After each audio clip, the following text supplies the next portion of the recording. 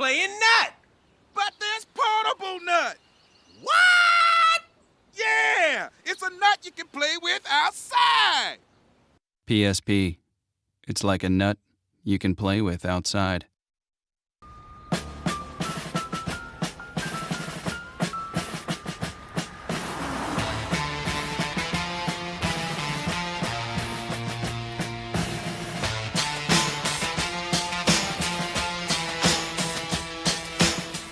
Gotta give credit to Sony when it came to advertising the PSP. The commercials were weird and made no sense, but they've been living rent-free in my brain for like 15 years.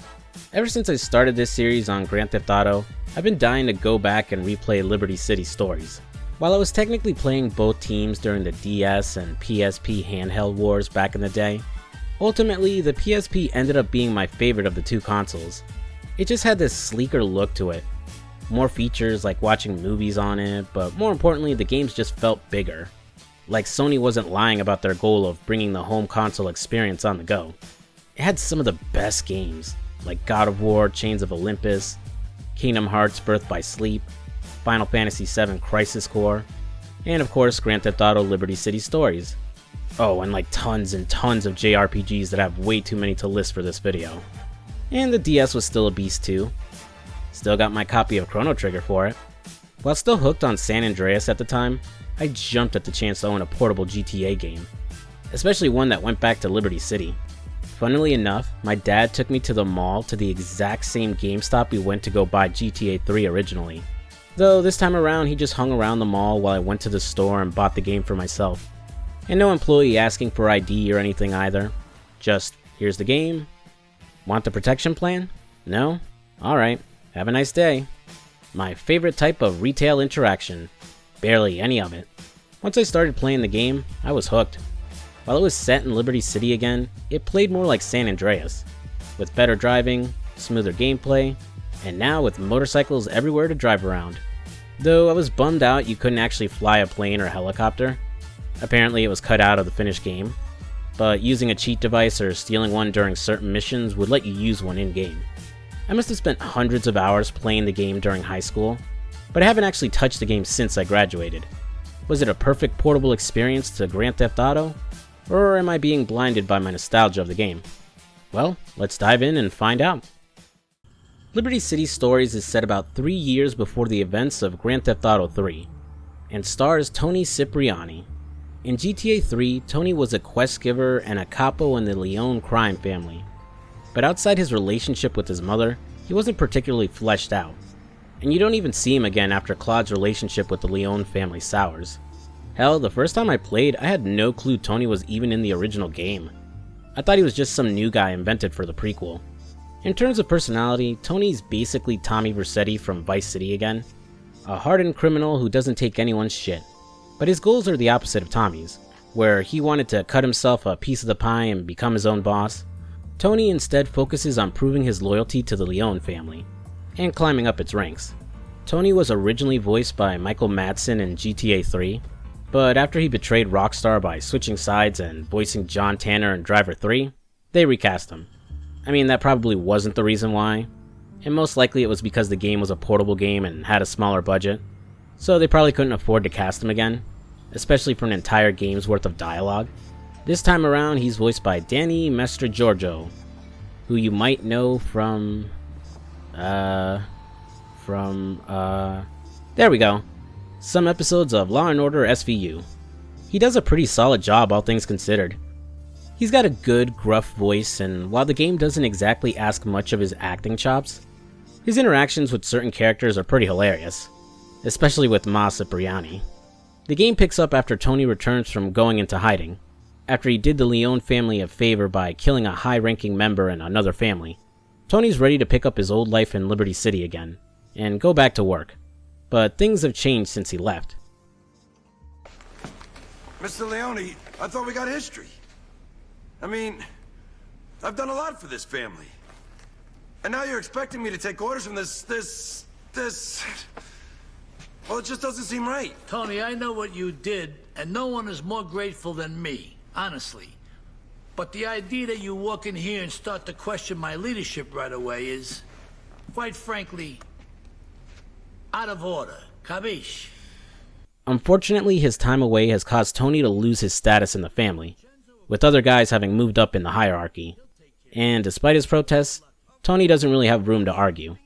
So he's basically stuck as a grunt again, working under Vincenzo. I should bring up that I'm playing the PSP version of LCS and not the PS2 version. Some of you might remember a couple months back I asked for advice on which version to play. And originally I was going to go with the PS2 version, but man, it does not emulate well at all. I followed all the necessary settings, but the frame rate wasn't looking good and it had an issue with stuttering, especially around explosions, which is apparently a problem with the retail release too. So I went with the PSP version, which runs smooth and looks even better. It's crazy how good PSP emulation is. Like, the colors are way more vibrant, and the character models are leagues better than anything in San Andreas. Outside of some optional content, the only real trade-off is the less than stellar camera control due to the PSP only having that little nub. But I got used to it fast, and GTA 3 controlled the same, and it wasn't too bad. This is it, Tony. Home sweet home. Beautiful, ain't she? This shithole is supposed to be my home? Oh, I think it's very you. Now you're disrespecting old Vincenzo. Now, tough guy, get your ass upstairs and go put on some decent clothes. I don't got all day, so move. Despite what Tony says, I don't think his apartment is so bad. And unlike GTA 3, you can actually go inside and change your clothes.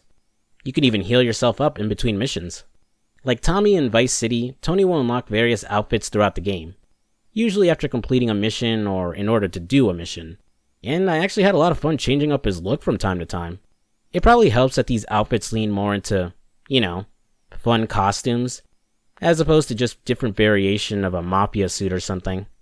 After slipping into some fresh digs, I drop off Vincenzo, and I kinda don't blame Tony for disliking him. Hey, apartments cost money, Tony. Just you remember who pays the bills around here. Me, Daddy Vincenzo over here. So from now on, you work for me. So I better see you back here real soon. Can't wait to inevitably kill that guy. Our first job for this asshole is to find one of his drug dealers and put his lazy ass back to work. He complains that he can't as the Sindacos are pushing into his drug turf. Yeah, whatever dude, you'll be fine. Now get to work. But it's just still here. I'm still not seeing any money coming in from that dealer. You know why? Enlighten me. 'Cause he's dead, idiot. Some chump whacked him. Whoops. Time to go put the beats to the Sindacos.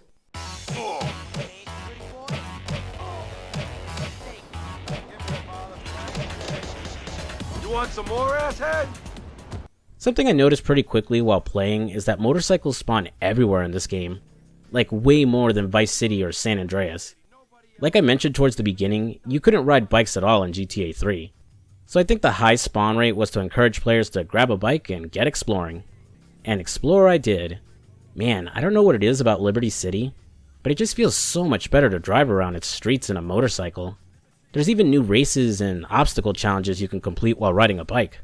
After avenging the dealer and returning to our good friend Vincenzo, our next job is to help a rat named JD O'Toole, who wants to switch sides to the Leone family, which involves killing more Sindaco goons, but this time with a gun. As far as I can tell, the aiming is exactly the same as in San Andreas. Very snappy and easy to swap between enemies, and its manual aim isn't too bad. It lets you slow down the reticle's movement by holding down the L button, making precise aim much better. Why don't the other games have this feature? After getting rid of these guys, JD reaches out letting Tony know he filmed the whole little spectacle, but that he can keep the Sindaco guy's car. Missions will be unlocked for JD now, but I'll get to him when I'm done with Vincenzo. Next, he sends Tony to pick up and save some of his other goons who screwed up a robbery, and who are now in the middle of fighting the LCPD.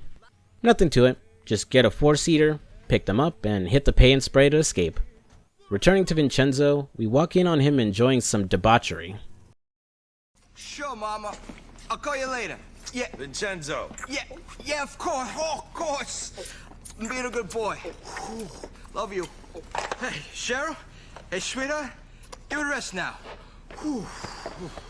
Here, now get out of here. A little trumpeter for you. Hey, who loves you, Angel? You do, Vinny. Is that your mother on the phone? Sure. You're disgusting. Where's your respect? Quite the degenerate indeed. Our boss here isn't quite done having his little fun yet, and asks Tony to pick up a car he's got full of coke.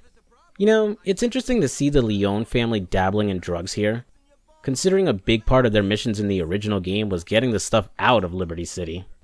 I get an inkling that their drug business may end up going tits up in this game. My idea was further supported when the cops swooped in on Tony. God damn it, Vincenzo. After running from the cops and using the paint spray, Tony decides to cut ties with his boss and destroy his drug-filled car. Guess I can go work for JD now. Tony, it's your ma. How long have you been back in town? How come you don't come and see? What's wrong with you? I'm your mother, for her holiness sake. Come on! Or not. Time to go check in on Tony's mother. Miss Cipriani showed up during missions for Tony in GTA 3. Well, not show up exactly. More like just yelling and berating her son from the window. Which hasn't changed at all here. In fact, I'd say she's worse. Ma? It's me, I'm back. Tony? Where the hell have you been? Not one so cool all the time you were away. They don't have phones where you were. Oh, come on, Ma. You know I couldn't call. A real man would have called his mother. What is it with GTA and terrible mothers? Can't wait to delve into Trevor's relationship with his mom when I get to GTA 5 this summer. Subscribe and turn on that little bell so you don't miss out on it. Missions for Tony's mom aren't doing favors for her exactly.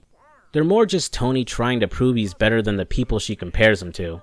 First, by proving to her that Casa really is a pervert. Tony heads to his apartment to pick up his camera, before following Casa around without scaring him. While it's easy, unlike other tailing missions in this series, there isn't a spookometer that warns you if you're getting too close. Just an occasional prompt telling you to back off. Following him around town as he picks up some hookers, I tail him to a secluded area, and well, I can see what Tony meant about Casa being a pervert. Okay, ladies, it's milk time. Who's gonna be mama? Oh my. Ah, come on, girls, get with the program. Oh god, it's bringing back memories from that one mission from Yakuza Kiwami 2.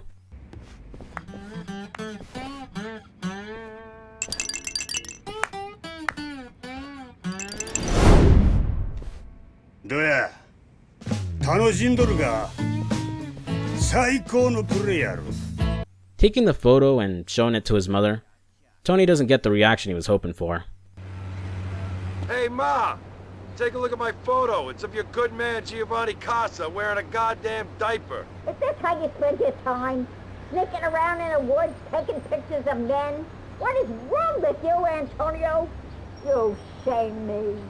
Christ, and I thought Luis's mom was bad. Returning to her, she badgers Tony about not moving back in with her, accusing him of being afraid of the local triads. So he needs to drive around and take some of them out to prove himself. One random thing I want to point out that I like here with certain missions is when you need to go after a target in a car. Unlike in GTA 3, where it was insanely tough to kill certain characters who were driving, I'm looking at you, Tanner. Here, if you do enough damage to the car, they'll usually get out and take off running, making it so much easier to kill them. Killing the triads didn't really impress his mother all that much, and now she wants Tony to prove himself by beating some other guy in a race. Also, she thinks he's looking too thin and needs to eat more. This becomes a running gag in the game, as a lot of people comment on Tony being too thin, which, honestly, I don't see. Guy's definitely beefier in comparison to someone like, say, CJ. But it must end up getting to Tony, seeing as he's definitely fatter in GTA 3. The race itself isn't too bad. I did accidentally make it tougher for myself, as I didn't realize starting the race wouldn't clear my wanted level. So I had the cops on me the whole time. After beating Sucho, we have to kill him and steal his sweet ride, which I immediately lose when I get busted by the cops. Oops. At least I still passed. Returning to Ma, she is as unpleasable as ever. This time annoyed that Casa has stopped paying his protection money because of Tony taking the photo of him. So Tony decides to put him in line, by persuading Casa to go with him to the sawmill, and then brutally murdering him.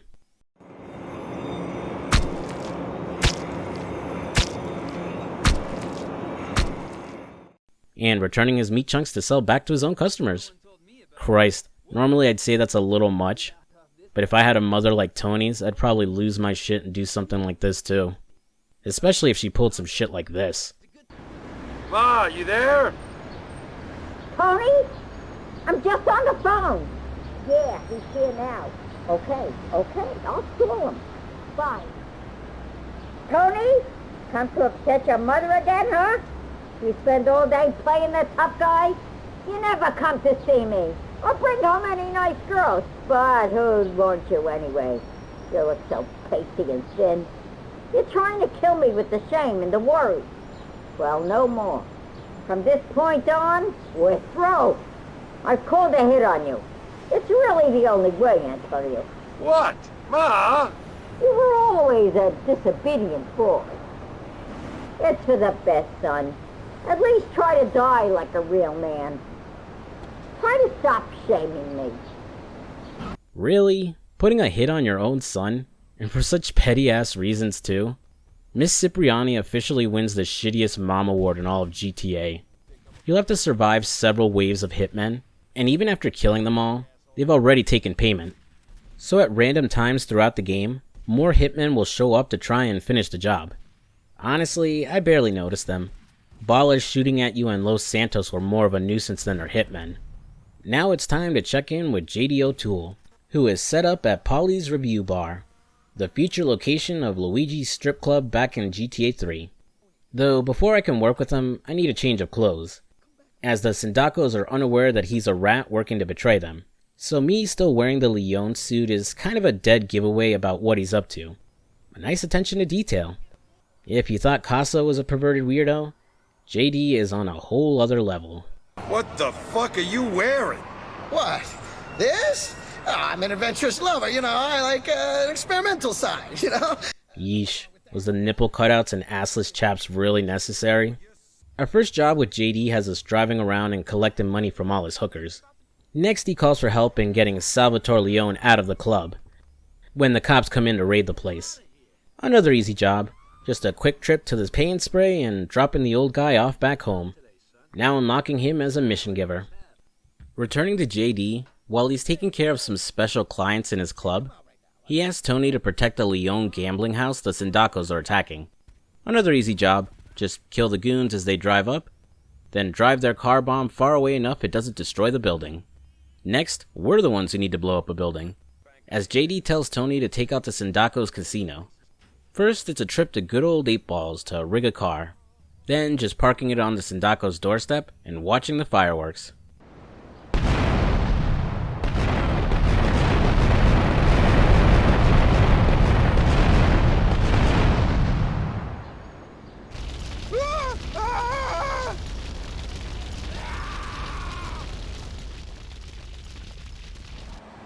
That wraps up things with JD for now, so time to go check in on Salvatore Leone. Hey, boss, you okay? Do I look okay? No. Then what are you, a fucking moron? You're always saying the obvious. I can't believe I'm surrounded by people like you. Sorry. Listen, I'm sorry. Tony, you're one of my most trusted allies.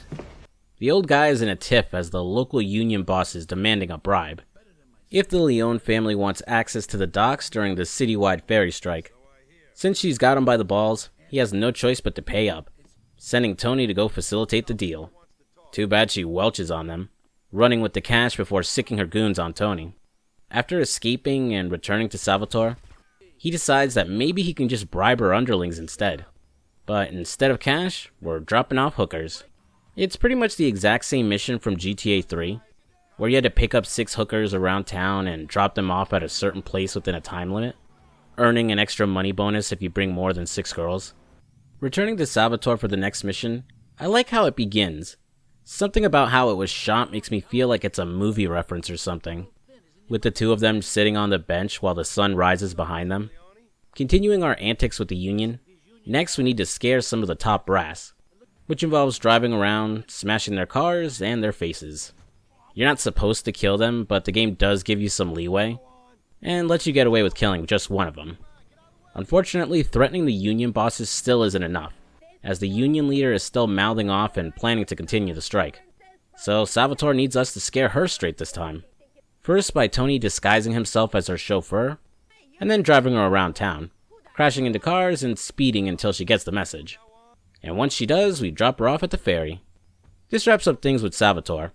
So now we get to deal with his wife and no one's favorite GTA character, Maria. You're late, typical man. I want to go shopping and you're driving. I love this shot of Tony staring out the window, looking like he's questioning his life choices. Maria is as unpleasant as she was in GTA 3. Maybe even more so, considering how shrill her voice is in this game. First, she needs Tony to drive her around as she shoplifts. Next, she wants to go pick up some drugs from her dealer, but ends up kidnapped by the Sindacos, with Tony needing to chase after them to rescue her. Dropping by her place, the running gag from GTA 3 of NPCs leaving you letters resurfaces, as Maria leaves Tony a note letting him know she's put herself up as a prize for a bike race. So we gotta go down there and win. Though she ends up leaving with another biker. Man, why the hell is Salvatore still married to her? What have you taken now? Nothing. What was it this time, huh? Smack, downers, lewds, a little too much trumpet, not enough diazepam, a little too much sideways, not enough up? Tony! Who did this to you? No one. Who was it? Checking back in on her, she's a sobbing mess. Turns out her new biker boy toy beat her up. She might be annoying, but nobody puts hands on my boss's wife. Nobody. Time to hunt down that biker prick and let him have it. After avenging Maria, Tony finds her a drugged up mess in her apartment, and now has to drive her around or find her next hit, eventually dropping her off at Salvatore's mansion. Well, that was pretty horrible. Sure hope she doesn't pull some bullshit and cause Salvatore to try to kill Tony. Going back to the old man, he's in the middle of a domestic dispute with Maria, and it's absolutely hilarious. I won't play the whole cutscene because it does go on for a while, but enjoy this gem. You can't even get it up, you old bastard. Not for you. I don't like using public toilets, you slut. Salvatore wants Tony to pick up a drug shipment from the cartel, and to bring some backup with him, just in case. Arriving down at the docks, it's another familiar face, Miguel, Claude's one-time partner from GTA 3 who betrayed him along with Catalina. Like everything involving drugs in this series, shit hits the fan and cops ambush the deal. Weirdly, Miguel can die during this mission along with his cartel buddies, even though he's alive and well years later. Maybe he just respawned at the hospital like I do when I die. After escaping with the drug car, JD calls up in a panic. It turns out Salvatore has been kidnapped by the Sindacos. First, Tony will need to follow a Sindaco car to where they're holding him, and then ambush them and steal the ride with Salvatore in the trunk. I like the attention to detail here with his model updated to be bound, and just lying in the trunk of the car. Dropping off the boss, he's pissed and wants payback, which directly leads into the next mission for JD. Salvatore is returning to the club and wants blood, planning to kill every Sindaco he sees, so we need to protect the old guy and keep him from getting himself killed. I really like this mission, as it's a complete inverse of the mission in GTA 3, where you had to kill Salvatore. Like last time, you have to get up onto the roof across from the club to pick up a sniper rifle, this time using it to kill the Sindacos and save the old man instead of killing him. And unlike last time, I can actually hit targets with my rifle. Thank you, slower aiming. After cleaning up all the Sindacos, the Leone family officially takes control of JD's club. Listen, I hear the Sicilians are trying to broker peace between the families. Sal's got some heavy up at his place right now. The thing is, he smells a rat. All the fighting with the other mafia families has gained the attention of the Sicilian mob, who are in town visiting Salvatore wanting to broker peace between the families. Though the old man is suspicious of their motives, and asks Tony to follow their representative, Massimo. Following his helicopter around town, we first see him meet with the Diablos in Hepburn Heights, and afterwards with the Triads. Looks like he didn't want peace after all, as he asked for both gangs' help in suppressing the Leone family. Unfortunately, Tony gets spotted and has to fight his way through the Triads as Massimo flies away. I'm sure we'll see him again soon. Tony! It's all happening today. I'm gonna be a made man. Me! Returning to JD, it's his big day, as all his work assisting the Leone family and betraying the Sindacos means he's finally getting made. On the way to the ceremony, we'll have to kill some Sindacos who are out to kill him. Huh. A junkyard seems like a strange place for a made man ceremony. But what do I know? Maybe it's an Italian thing. Hey, are we there? Where's Salvatore? Tony, the first drink's on me.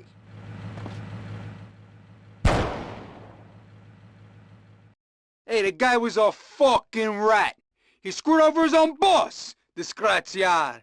Well, if you're wondering why JD isn't running the club in the future, that's why. Can't say I disagree with Salvatore's logic here. If JD was willing to betray one boss, who's to say he wouldn't do the same to him? Again, I love how the game takes the extra step to make a unique model here with a bullet hole through his face. Small touches like this really enhance the experience.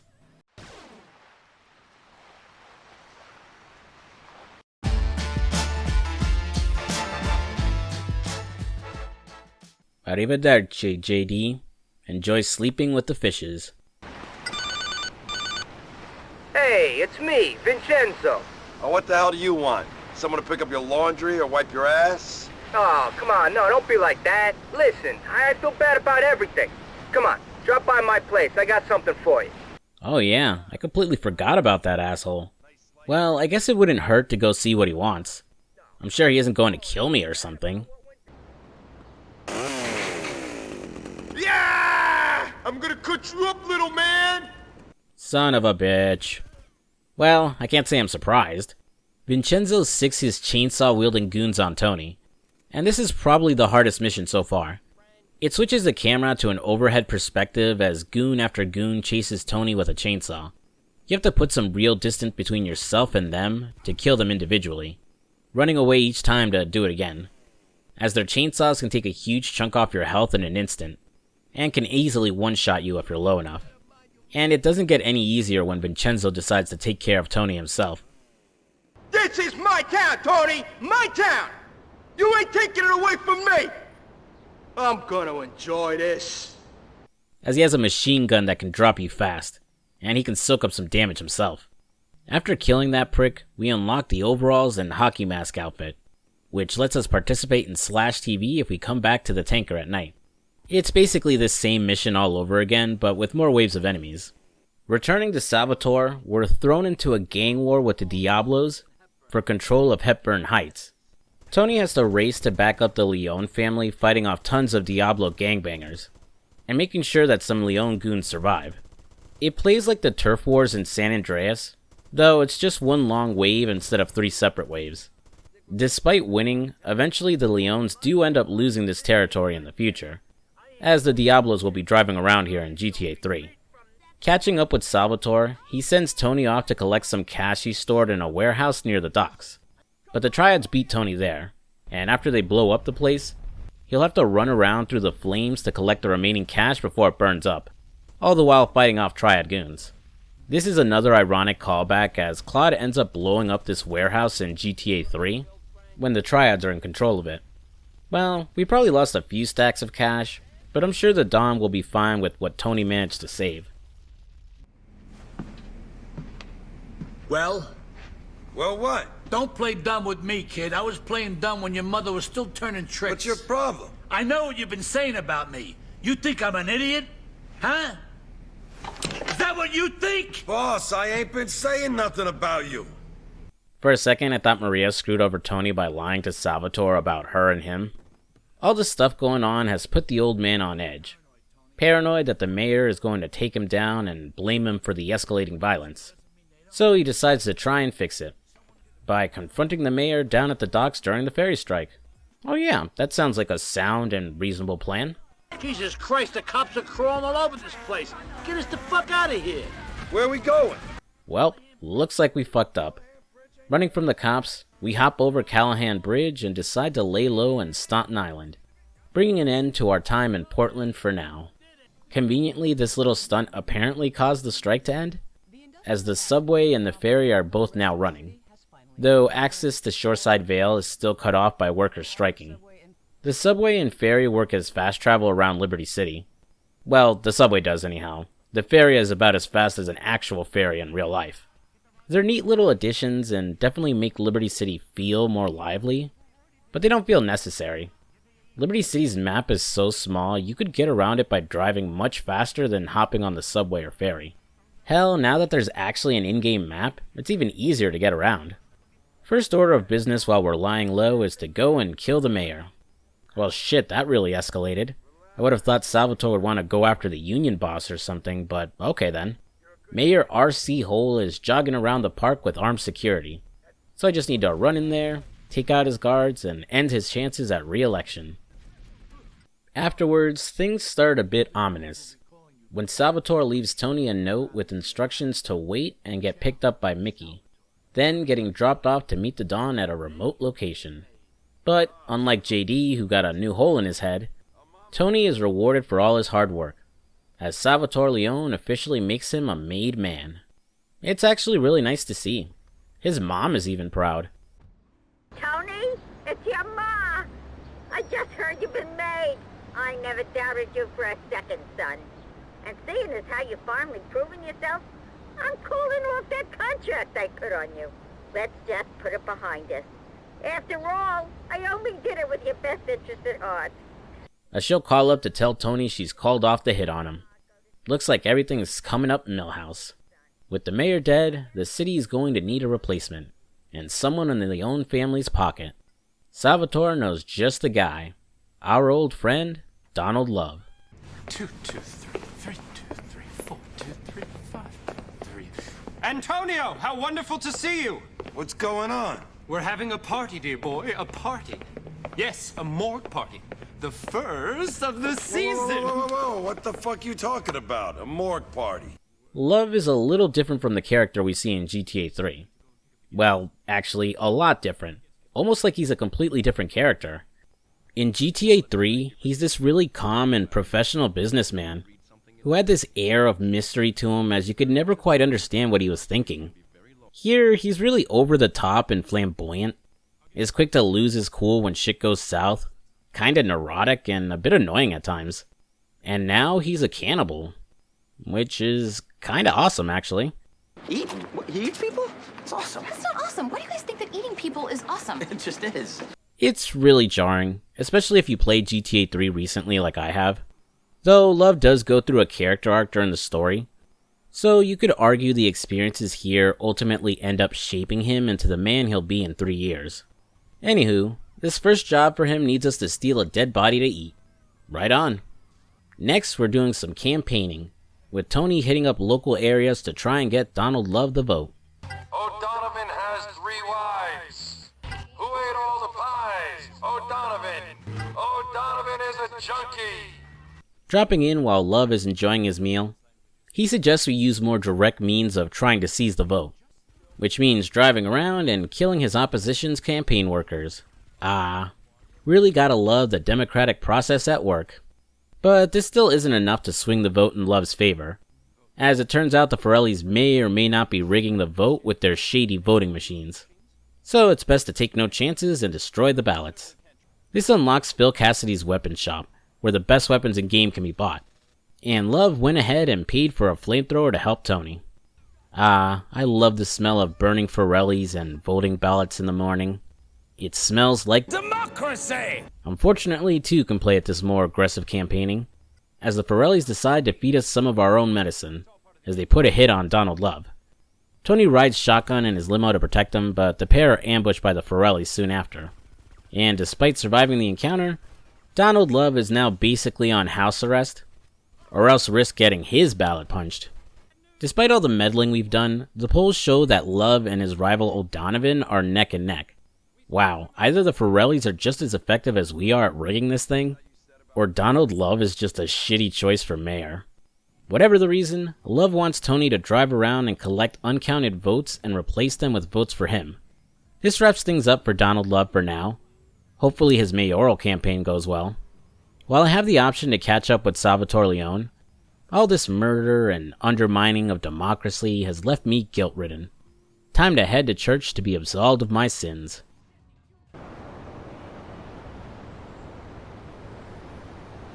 Forgive me, Father, for I've sinned. Shit, the devil's hit pay dirt with you, Antonio. Now either you can go off and say Hail Marys, or you can do the Lord's dirty work. No, the second option's more my bag. Wow, even the priests in this town are dirty.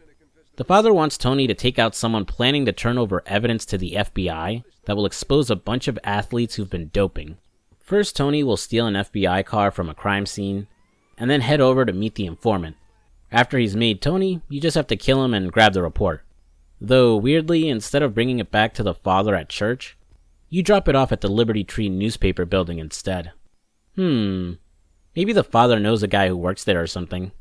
Returning back to the house of the Lord, the father wants Tony to get back some stolen diamonds from some gangsters, the priest promising to get them back to their original owners. Heading down to the ferry, Tony will have to fight off a small army of goons, along with shooting down a chopper, to retrieve the diamonds and drop them off at Liberty Tree again. Returning to church, it seems the father is very environmentally conscious, as he wants Tony to steal a fire truck and cause as much mayhem as possible, to get those carbon-spewing cars off the road. Seems a little counterproductive. If anything, I'm making things even worse. But who am I to question the word of God? This one was a bit tricky at first, as I wasn't quite sure the best way to fill up the rating meter. But really, if you drive up and down this stretch of road and drive into every car, bike, and person you see, you'll fill it up fast. We're not done killing in the name of the Lord yet, as next the priest wants us to kill 3 celebrities before they reach a radio station for an interview. This one can be tough to accomplish, as each celebrity is coming into the city from different locations and in different vehicles. One by limo, one by bulletproof car, and the last by helicopter. Assuming you don't look up a guide beforehand, chances are you're going to fail this one once or twice till you can map out the optimal route to get to them. Best to use a rocket launcher too, to finish them off fast so you have time to move on to the next target. Returning to the father to report we've finished God's work, it turns out Tony's been played. I have done what you asked, Father. Great, the paper circulation has tripled since you found your soul. What? Thanks again for all your help, Tony. Hey, what the fuck? Who are you? See guys, you can't trust journalists at all. Now that our charity work is over, time to go team up with the old man again. Salvatore is convinced the Forellis turned the mayor against him, so we're going to interrogate the mayor's assistant about it.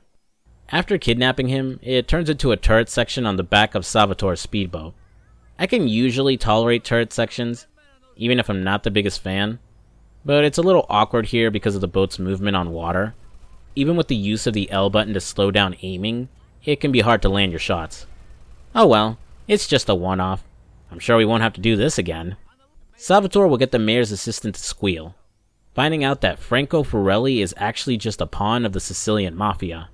The Sicilians want a war between the Liberty City families, so they can swoop in and take control when the dust is settled. Look at that! We finally have an antagonist in this game. After Salvatore leaves to get rid of the mayor's assistant, he tells Tony to meet a contact of his that will assist with their war against the other families. So you're the pain in the neck, huh? Excuse me? Got all kinds of important people very pissed off at you. Leon McCaffrey, LCPD. Introducing Leon McCaffrey, a crooked cop working for the LCPD. At first I thought he was a new character, but as it turns out, he does show up in GTA 3. It's during the first mission for Ray Machowski, as he was a crooked cop who turned snitch in order to save his own ass and implicate Ray, which required Claude to awkwardly throw a grenade through his window and then kill him when he came outside. Here he's still dirty though, and isn't exactly the most pleasant guy, but Tony doesn't really have much of a choice in working with him. First we go attack some Sindacos, before it turns into another turret section as Tony guns the remaining goons down as Leon drives. Next, we're sticking it to the Forellis, as Leon tells Tony to go and steal one of their bikes, and then lead them into an ambush by the Yardies. Afterwards, we get a cameo from Ray Machowski. I don't know what I did wrong in my past life to deserve you. Ray, you're 40 years old and you have no idea what's really going on. I don't know how you've gotten this far. I don't know how somebody hasn't put a bullet in your Mother Teresa head yet. Hey, watch your mouth, Leon. I can't believe we're having this fucking conversation. Looks like he was actually an honest cop before he started working with Leon. I'd call it tragic, but Ray ends up getting away with it all in GTA 3. Leon wants us to go after the Forellis again, this time hacking up at least 20 of them at the park using a katana. Good thing none of them have guns for some reason, or this might actually be tough. Completing the mission unlocks my favorite costume for Tony, Bruce Lee's jumpsuit from Game of Death. See what I meant about him being beefy? I don't think he's too thin at all. Returning to Leon, he sends Tony to go help the Yardies as their newly acquired turf is under attack by the Sindacos. After saving their asses, we're done with Leon for now, so it's time to go check in on Salvatore again. Yeah. Thank God you picked up. What's up, Sal? I went spying on the Forellis in Fort Staunch when all hell broke loose. The Sindacos have gone to war with the Forellis, and I'm stuck here in the middle of a hit. You know, I have to give the old man props. He really isn't afraid to get his hands dirty and do work on his own. Though it's really starting to feel like the Leone family is only made up of him and Tony, as we hardly ever see or work with anyone else. First, we gotta grab the Leone limo, and fight through both Sindacos and Forellis to save the old man and get him to safety. The following mission has a bit of a creative setup, as Salvatore has gotten wind that the rival families are trying to broker a truce. So he's had his guys use some equipment to hijack Paulie Sindaco's car, allowing Tony to remotely control it and use it to run over and kill the Forellis. I mean, it basically amounts to driving a car in first person with a green filter, but I like the change up. Answering Salvatore's next call, someone has found out that the Sicilian mob is manipulating the Forellis and Sindacos and plans to tell Frankie Forelli about it. So Sal wants us to kill that blabbermouth, giving us a boat to go find the guy and sink him into the ocean. Leon calls up afterwards, telling us that the Forellis are running weapons through the city, selling them and keeping some of their own stock to help in the gang war. It's up to Tony to put a wrench in their operation by destroying their munitions trucks before they hit their destination. Afterwards, Leon cuts ties with us completely, as apparently the feds are preparing to move on Salvatore. Well shit, I should probably go tell the boss. Tony, it's Donald. I have a rather pressing matter that requires your particular skills. Please call me at my office as soon as you can. I guess he can wait. Let's go see what that crazy cannibal wants. Turns out that O'Donovan has gotten evidence linking Love to Salvatore, so we need to meet with one of his men and get our hands on that evidence. This is another one of those spikes in difficulty, as the evidence is being guarded by a ton of Forellis, all of them rocking assault rifles that will rip you to pieces in seconds. The game also had the forethought to block one of the exits out of this area, so you have no choice but to fight your way out. And even after getting the evidence, you'll still have to deal with a car chasing after and shooting you. I think this may have been the mission I ended up redoing the most, as I kept screwing up one way or another and getting myself killed. But after getting away with the evidence, at the very least this should ensure Love's campaign victory. Although no links can be proved between Donald Love and Liberty City's organized crime, it seems his friendship with mobsters, including Tony Cipriani, have counted heavily against him in voters' eyes. The past few hours have seen his popularity plummet. He is deemed, it seems, unfit for office. Unfit? Because of you. Yeah, and it's all your fault. My fault? Oh yeah. My fault. Well, shit. Oh well. I'm sure Donald Love will bounce back from this. He was never cut out for politics anyways. He should just focus on real estate. Tony? Sal, is that you? Hey, shut up! Speaking to my lawyer here. Tony, I mean Lionel. Listen, they got me. Can you believe it? I'm up Shit's Creek without a paddle. Now get your ass over here. There's stuff I need you to take care of. Lionel? Things get worse when Salvatore calls. As it turns out, Leon wasn't lying, and the boss has been arrested. Time to head to Shoreside Vale and see how he's doing in jail. But before they'll let me see him, I'll need a clever disguise. Perfect. No one will suspect I'm really Tony Cipriani, and not Lionel, attorney at law. He's your lawyer, Mr. Leone. I know who the hell he is, pal. Come on, give me a break here.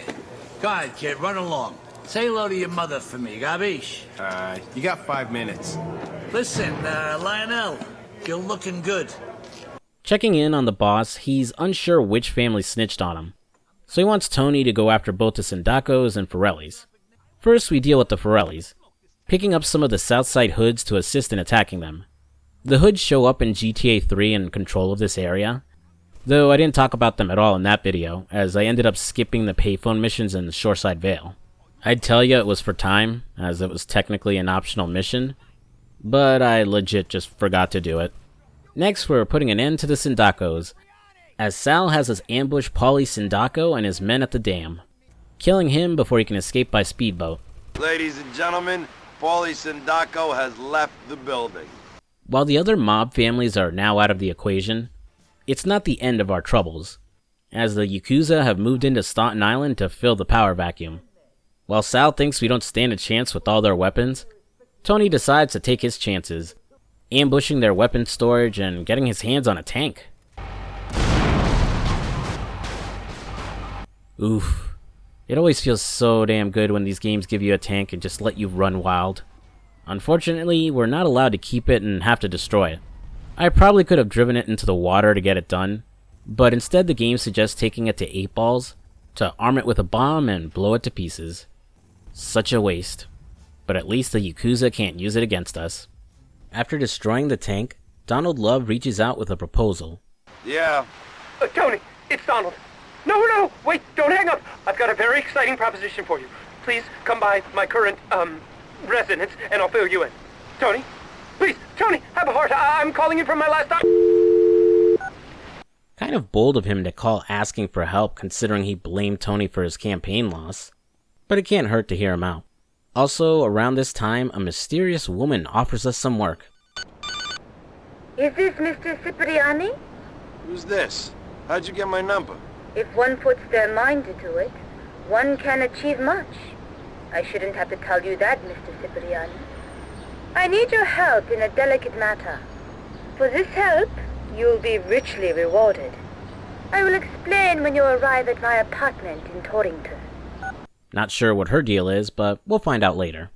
I'm not sure how much time has passed since we last saw him, but it looks like Love wasn't lying about going bankrupt, as he now lives in some seedy hotel and is a total wreck. Again, nice touch with updating his model and giving him a beard. I know I keep praising it, but considering this was a portable game with a smaller budget, making a new model for just a few scenes still would have cost some decent time and money. So I think the devs deserve that praise for adding those extra touches. Driving to the airport, Love fills us in on his new plan to head to the top. It involves killing his mentor, Avery Carrington, and stealing his real estate plans. We previously saw Avery back in Vice City, along with a younger Donald Love. He's being guarded by the cartel, who might as well not even be there, as for some stupid reason they decide to get out of their cars after I shoot at them, making Avery easy pickings after I spend like 3 minutes trying to catch up to him and kill him. Goodbye, Avery.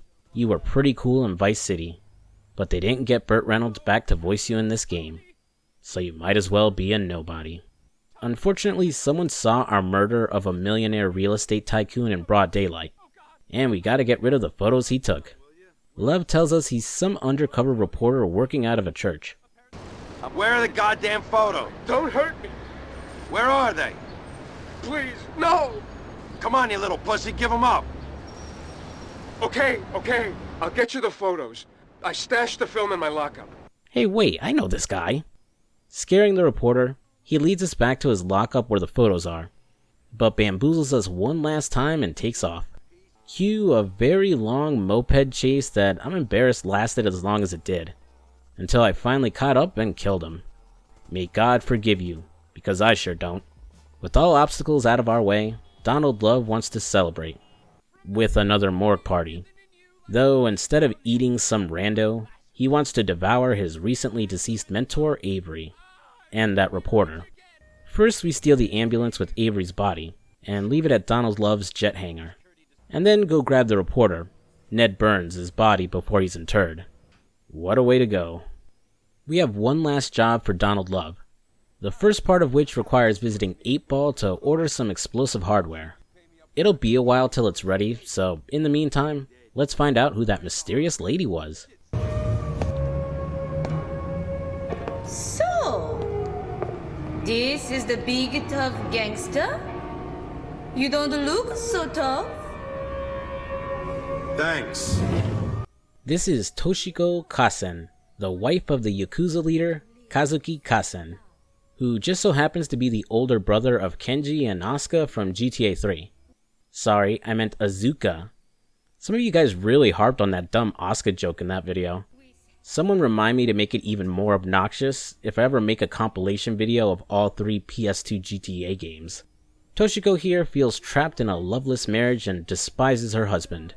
So she asks for Tony's assistance in sabotaging his operation. First, we kill a small army of his men down by the docks, stealing his arms shipment and selling it to Toshiko's contact. Hey, well if it isn't good old Phil Cassidy. I see you're still rocking one arm. Don't go telling people you fought in Nicaragua or something. Returning to Toshiko, next she asks Tony to ambush her husband's security vans and destroy the money coming out of his casino. Afterwards, she asks Tony to accompany her to the opera, hoping to piss off her husband by being spotted going out with another man. The opera, huh? Wonder what kind of show they're putting on.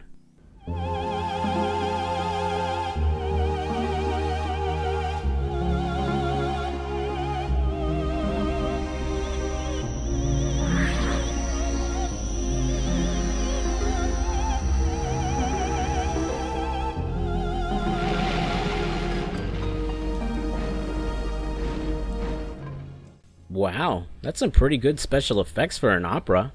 I wonder how they made that fire look so realistic. Toshiko's plan works. As she fills this in, Kazuki is now moving in to kill her and Tony. Taking the fight to him instead, we kill his men and have a final battle with Kazuki at the top of his casino.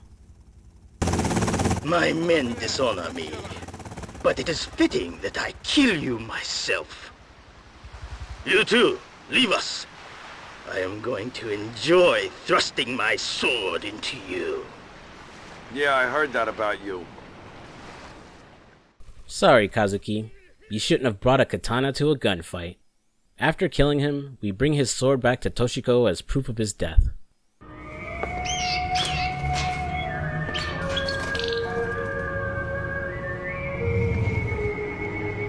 So, Toshiko, it's over now.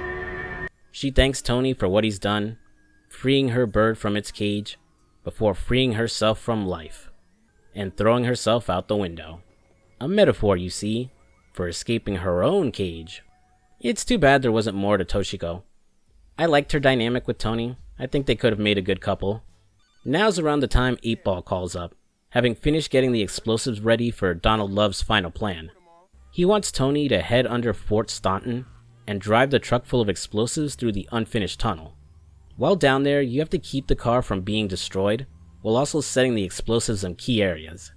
Once they're all set, you're on a timer to get the hell out of there before they explode. And, they sure do explode.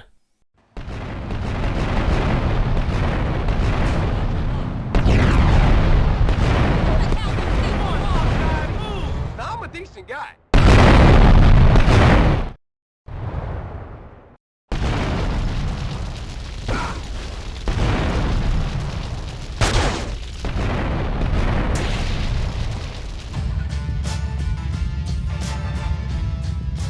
Jesus Christ, I thought I was just going to cave in the tunnels and kill some Italian mobsters. How many people did Tony kill just now? He doesn't really seem bothered by it, or Donald Love either for that matter, as Tony finds him meditating when we go check on him.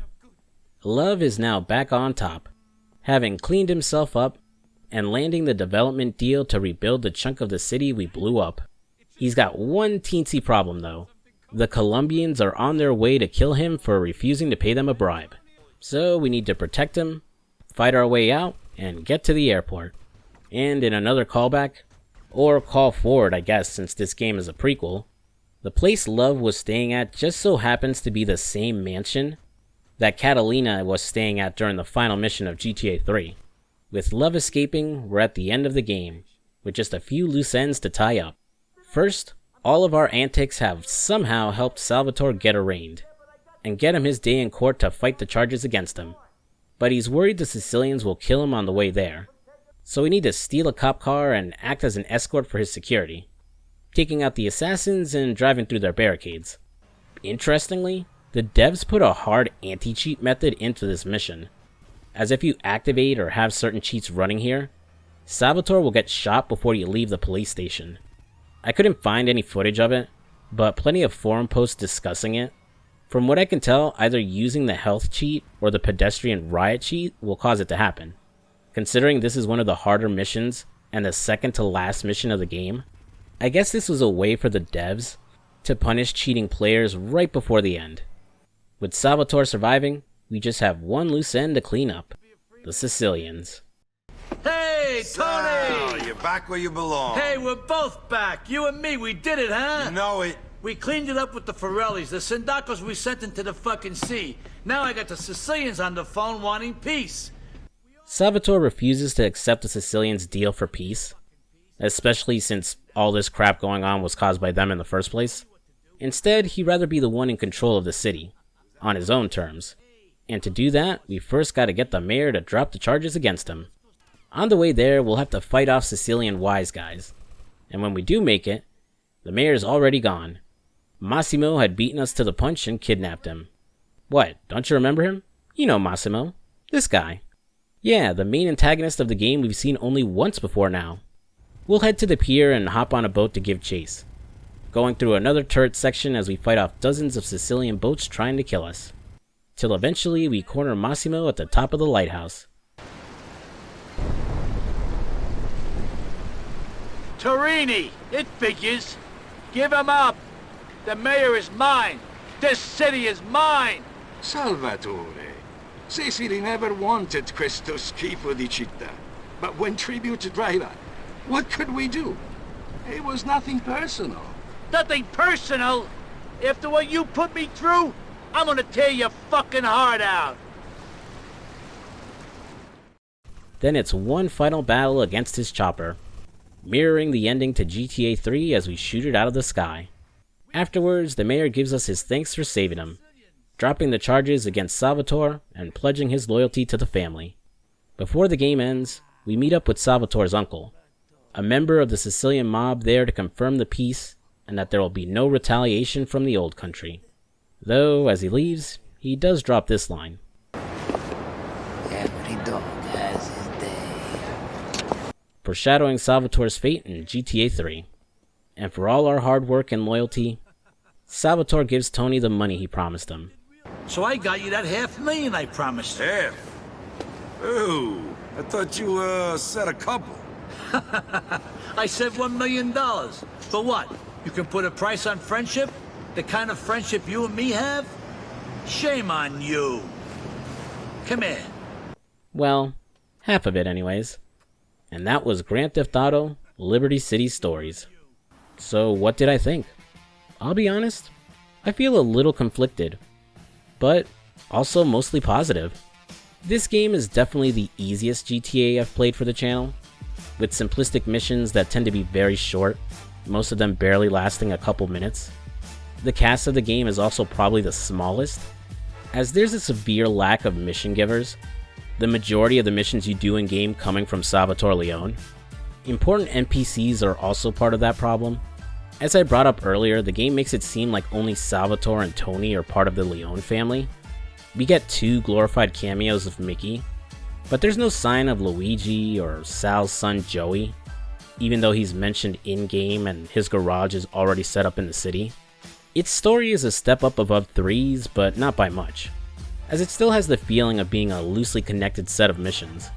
At first it works well, as it's there to follow Tony's rise to power, and the Leones taking control of Liberty City, but the main villains, the Sicilians, and Massimo barely show up.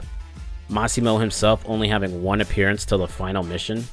But you have to remember, this was a portable GTA game. It's a little unfair, and unrealistic for that matter, to expect the exact same experience of the console games, especially since this game followed the masterpiece that was San Andreas. Concessions had to be made to get it on the PSP. While they did an amazing job getting Liberty City to fit on a UMD, I doubt they could make anything too big or ambitious that could run on the PSP or fit on the disc.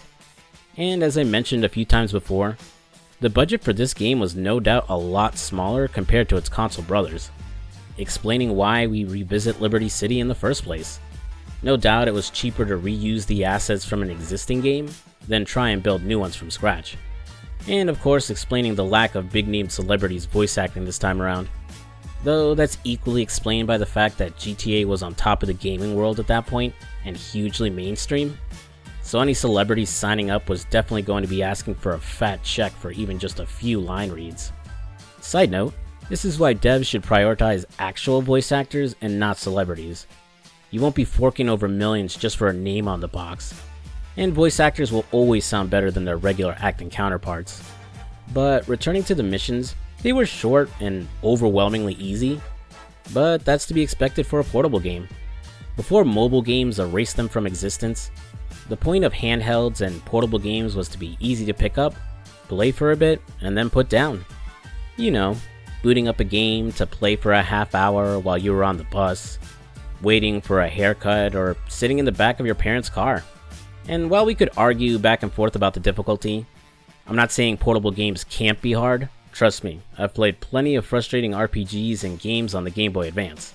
Part of the problem was the PSP's design, as it lacked an extra analog nub and 2 extra shoulder buttons. Not to mention you were playing the game on a smaller screen. So trying to bring the exact mission design and difficulty of its console counterparts would have made a more frustrating experience, especially since this was the first 3D portable GTA game. But who knows, maybe they figured that stuff out with Vice City Stories. But I'll find out for myself when I play it for the channel. But with the caveat that this is a portable game, I have to say, I had a lot of fun playing Liberty City Stories. It's been a while since I've had the sensation of not wanting to put a game down. Don't get me wrong, the last few videos I did, San Andreas especially, were a lot of fun to play. But something about this one felt different. Like it found the right hooks to sink into me to get me to play again after a session. I don't think I've mentioned this before, but when it comes to recording game footage, I tend to do it in hour chunks at a time. This is mainly to make it easy to take notes, but also to avoid any issues if a recording goes bad, and I don't lose a whole day's worth of footage. I think it's that pick up and play feeling, the shorter missions, and the novelty of riding a bike in Liberty City that really got me hooked. The game added some decent extras like the bike races, bike challenges, car sales, Slash TV, and more to give me plenty to do outside of the main missions. And the unlockable costumes were a nice touch. It brought over the important improvements from San Andreas like the weightier driving and the better lock-on, not counting PC ports. This game definitely has the best manual aiming, though that's obvious because you have the option to slow down the movement of the reticle.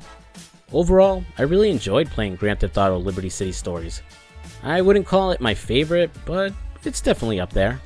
The upscaled textures on the PSP emulation makes me wish Rockstar had Grove Street Games do something closer to this with the definitive edition, instead of the buggy plastic Play-Doh look they went with instead. I think a lot of you would really enjoy this easier and shorter Grand Theft Auto game. You have to remember that it wasn't going to do everything its console brothers could, and that its enjoyment came from being able to play GTA on the go, but I think they knocked it out of the park with what they tried to do. And if what I've heard in the comments is true, Vice City Stories would end up topping that experience, to the point some of you have claimed it's your favorite in the series. I still haven't played it yet, but I have to say, I'm excited to play soon. Maybe it will surprise me and make me regret not playing it sooner, but I'll find out in the future.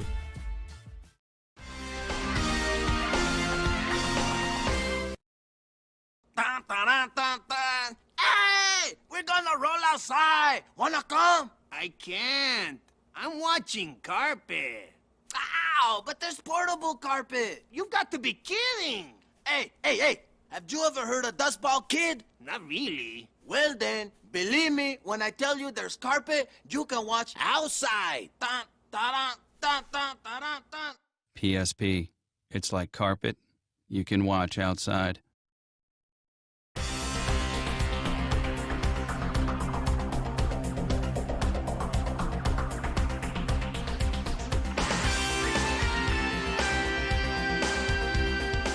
When it comes to my content, longtime viewers are pretty familiar with how I structure my videos.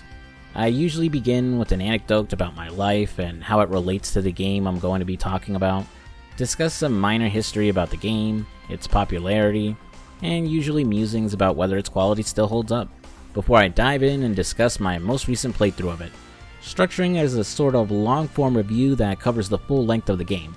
Maybe throwing in some stale jokes and Family Guy style cutaway gags that keep you entertained, and then summing up my thoughts at the end of the video. ending the video and answering the question about whether the game is still good or not. While that's pretty much how this video is structured, I'm going to get one thing out of the way, right at the beginning.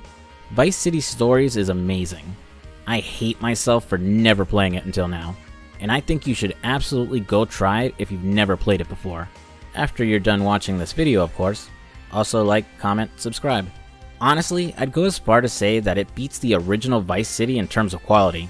So, let's discuss how this PSP game from 16 years ago is not only criminally underrated, but possibly one of the best Grand Theft Auto games. Vice City Stories is set 2 years before the original Vice City. This time around, we're playing as Victor Vic Vance. You know, this guy. Vic was an extremely minor character in the original game, really only serving as motivation for his brother Lance to avenge his death. And that's about it. Hell, his name isn't even said in-game. Only the game's website at the time would confirm it was Victor. So while I'm sure the devs could have picked any character who appeared in Vice City to make the main protagonist of this game, Vic probably worked best since he was a blank slate, as they could characterize him and give him any story they liked, and wouldn't have to worry too much about continuity as he dies in the first 10 minutes of the original game. Unlike the majority of GTA leads, Vic doesn't start the game as a criminal, and is in fact a soldier in the army. His motivation stems from wanting to earn money for his family, to afford the treatment for his sick brother Pete, and to support the woman who raised him and his brothers, his Aunt Enid. While I wouldn't characterize him as an outright good person, throughout the game Vic does try to avoid being a criminal, doesn't kill unless he needs to, and really hates dealing with drugs, for reasons I'll explain later. He's not in it for glory or to become some drug kingpin, but that doesn't stop him from being dragged into the antics of others, which happens almost immediately as he steps foot onto his army base and meets his commanding officer, Sergeant Jerry Martinez. Vic Vance reporting for duty, sir! Relax, relax. Are you well? Yes, thank you, Sergeant. Good. In here, you can call me Jerry. Okay. Okay, Jerry, huh? Now, Vic, tell me, why did you sign up, huh? To stay out of jail? Because you like getting shouted at, huh? What makes you polish your boots and put bullets in your guns in the hopes that maybe you get to shoot someone, huh?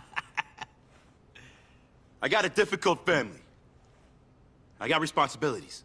What, kids abroad giving you shit, huh?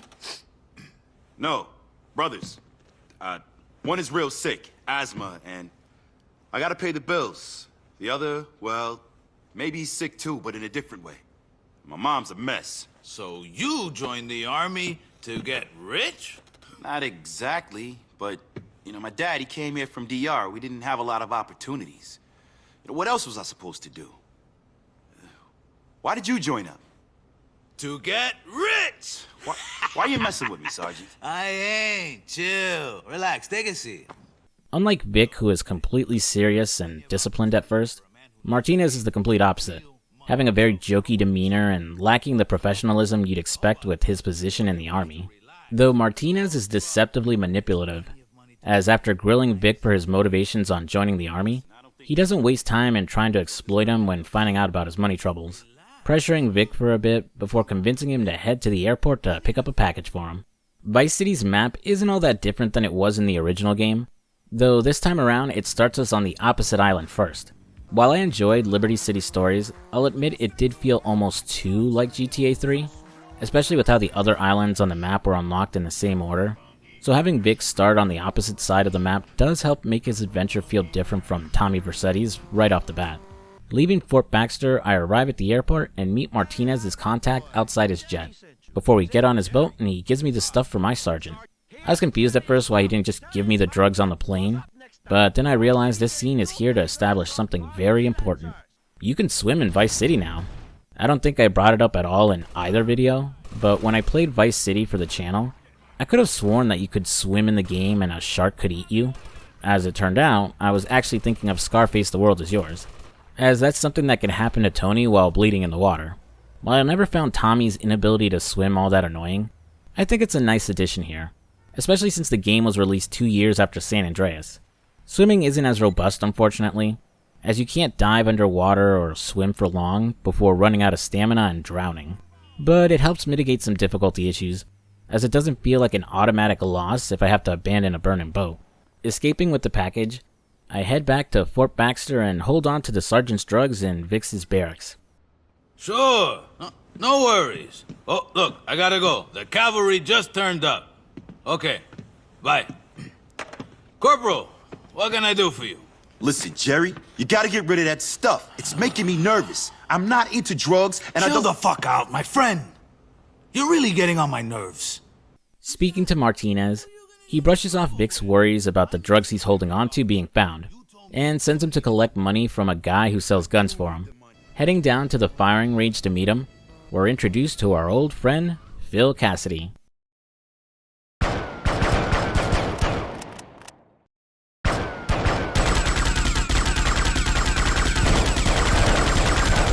You must be Vic.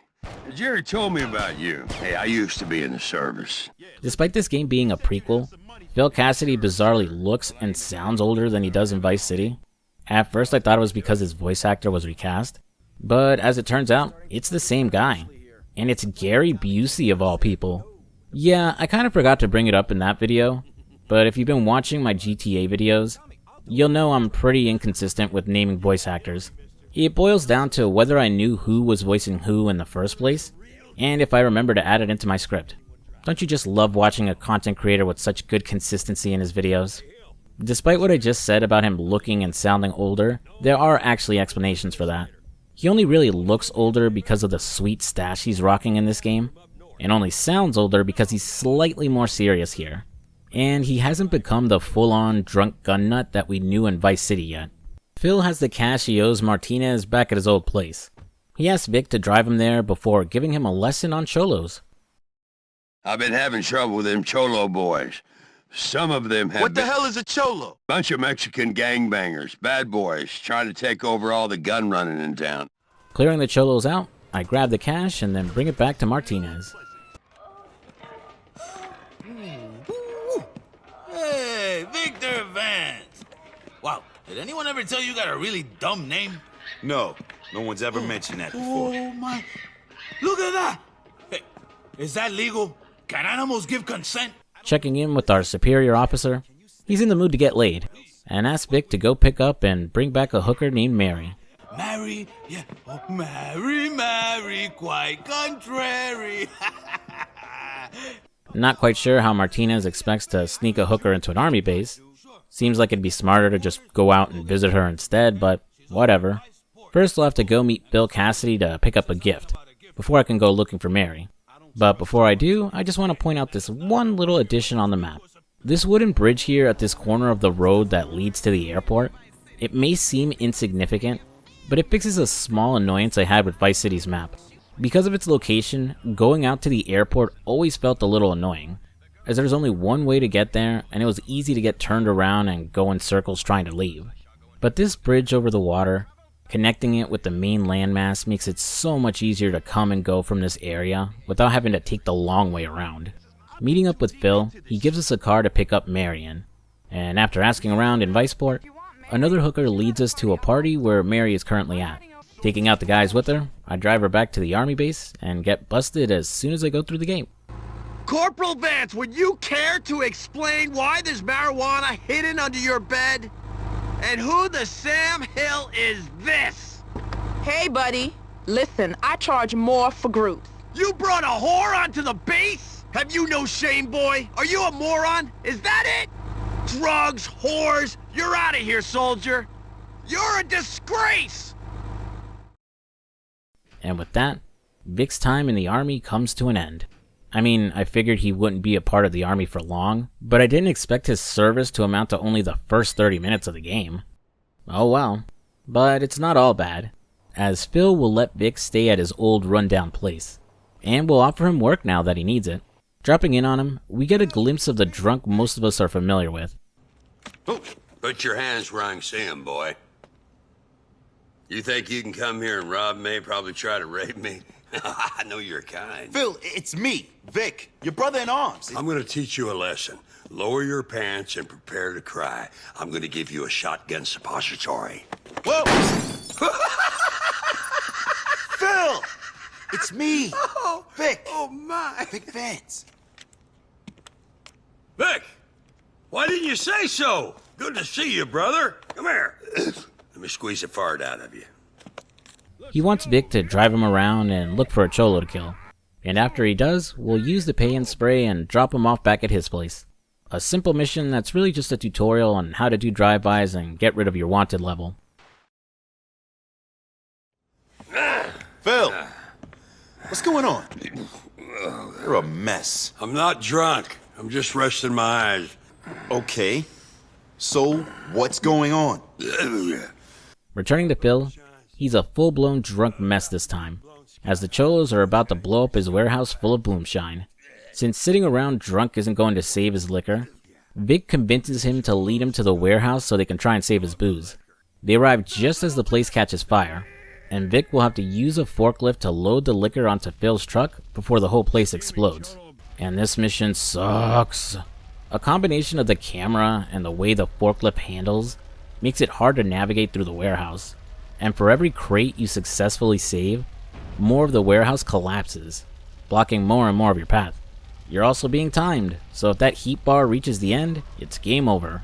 This wouldn't be so bad if the forklift didn't drive so slow, or didn't constantly get stuck on debris that drops, but the timer is strict and every second counts. So unless you know the right path to take and can keep the forklift from getting stuck, it's probably going to take you a few tries to beat this one. On the bright side, if you fail and wake up at the hospital, the game will give you a taxi to get back to Phil's. And even better, it brings back the trip skip feature from San Andreas, letting you skip the drive back to the warehouse.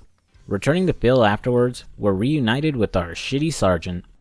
Hey, look who it is! Victor Vance! What's going on, amigo? You want some smoke? Fuck you, Martinez. Relax. You're so fucking histrionic. It's like hanging out with a bitch on her period. You want me to fuck you up? Whatever, baby. Still as pleasant as always, I see. While it shouldn't be surprising, it turns out Martinez threw Vic under the bus to save his own ass when his weed was found. Despite being pissed, Vic can't do much about it now, as he's forced to fall in line and do more of Martinez's dirty work, since Phil works for him. He wants the pair to go after a truck carrying guns that they can flip and sell. First, Phil has Vic drive to a hotel to pick up some of his buddies for help, before the group goes after the truck and takes out its defense. Rather refreshingly, NPCs in this game have some really good accuracy. This isn't an all we had to do was follow the damn train, CJ! situation. After stealing the truck, we'll act as protection for Phil as he drives it back to his place. This wraps up missions for Phil Cassidy for now. In the meantime, he puts Vic in contact with his sister's husband, Marty. Oh, hi. Marty ain't home or nothing. Oh, okay. Well, do you know when he's gonna be back? I don't know nothing. Excuse me. What do you want, boy? Nothing. Are you Marty? No. Now get gone, boy. Bitch! Bitch! Get your sorry ass out here! I thought I told you to clean this shit up! Marty, Mary Beth's been sick. Don't be using that baby as an excuse, Louise, because I'll hit her as well as you. Are you Louise? I'm a friend of Phil's. Friend of Phil's? Well, why don't you say so, boy? I'm Marty J. Williams. We're first introduced to Louise, Phil's sister, before meeting her oh-so-charming husband, Marty. While Martinez was an asshole, at least you can make the argument that he's funny and a bit entertaining at times. Marty not so much, as he has no redeeming qualities whatsoever, as just about every interaction with him has him verbally abusing his wife. Man, if Phil knew how this guy treats Louise, I'm sure he would have used him for target practice at the shooting range ages ago. Our first mission for Marty has Vic assisting with his protection racket. First by taking out some cholos attacking a store that pays Marty protection, before we go and turn the cholos' tactics against them, smashing up a store that pays them protection, before killing them and making the owner pay Marty now instead.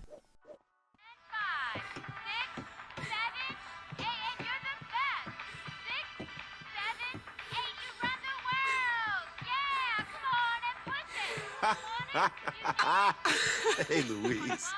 Hey, Vic, how you keeping? Better now. Good. Returning to the trailer park, Vic gets friendly and chatty with Louise when he walks in on her doing aerobics, before Marty spoils the mood by berating her and threatening to trick her out, causing Louise to get upset and leave to stay at her sister's place. Not that it bothers Marty that much. This time around, we're assisting Marty with his loan shark business, as he has Vic go around and repossess the cars of people who may or may not owe him money. I mean, the last guy probably doesn't, as we're clearly stealing a van full of TVs. After finishing up, Louise is unlocked as a mission giver, but for now I'll focus on working with her dirtbag husband. Returning to Marty, he says the Cholos are trying to muscle in on his repo business, so he supplies Vic with grenades to destroy their trucks before they go to work. Afterwards, he wants to muscle in and take over the Cholos' brothel, first sending Vic to pick up a shotgun at the local gun store, before heading over to the Cholos' place of business to shoot up the car outside, killing the gang members who show up to retaliate, and finally going inside the business to finish everyone off and destroy their stuff. These missions for Marty have been an extended tutorial for Vice City's new and biggest mechanic, empire building. It works as a combo of the asset missions from Vice City and the gang turf mechanic from San Andreas, as it allows you to take over businesses owned by rival gangs, and then run your own business out of the spot you took over. Dotted across the map are 30 businesses you can take over and add to your empire, represented by these building icons. Who owns that business is represented by the color of the building. Blue belonging to Vic, yellow belonging to the Cholos, gray belonging to the bikers, red to the Sharks gang, and finally green, which belongs to no one. Usually that's a business that you just finished taking down. Like the mission I did for Marty just now, every business takeover starts with destroying a car outside the business, killing the controlling gang as they spawn, and then going inside to kill the remaining members and destroying their stuff. You'll get a payout based on the size of the business you just took down, and then you can immediately rebuy it for Vic. You can then decide on what business you want to run. The first 3 options you get are a protection racket, loan shark, and prostitution racket. Then later on in the game, you can unlock 3 more business types, but only after you discover a site that has one of those businesses, which are drug dealing, smuggling, and robbery. Once you've chosen what to invest in, you can choose the size of the venture, either small, medium, or high roller. The bigger the venture, offering a bigger payout, but needing a bigger initial cost to build. After you've chosen your type of business and size, you have to wait a little bit until it's fully constructed. I'm not sure of the exact wait time, but from my playthrough, a new building was ready after doing a mission or skipping time ahead by saving. Once the building is fully built, you'll have gang members spawn indoors you can recruit for non-story missions, along with a notice board that lets you change the type and size of your business. Your ventures will now start generating money for you daily, paying out at 4 p.m. each day. Your pager telling you how much you've made that day. While initial payouts aren't bad, you'll want to increase your reputation with a given business type to make even more money, which means doing jobs for those ventures. Step inside your business, approach one of your gang members, and press up to start building it up. The first 3 business types work like side missions, similar to the vigilante, ambulance, or firefighter missions, where you have to do objectives of increasing difficulty levels. The protection racket is like the first mission for Marty, needing you to extort businesses or protect them from rival gangs. Loan Shark has you stealing cars or bikes to repossess, and prostitution has you driving your hookers to meet their clients, occasionally killing Johns who don't pay, try to kill your girls, or try to kidnap them. There are 15 levels to each one, and thankfully it saves your progress so you don't have to do the whole thing in one go. And once you max it out, you don't have to go and do it again if you build another brothel or protection racket. Drug running, smuggling, and robbery work differently as they each have 6 levels that work closer to a regular mission. Drug running has you meet a client to sell drugs to, sometimes having to kill them if they double cross you or fighting a rival gang or the cops who interrupt the deal. Smuggling will have you get on a boat and collect drugs being dropped by a copter, before getting it back to your warehouse within a time limit, avoiding the cops, keeping the truck carrying the drugs intact, and outrunning any rival gangs chasing after you. And finally, robbery, where you'll attempt to steal a money truck or a car carrying a briefcase full of cash, and then getting it back to your safe house. As far as I could tell, there wasn't a wrong or right place to build a business. I'm sure there's like an optimal way to make the max amount of cash each day, but I went at it blindly and had no problem with money. Outside of some early plot reasons, you're not forced to do empire building, The story isn't gatekept because you don't own enough businesses or something like in Vice City or San Andreas, but the game does incentivize you to do at least a couple, as this game has absolutely terrible mission payouts, probably worse than GTA 5. Things aren't exactly expensive in this game, but you realize quickly you don't have a lot of cash on hand, especially after you die enough times or try to buy a decent gun. And since taking over a business can be stupidly easy, especially later in the game, there really isn't a reason not to do it. The only real downside is that rival gangs can attack you at random after taking over one of their businesses, and that you occasionally do have to defend them. It doesn't happen often, but when it does, you'll get an alert that a business is under attack, with the damage meter slowly filling as you make your way to it. Once you arrive, you'll find your guys fighting off a rival gang, and you'll have to help them kill the attackers and fight off any cars filled with more of them as they arrive. Once you've fought them off, you'll have to pay to rebuild the building in order to get your usual business payout. The cost of repair is based on the size of your venture. You can lose ownership of a business, but it takes like 4 failed defenses of it to happen, and only if you don't bother to repair a business in the first place. And damaged businesses are represented by a damaged building icon on the map, so it's easy to spot where you have to put in repairs. And all these spots double as safe houses too, so you can head to one and save when you're ready to quit playing, though you can't change your clothes at one. Honestly, all these factors make empire building one of the best side activities to do in any GTA game. They're not overly difficult, reputation levels are shared between the same businesses, you aren't forced to do them, the payout is high, and the cost of losing a fight is stupidly low. You unlock certain costumes while doing them, and even the most annoying aspect, defending your territory, is completely eliminated once you take over all 30 businesses. It's like Rockstar took a look at all the downsides to asset missions and gang takeovers, got rid of them completely, and gave enough benefits to make you want to do them. Even the problem of having too much money is mitigated a bit, as you have to pay bribes at the hospital and police station to get your weapons back, and have vehicles you can purchase at certain areas and safe houses. Vehicles you have to pay for every time you want to use it if you destroy it or lose it. Honestly, I'm amazed they didn't bring this back for future games. Sure, they probably would have needed to balance it better, but they really knocked it out of the park with empire building. Despite everything I just explained though, you can't technically start building your empire until you've done some more story missions. So let's wrap up this last mission for this annoying redneck. So I said, what kind of name's Thorkill? Oh, here he is, tough boy, the big man. How high can you jump, boy? Boy? Oh, you're pretty tough. You inbred piece of white trash. Why don't you come down here and ask me that again, huh? I ain't scared of you. Oh, yeah? Then why is your voice cracking, boy?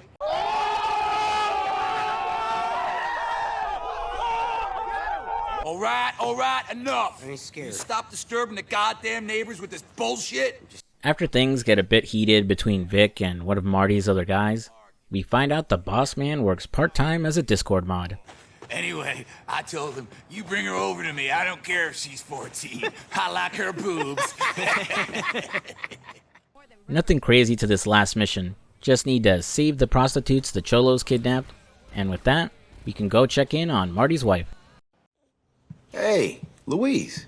Hey, Vic. How are you? Getting better. Well, all right. Hey there. You deserve good things, honey. Maybe. Better than this shit. Hey, come on.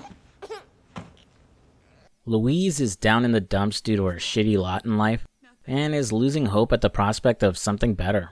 Vic can't promise her a way out, but he relates his situation to her own, and how they both just have to keep going till they make it. This helps cheer her up a bit, and Vic asks her out on a date, and she accepts. Louise suggesting they go join a quad race back by the motor park. Damn. Asking out a married woman on a date, and having that date right next to her husband's home? You got some serious balls, Vic Vance. Hope it doesn't backfire on you. This quad bike race sucks, by the way. It's just a 2-lap race, but the quad handles so awkwardly. And it doesn't help that the checkpoints are spread out in a weird way, usually causing you to take a turn too wide. I somehow managed to beat it on the first try, but I'm pretty sure it's because the other bikers got stuck on some obstacles. Hey. Stop that. Sorry. It's nothing. Just tired. Doesn't look like nothing. What's wrong? I left some of her things back at Marty's. Returning to Louise, despite her lovely date quad biking, she's more upset than before. Though mostly because she forgot her baby's things back at Marty's when she left. It's Vic to the rescue as the pair go back to Marty's, and fortunately, he isn't there. But his redneck buddies are, and they don't take kindly to Vic and Louise in these parts. So we kill them all. Dropping Louise back off at her sister's, she's finally starting to cheer up. Vic Vance? I never knew I could have such a good time. A great time? Oh yeah, we had a riot. And you were great! Well, I better get on inside. See you later. Aw, I'm really rooting for these two. Afterwards, Phil sends a message to go meet him. And unfortunately, it's the return of no one's favorite asshole. Phil, baby, would I screw you over? Yeah, you would. Bullshit! I wouldn't. Not to you, not to a brother in arms. Come on, give me a hug. Screw you over. Nah, you'd never screw anyone over, would you? Martinez and Phil are having a falling out, as Phil doesn't trust his boss anymore. Gee, I can't help but wonder why. The poor drunk gets strong-armed into doing another job for him, though, as Martinez sends him and Vic to go check on some merchandise of his. And to no one's surprise, it's a setup, as the shitty sergeant set up an ambush to kill both Phil and Vic. After killing his would-be assassins and getting Phil back to his place in one piece, he decides to lay low for now, to protect himself from Martinez, bringing an end to our time with Gary Busey. Well, we'll have to do something about Martinez sooner or later, but for now, let's go check in on Vic's trailer park princess. Who the fuck are you? Where's Louise? What? He took her! That animal, he took her! He's gonna do something wicked to her! Wait, who took her and who are you? Mary Jo, her sister. Who are you? Vic. A friend. Returning to Louise's sister's place, we finally meet said sister, Mary Jo, and who I assume was probably the one watching her niece every time Louise went out with Vic. Unfortunately, she's in hysterics as Marty showed up and nabbed Louise, planning on forcing her to be a prostitute. Racing to the other trailer park, Marty will take off with Louise, heading towards his brothel. After killing even more of his redneck friends, Vic will give chase, ramming into Marty's truck until he finally stops and gets out, before putting that asshole down for good. With Louise saved and her husband dead, Vic finally has a chance to get more serious with her. Hope he doesn't blow it. Completing this mission also unlocks a new safe house, located at the compound that serves as Phil's junkyard in Vice City. Oh, and I unlocked the best costume in the entire game. Oh shit, here we go again. Worst place in the world, Rolling Heights baller country. Now I ain't represented Grove Street in 5 years, but the ballers won't give a shit. Oh yeah, I forgot to mention, this game has regular bicycles too. I've been thinking over what you said about me and the baby being better off without Marty, and I've got a plan. Why don't you take over Marty's business? I'm no gang boss. No, but you could be. Come on, we both need the cash, honey. Dropping in on Louise, now that Marty's dead, she suggests that Vic take over his businesses for himself. Louise, I like how you think. The pair will go recruit some guys and then go around killing the remaining members of Marty's redneck army, taking complete control of his 3 businesses. This officially unlocks the empire building mechanic, so you can start driving around and taking over territory to start making that paper and pay for Pete's medical bills.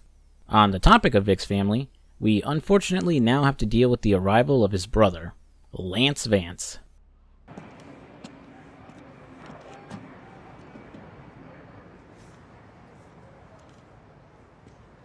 Hey, bro! Lance. Hey! What are you doing here? You don't sound so pleased. I'm not so pleased. Thanks, bro. Who was you expecting? What a greeting, man. Not you. Someone useful. So what am I? A handicap, huh? Your dumbass, low-life, no-good brother? Something like that. Yeah, well, I'm not the one who got kicked out of the army. No, you're the asshole who got kicked out of the Boy Scouts. Oh, come on, man. I come all this way to see you and you treat me like I got herpes. Maybe that's because your whole life you've gotten us into trouble. Oh, give me a break, man. I've changed. As a quick little reminder, Lance was a recurring friend and ally of Tommy's in the original Vice City. first working to solve his brother's murder, before working with Tommy to build a drug empire. He came off as this cool and level-headed guy. Well, at first anyways. But after consistent screw-ups while working with Tommy, his insecurity finally came to the surface. Constantly whining about not getting his fair share or the respect he deserves, until he betrays Tommy to Sonny Forelli. And Tommy gave the last dance to Lance Vance. In this game, well, he's basically still that whiny little bitch, and just an overall obnoxious little brother, which seems really fitting. Just goes to show you that cool guy front he put up in the original game was all just an act. Oh, and his voice actor Philip Michael Thomas returned to voice him. Vic isn't all thrilled to have his brother visit and tag along in his ventures, but decides to give him a chance. The brotherly bonding gets cut short, unfortunately, as the Cholos show up looking for revenge on Vic. Lance will take the wheel as Vic shoots and kills their pursuers, driving all around Little Havana and Little Haiti until the car finally kicks it. You're never driving again. I had it with you, man. You put me off. You always treat me like a kid. Then finishing off the Cholos and dropping off Lance at his hotel. While technically this incident wasn't Lance's fault, I get the feeling things aren't going to be all that smooth with the Vance brothers working together. Things get worse as when we drop in on Louise, she fills us in that Vic's newly acquired brothel is currently burning to the ground. Instead of calling the fire department, Louise suggests that they get their own fire truck to put out the fire, which is really, really stupid. Man, you can really tell I never do the firefighting missions in these games, because I am just god-awful at putting out these flames. From learning the controls to figuring out how to put out the individual flames, I completely failed at this mission. I legit got frustrated and spent my time maxing out my prostitution racket reputation to give me a break before finally putting out the flames and then killing the arsonist. Lesson learned. Do more of the side content in these games. Returning to Louise, the welfare office considers her a bad mother, and are threatening to take her daughter. Considering she usually abandons her daughter at the drop of a hat to go help out Vic, they may have a point. But we can't let Vic's future family be torn apart. Let's give this welfare guy a piece of our mind. Well, actually, Louise thought of that already, and hired 2 guys to go kill the welfare man. So we have to save his life first, and then threaten his life till he decides to leave Louise alone. This wraps up things for Vic's lady friend for now, and while I could help Lance, I'd rather delay that headache for as long as I can.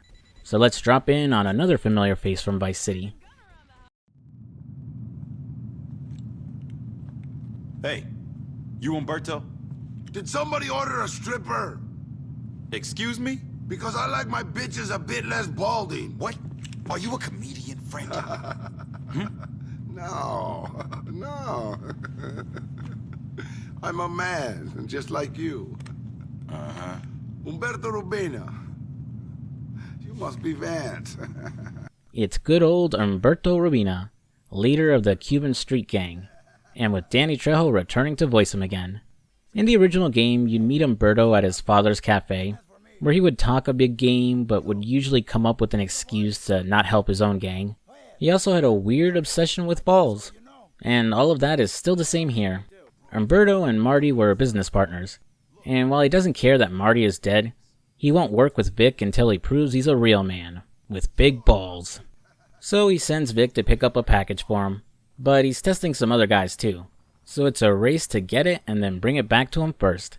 You don't have to actually get it first, as you can steal it off whoever has it by stopping their car and killing them. Oh, and the important package we're grabbing for him? It's a dildo. Gracias, Vic. I kiss you. Whoa, not today. Never change, Umberto. Never change. Returning back to his place, we get to watch him show off his pickup skills. You got some Cuban in you? You look like you got some Cuban in you, lady. No. I'm from Ohio. Oh. You want some Cuban in you, lady? No. Like I told you, I'm a lesbian on a committed journey with my life partner. Real lady killer, that guy. Umberto lets us know that Martinez is starting shit in his neighborhood, sending the Cholos out to cause chaos in Little Havana. So while Umberto tries and fails to bang the lesbian welfare lady, Vic and some of his boys will need to drive around and take care of the Cholos.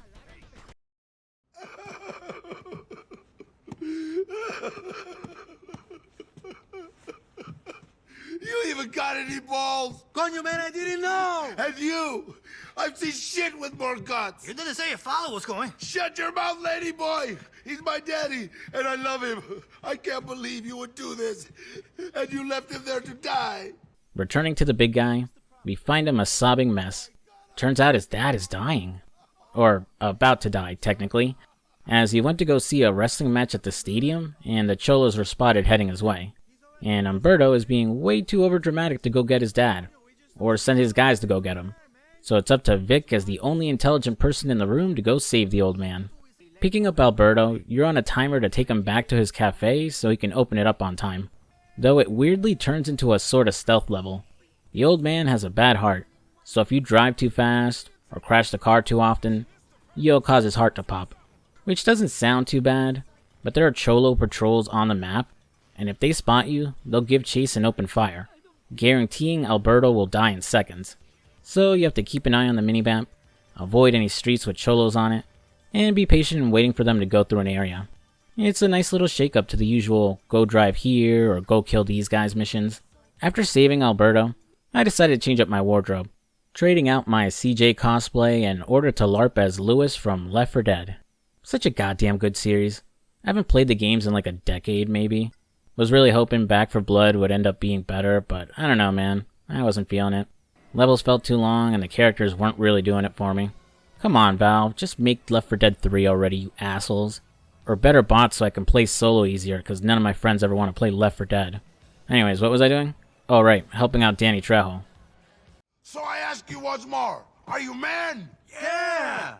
Then why you not like balls? Because that's totally embarrassing. Because that's something you ain't got, baby. I got a whole sack full here. Tons of them. Balls everywhere. Balls to spare. Oh man, he's certainly full of balls. Honestly, I'm amazed they didn't put Danny Trejo in Scarface The World Is Yours, considering Umberto's obsession with balls. He's trying to rally his boys in order to take down the Cholos once and for all. His speech sorta works, mainly because the Cubans are just tired of hearing him talk about balls. The plan this time is for Vic to assist in raiding the Cholos' warehouse and stealing all their guns. While the Cubans are loading up, he'll act as their defense and kill any Cholos trying to stop them. Once all the guns are loaded, they leave the Cholos a surprise courtesy of Umberto. The Cholos are finished.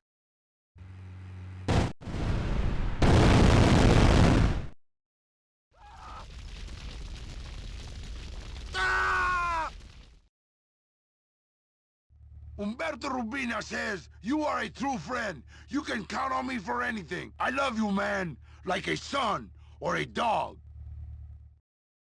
With that, we say goodbye to Umberto Rubina and his giant balls. Time to finally rip off the band-aid and go hang out with Lance. I am Lance Vance, baby. You can trust me. Lance T. Vance, a T for truck. Great. Yeah, love. I love you, man. No, not in a funny way. Ciao. We find him getting off the phone with his new boyfriend, and he fills us in that he's got the two of them a way of working with some big players in town. First, we'll drive to the local burger spot to call his contact Forbes, who wants us to retrieve an impounded car for him, before the place randomly gets stormed by robbers, who I swiftly deal with. Too bad the cops don't see it that way and chase after us. Racism and all that. This mission is similar to one Tommy did where he had to get a bike back for the leader of the bikers, as we'll have to use a bike to jump up and over the roof of the impound lot in order to get inside, before killing the guards and escaping with the car. You'll now be able to bring back cars to the impound lot as a side activity to make some cash. Later on, Lance will call up and he'll introduce us to his contact, Brian Forbes. Of course, you can't kid a kid. Hey, Vic. Hey. Yo, bro, what's up? Vic, you want to hear about a little plan that is going to make us three very rich? Very rich. Mm-hmm. So what's the risk? Forbes looks a lot like Sonny Crockett from Miami Vice, which is appropriate considering Lance is based off his partner Ricardo Tubbs. Though, unfortunately, they didn't get Don Johnson to voice him. The pair have cooked up a plan to steal some drugs off of some dealers. The plan is for Vic to act as a decoy to distract the cops, while those two get away with the real stuff. Call me crazy, but something about how Forbes sits there, looking concerned, makes me think this is going to go tits up. Arriving at the warehouse, the cops are already sitting on the place. and instantly take the bait when Vic drives out in the van. The goal is to survive and outrun the cops while maintaining your 3-star wanted level, the progress bar indicating how close Lance is to making his getaway. It can definitely feel daunting, but I accidentally cheesed it by driving around the airport roads, and then just driving onto the air mat where the cops refused to follow for some reason. After completing the mission, I returned to Forbes. And man, this dude is a giant. Like, he seriously towers over Vic. Like, Vic never really came off as short. He seemed to be about even height with everyone we've seen till now. It's only with Forbes that there's such an obvious difference. Lance soon shows up and points a gun at him. Turns out Forbes was an undercover cop this whole time. Man, that reveal was fast. Like, yeah, last mission hinted something was up with the guy, but you'd think we'd do a couple missions for him before learning the truth. He takes off before we can interrogate him. The money he got from selling the drugs now spilling all over the road.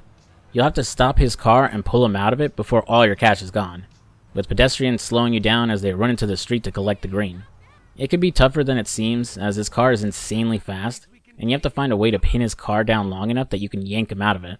Once they got him, the Vance brothers tie him up and hold him captive, unwilling to kill him just yet. Checking in on him and Lance right after, in order to try and save his skin, Forbes fills us in about a drug dealer bringing in a shipment by the water, one who might be willing to make a deal with the brothers, but he'll only meet one-on-one. Driving down there, you'll watch the deal from a nearby building to keep an eye on Lance, and then have to run down to the water to save him when he gets attacked. You'll be too late and he'll get kidnapped, so you now have to follow his boat by land until it docks at a ship. Unfortunately, there's no steps leading onto the ship, so you have to get creative and drive a car up a ramp to land on the boat. From there, fight your way through the deck and then down below until you find and save Lance. He doesn't want to leave empty-handed though, so before you can leave the ship you need to pick up a few packages of coke, kill the remaining guards, and finally escape. Hey! Make sure that no one can see it back there! Nice wheels. I was in a hurry! The sooner I offload this coke, the better. This junk heap ain't doing my image any favors. Hey, catch you later, bro. Hey, don't mind me, dick. While Lance should probably quit while he's ahead, he goes back to Forbes to get info about another drug shipment, and he points them to meet a contact at a nearby bar. And, the Vance brothers are a little out of place here. I think Forbes has fucked us again. Your kind ain't welcome here. I want to bear back the little one. Ah, shit! It's 2 for 1 at the boys' club. Shit! Gay white supremacists. That's a new one. It's like that one Chappelle Show sketch. Clearing out the bar, we return to Forbes, who's managed to escape in the meantime. Chasing him around for a bit, I finally put an end to him. Adios, Don Johnson. Man, Forbes feels so underdeveloped. Just about everyone you work for in-game usually has a few hours of presence in the game, but Forbes was gone almost as soon as we met him. I'm wondering if they wanted to do more with him, and he ended up getting his role cut down for time or something. Meeting up with Lance at his hotel room, we finally learn the reason Vic has a problem with drugs. My problem? My problem is you're gonna have us both killed because you're a moron. I told you not to get us in so deep. Shut up and grow some balls. What, tough guy? What did you say to me? When will you grow a fucking brain? Hello, boys! Mom! Victor, put your brother down. What are you doing here, Mom? I'm cleaning up my act. I'm off the drugs for good. Here we go again. Can I get a drink, Lance, honey? Continuing the GTA series theme of terrible mothers, we're introduced to the boy's drug-addicted mom, Janet Vance. She was briefly mentioned in some dialogue by Vic, as apparently some of the money he sends home to support the family would be wasted on drugs by her. Her drug problems are presumably the reason their unseen brother Pete has medical issues, but that's never clearly stated. Janet claims to be clean and wants to reconnect with her sons, introducing them to her boyfriend, Javier. Dude, Javier, what are you doing, bro? I don't know you, but a young guy like you could easily do better than an old crackhead like Janet. The brothers don't want to deal with their mother and her boy toy for much longer, and leave for the airport to meet a contact of Lance's. The guy is getting out of the drug game, and is offering to sell the brothers a file about a big drug shipment, but you have to race to him before his flight leaves. Unfortunately, when we arrive, he already sold the file to someone else, so we gotta go find that guy, kill him and his guards, and take it from him. And then kill the bikers who show up wanting the file for themselves. Man, that file better be worth it. Back at Lance's hotel room, Vic has had enough and wants to get out while he can, frustrated at the idea of dealing drugs. But Lance manages to win his brother over once he finds out who they're stealing from next. Jerry Martinez. It's his coke. Fuck it. You know what? Let's do it. All right, ladies and gentlemen, that is a real man. Let's pop. Teaming up with some guys Lance recruited, they head down to the docks and kill the guys guarding the drug shipments. Martinez shows up soon after, and in a Hunter helicopter of all things. Though you don't have to worry about him firing at you. Yet. At first you'll have to follow Lance and avoid destroying the truck, while also outrunning Martinez's men. Because of the height of your truck, I don't think you can even hit other cars if you try to drive by them. Come to think of it, what the hell was the point of those two guys we brought with us?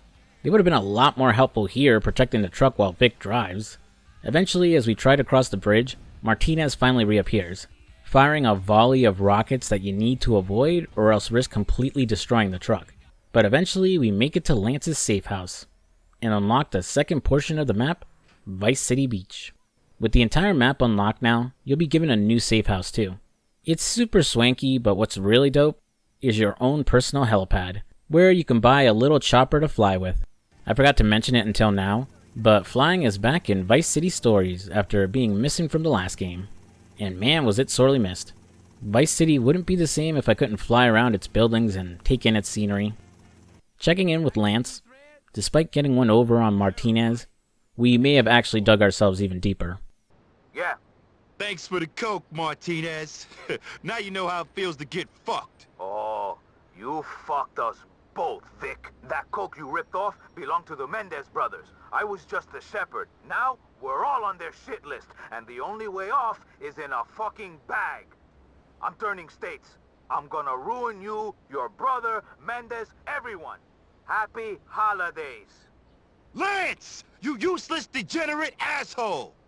Well, shit. Despite the looming threat of the Mendez brothers, and eventually the feds, Lance insists if they sell their drugs, they'll find a way to deal with both. So we head to the mall to meet a potential buyer, who just so happens to be filming a movie, and he could use our help with it. This is a shortcut to hell. This whole mission is a reference to George Romero's Dawn of the Dead, and has Vic filming a few scenes of him killing zombies. I'm not quite sure how they're pulling this off exactly, seeing as those zombies are other actors. There must be some really good special effects. Once we're finished, Lance secures the deal, and the guys head back to his apartment to pick up the drugs. Mom! Hey, we're rich!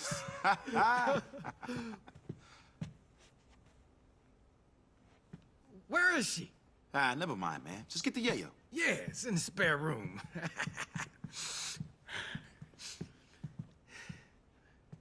Oh, shit! What? It's gone! What? And Mom's stuff is gone, too! Oh, Mom! Lance! Ain't that a bitch? I can't believe she took our coke! Robbing her sons of truckloads of coke and skipping town? Looks like Janet Vance wins the title of Worst GTA Mom. Though I'm sure Trevor's mom will take the crown when I get to reviewing GTA 5. Well, looks like the guys are now in deep shit with the Mendez brothers, as demonstrated in the following mission when they attack Vic's businesses. Thankfully, they only attack one, which, depending on what business you do or don't own by this point, would be whatever is closest to where the mission started. Just kill everyone attacking you and keep Lance from dying. Afterwards, despite winning, Lance points out that it's only the beginning. This is the part of the game where your businesses will randomly be under attack.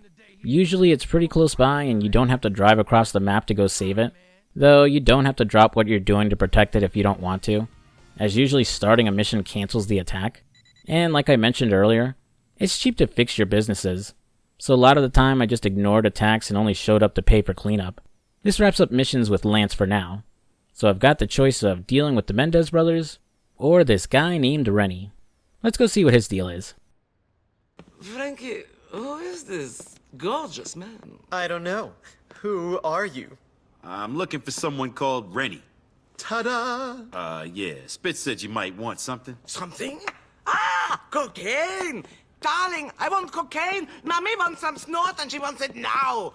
This eccentric fellow is Renny Vasselmeyer, a German film director, whose appearance I think is meant to be a combination of David Bowie and Boy George. Those are the vibes I'm getting anyhow. Despite seemingly being high on coke himself at the moment, we're not actually there to sell to him, but he can introduce us to people we can, but only if we do him a favor. He wants Vic to drive around Vice City and perform some stunts while Renny records from a helicopter. It's technically a race in practice, as you have to drive around through different checkpoints, but there's also an action meter you need to keep filled by crashing into other stunt cars. Nothing to it. After I woo Renny with my sick driving skills, it's time to sit down for a chat with the Mendez brothers.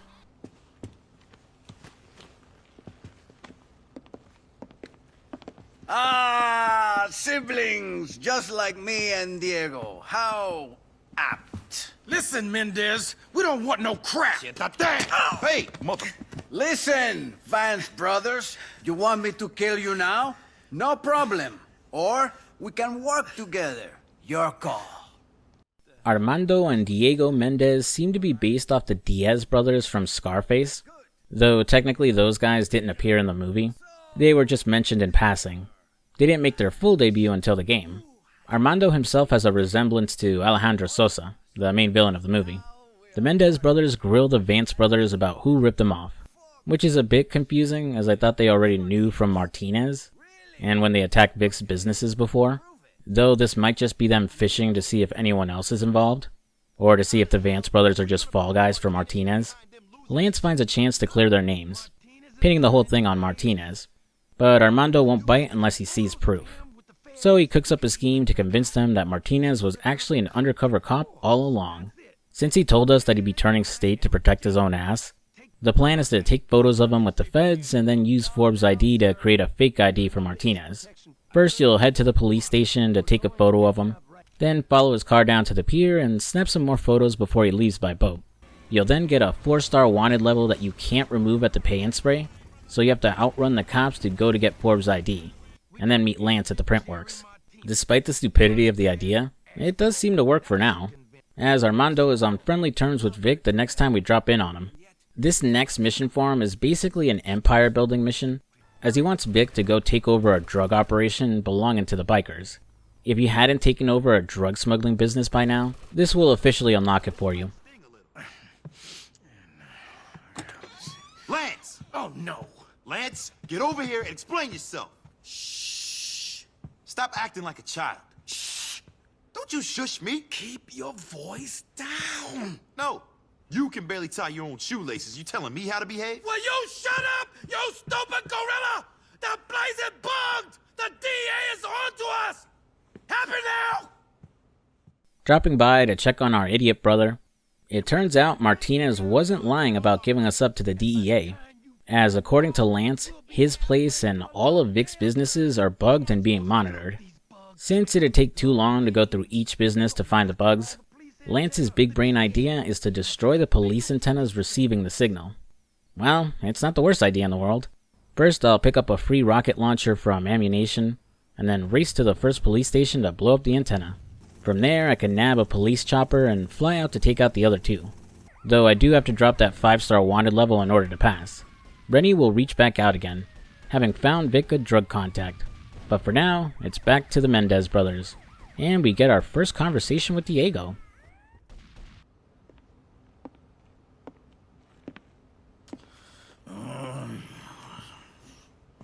Excuse me. Mr. Mendez. Armando, aquí! Tus amigos! Nice talking to you too, pal. Armando wants us to take out some competition and kill some rival drug dealers pushing on his turf. The first guy is easy enough to take out, even with all his bodyguards. The second, not so much, as when you confront him, you're in the middle of a huge pool area with a bunch of his bikini bodyguards unloading on you. If you're not wearing armor or are low on health when you confront him, you could die fast if you don't run for cover in time. After you kill all his bodyguards, you then have to chase after him by quad bike, while avoiding the grenades he's tossing. Despite the handling of the bike, it isn't too bad.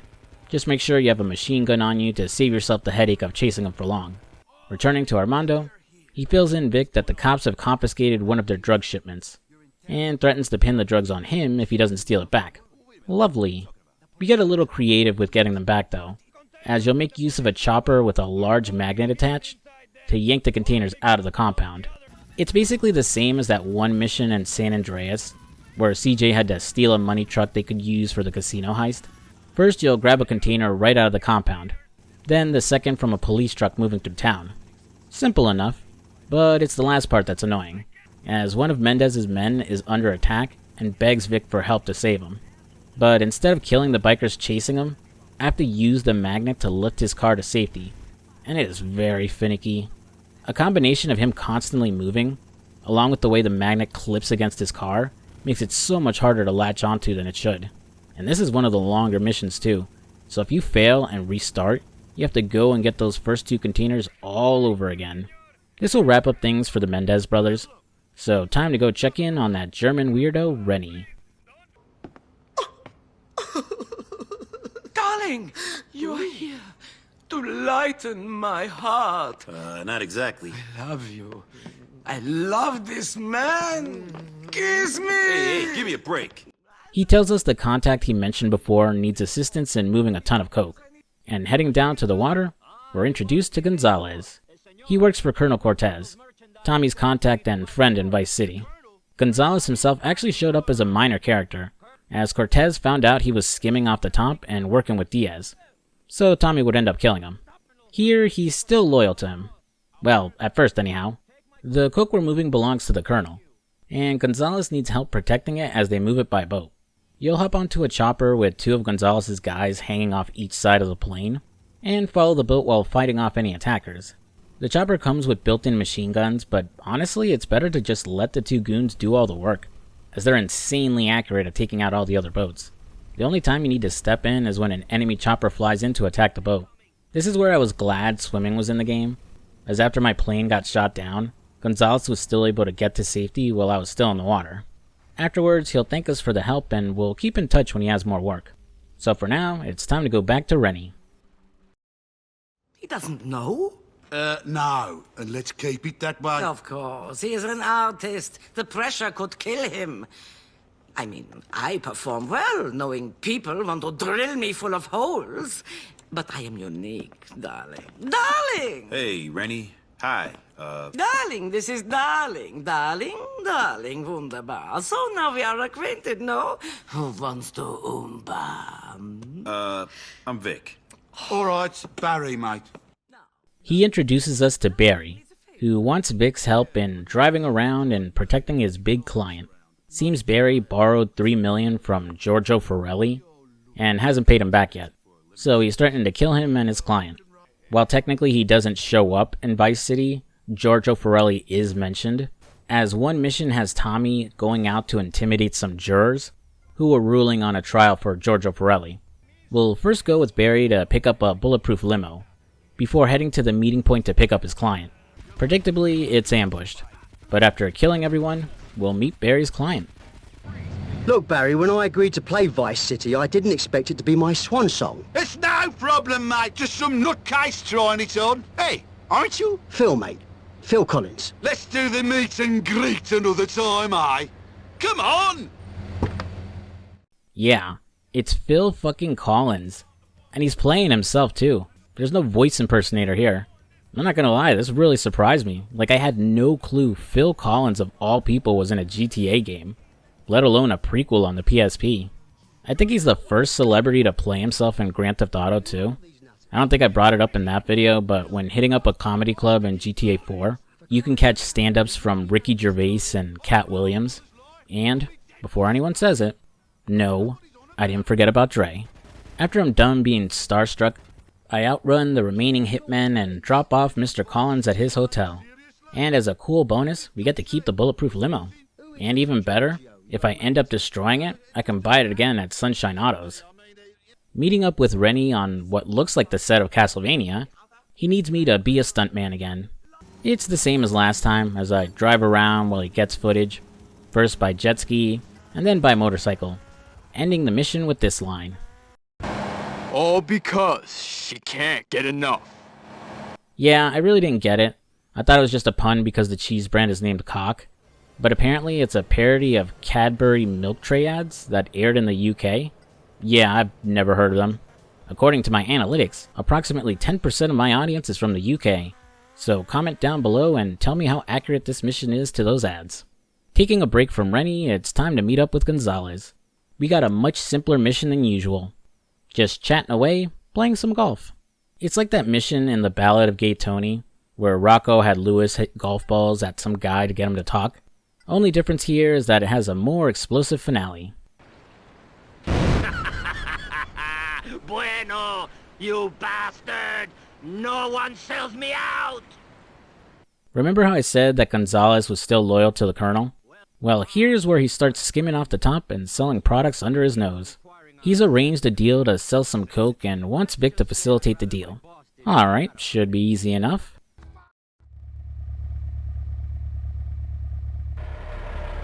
What the fuck? You hit the van too hard. The drugs are gone everywhere. There's more in this dude than in the back. Quit whining. Let's just get this shit up to the party on Starfish. We've got bitches waiting. Son of a bitch. Looks like we got ripped off. Worse, Vic is high out of his mind. The interface now activating Coke Vision, as everything around him moves super slow. It's basically like when you find one of those super pills in GTA 3 or Vice City that slows down the combat, just with a red filter. Gonzalez won't accept failure, so you have to move around in slow-mo the entire mission to find the drugs, kill the robbers, and drive back to the lockup. This wraps up our relationship with Gonzalez. He was a half-decent guy, all things considered. I almost feel bad for killing him with a chainsaw in Vice City. Almost. Heading back to the film studio, we're helping out Phil Collins again, and find out some interesting stuff about his manager Barry and Rennie. I've had Barry. Everyone has. Do what? I like a challenge. Phil is joking. Barry? Listen, Phil. Stop taking the mic. Yes, last year in Monaco. What? Too much champagne. No, there wasn't. Too much love in the air. No, there wasn't. You better shoot it. It's lies, Phil. Due to the threats of the Forellis, Phil is justifiably concerned about his upcoming stadium concert, so Vic needs to head there and make sure it's safe. As it turns out, it is not in fact safe, as the entire place is filled with assassins, so I gotta clear them all out before Phil arrives. I'll be honest, this seemed like an impossible task at first, because this damn stadium is so big, and all the hitmen are so spread apart, it felt like it was taking forever to kill them in time. In fact, I failed because I wasn't fast enough. But it turns out my dumbass is blind, because there was a bike right here at the entrance I could have used to get the job done faster.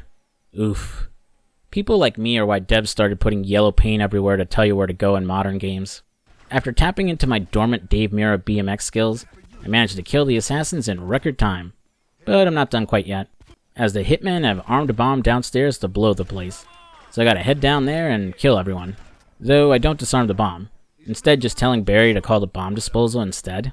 Can't go blowing ourselves up by accident trying to shut it off, right? While it would be cool to hang out with Phil Collins some more, I have to go check in on my dumbass brother. Yamlands, T-Vans, baby. T for tulips in Thailand. Great. Yeah, look, I gotta go. Later. So, who was that? Oh, bro, that's just the accountant. He's getting us a better rate at cleaning the money. After his lively conversation with his accountant, he fills us in that someone is stealing their coke, and that the Mendez brothers want us to find out who. Vic is of course frustrated, but he's got some other troubles on his mind. What are you talking about? What's wrong? Man, it's just Louise. I really thought we had something, but we just don't get to see each other. Yeah. You know? Well, you know, relationships can be tough. Believe me, I know. Uh-huh. Yep. Oh yeah, I kind of forgot about Louise. They were certainly building up towards something. But can't dwell on that now. We got coke thieves to catch. According to Lance, who's strangely hyperactive, has dilated pupils, and a bit of white stuff on his stash, the bikers are most likely responsible for robbing them. Well, he's convinced me. We'll both hop into a helicopter with Lance being our gunman, while I fly us around to find the bikers, making sure to keep the airplane level so he can actually hit them. I'm gonna tell you we're hit! Oh, shit! Let's...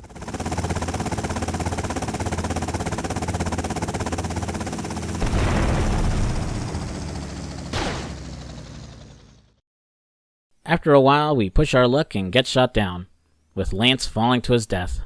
Goodbye, Lance. You were a shitty brother, but I'll still avenge you. Well, I wish I could say that, but unfortunately my dreams are broken after I clear the building of bikers. Lance, are you there? Hey, Vic! Look what I found! You're alive! I thought you were dead. No, man! I landed on a few soft bikers. Now I got me a new bike! Yeah! Never mind that. Where's the stolen coke? Yeah! They probably sold it already, the bastards! I'll see you later, bro! Suspiciously, despite killing the bikers, according to the Mendez brothers, the coke is still disappearing. Better go check in with Lance. All right, baby. This is the Lance Vance dance. You got to, all right, pop it and lock it. Yeah. Wow. So this is where the coke is going? Up your nose? Hey, Vic. Hey, Vic. What are you doing here? You had me running around town like a psycho, and all the while you're siphoning it off for your personal use. You are unbelievable. Hey, I'm sorry. Look, can we talk about this later? Oh. Hey, Vic. Shit. Louise, what the hell is going on? Well, bro. Hey, bro, it ain't nothing like that. I wouldn't do that to you. I just needed something to take my mind off things. So you fucked my brother? No! We just get high together. God damn, you are so judgmental, like you're a damn saint or something. I can't believe this. The love of my life. And my own brother. Getting high together. I feel so betrayed. Nice to finally have Louise back in the plot. Though when the hell did these two even meet? She kinda disappeared from the plot once Lance showed up. I guess she does technically help manage the old businesses we took from Marty, so they could have met that way. Either way, Vic ends up blowing it and going off on Louise, who storms off. Then he goes off on Lance, who broke the second rule of drug dealing. Don't get high on your own supply. Instead of getting his shit together, in typical Lance fashion, he throws a tantrum like a little bitch, and starts tossing the coke out of a plane. So I have to chase after him and collect it. This is also the first and maybe only time I ran into a glitch while playing, as apparently on the PSP version of the game, the hovercraft won't move forward when you get in. You have to go into reverse first, and it'll fix the controls. Random, but I figured I should bring it up because I was pretty confused on what happened here. After collecting the coke and checking in on Lance as he comes down from his high, Louise calls. First reminding Vic that he hasn't exactly been putting in work towards their relationship. She ain't wrong. But more importantly, that Martinez is back in town and has his thugs going after her. We'll have to race to the burger place where she got ambushed, and despite declaring she was going to fight them off herself, Vic still has to save her. 3 cars left the area, so we have to hunt them down and find the right one with Louise inside, before she bleeds out. And once we do, we need to race her to the hospital in order to save her life. Martinez will send a page to taunt Vic about Louise, threatening to visit her again. Damn, can't wait till inevitably kill that guy. But with no leads on his whereabouts, it's time to start dealing with another familiar face.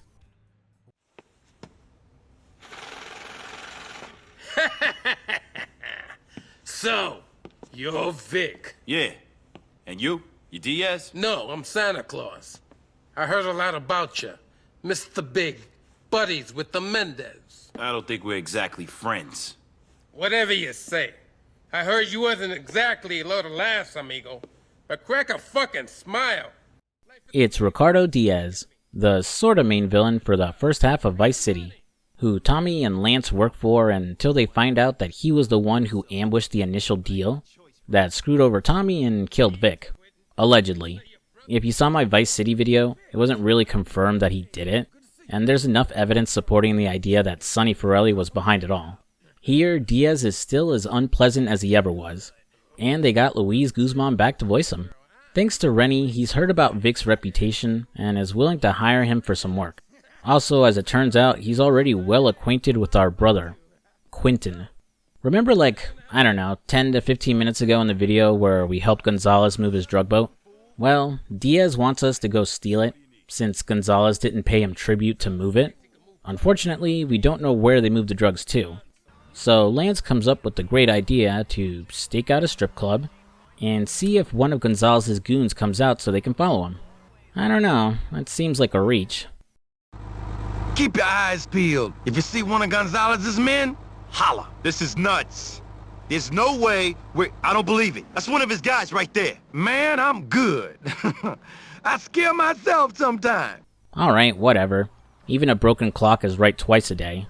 First we'll tail him by car, then by jet ski, until eventually he leads us to the stilt houses off the coast. I'm pretty sure this is meant to be a stealth mission, having to get past the sentries and onto the drug boat, but I just snipe everyone and get the hell out of there. Yeah, unless this is Hitman, you're not going to force me to go in stealthy if I have the option not to. Perfectly normal segue for the 40% of you that got this far in the video, but wanna see some videos on Hitman? Blood money was the go. Shit, I'd even make a whole video defending absolution. Comment down below. After I finish stealing the boat and fishing for future videos to cover for the channel, I return to Diaz, who's cut himself a deal with the DEA. He'll supply them with a bunch of coke, and in exchange they'll give him a bunch of guns. You know, to cut down on crime or make them look good or something. I'm not here to question it or whatever real life event it's probably commenting on. I'm just a guy trying to pay for my barely mentioned other brother's medical bills. Taking Diaz's goons to the meeting, it ends up getting ambushed. You now have to kill the snipers before the DEA arrives, or they finish off all of Diaz's goons. This is one of those few missions where which version you play on is going to determine the difficulty. You're on the PS2? Well, dual analog should make this easy. On PSP like me? Well, get good, son. It's not that sniping is hard. Technically, it's easier because you can slow down the speed of your aiming. The problem is moving the camera. There's so many guys you have to kill in so little time. You really can't fumble around trying to move the camera to aim at everyone. The second analog stick just makes it so much faster than on the PSP, where you have to stop, hold L, and then turn. It's not the hardest mission. That's probably still the forklift one, but it really is going to test your reflexes. Once the DEA arrives, you and whoever is left of Diaz's guys will need to get the truckload of guns back to his place, without the truck getting destroyed. Returning to Diaz, as it turns out the whole gun plan was a plot to turn Gonzalez into his bitch, as the guns we acquired will be passed on to Colonel Cortez, with the understanding that any side deals Gonzalez does from now on will only go through Diaz, or else. Vic's job will be to make sure that Gonzalez makes it safely onto his flight, which means a very long turret section where you use a minigun from the plane to kill anyone trying to kill him. After ensuring Gonzalez's safety, the Mendez brothers ask that Vic and Lance make an appearance back at their mansion. Good news! We've repaid our debt to them and we're no longer in the shitter with them. But also bad news! They want us to get the hell out of town and give up all of Vic's businesses. Well, I don't care to do any of that. The Mendez brothers don't like our answer. You're done. Oh. You're obsolete. You know look what? Out, Vic, the mule! Ow! Interestingly, after being knocked out, instead of waking up in hell, it turns out the Mendez brothers had us taken to some gas pipeline instead of just killing us and chopping us into pieces. Big mistake, as now I can work towards getting my revenge. After I save Lance. I have to run around now and turn off the pressure to the gas in order for Lance to move, while also fighting off Mendez's goons. In a recurring trend in just about every video of mine, I made this harder for myself than it really is, as I got turned around with all the pipes and couldn't figure out how to proceed the right way. I'm trying my best, guys. Why you bully me? Escaping with Lance, I get the feeling things aren't going to get any easier now that we're back on the Mendez brothers shit list. Dropping in on my brother, we have some familiar faces returning. The Mendez brothers have officially declared war on us. And so Lance has recruited our best buds Phil Cassidy and Umberto Rubina to back us up to protect our businesses. It's a pretty awesome moment, for about 5 seconds, until you realize those two will go protect some of our businesses off-screen, while Vic and Lance protect 3 other ones. Oh yeah, it turns out I was wrong about the game not gatekeeping the story from you, as this mission only unlocks if you own 7 businesses. I didn't run into that wall myself, as I'd taken over like half the map by this point. but I found that out from the GTA wiki. But not factoring in the story-required business takeovers, you technically only have to take over 3 businesses, and that takes like 5 minutes. So, after the game ruins its Avengers moment and I save my businesses with Lance, and only Lance, he fills us in that Martinez called and is planning to pay Louise a visit once she's out of the hospital. Since Vic still hasn't quite worked out his feelings for her, he races to the hospital to make sure she's okay, and the two make up. Louise? You look good. Thanks. I feel good. You know, for a while I thought I'd lost you. I thought I'd lost you. Look, I was angry. I shouldn't have said what I did. Me neither. You want to do something fun? No business, just me and you. Oh, nuts. It's Lance. What the hell? Trapped in a burning building, bring a helicopter. What can I do? Business can be fun. There's a helicopter on the roof of the hospital. We could take that. Too bad they can't go on that date, as Martinez played us and wanted to separate the brothers so he can rob them. Lance is stuck on a burning building. We'll need to rescue him before he burns to death, and then chase after the guys who took the money. Kill them, and land Lance safely on the boat, before taking my trailer park princess home. Louise! I'll call you real soon. Oh, okay. I'm kind of in the middle of a war right now. It's okay. I'll wait. I really do hope these two make it. Returning to Rennie, the Mendez brothers have marked him for death, since he helped us with all our deals. So he needs to get to the hospital in order to have a sex change, and then skip town. Alright then, feels a bit much, but apparently Rennie has done this several times before. First, we have to keep the Mendez goons occupied and prevent them from finding out Rennie is gone. Once enough are dead, he'll message that he's been ambushed and pinned down at the Malibu Club. I'll have to swoop in to save him and get him to safety to the hospital. Good luck, Rennie. Don't cancel me on social media if I accidentally misgender you in the future. We're now nearing the end of the game, with only a handful of missions till the end. First, before we can go after them, we need to start chipping away at the Mendez brothers' empire. So Ricardo Diaz wants us to destroy their bearer bonds. How are we going to do that exactly? Well, it's Rocky IV related. Sort of.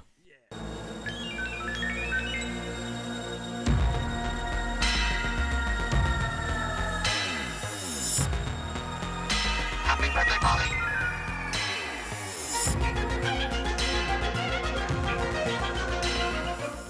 This Rob the Robot knockoff is Domestabot, an all-in-one robot built for cleaning, service, and pleasure.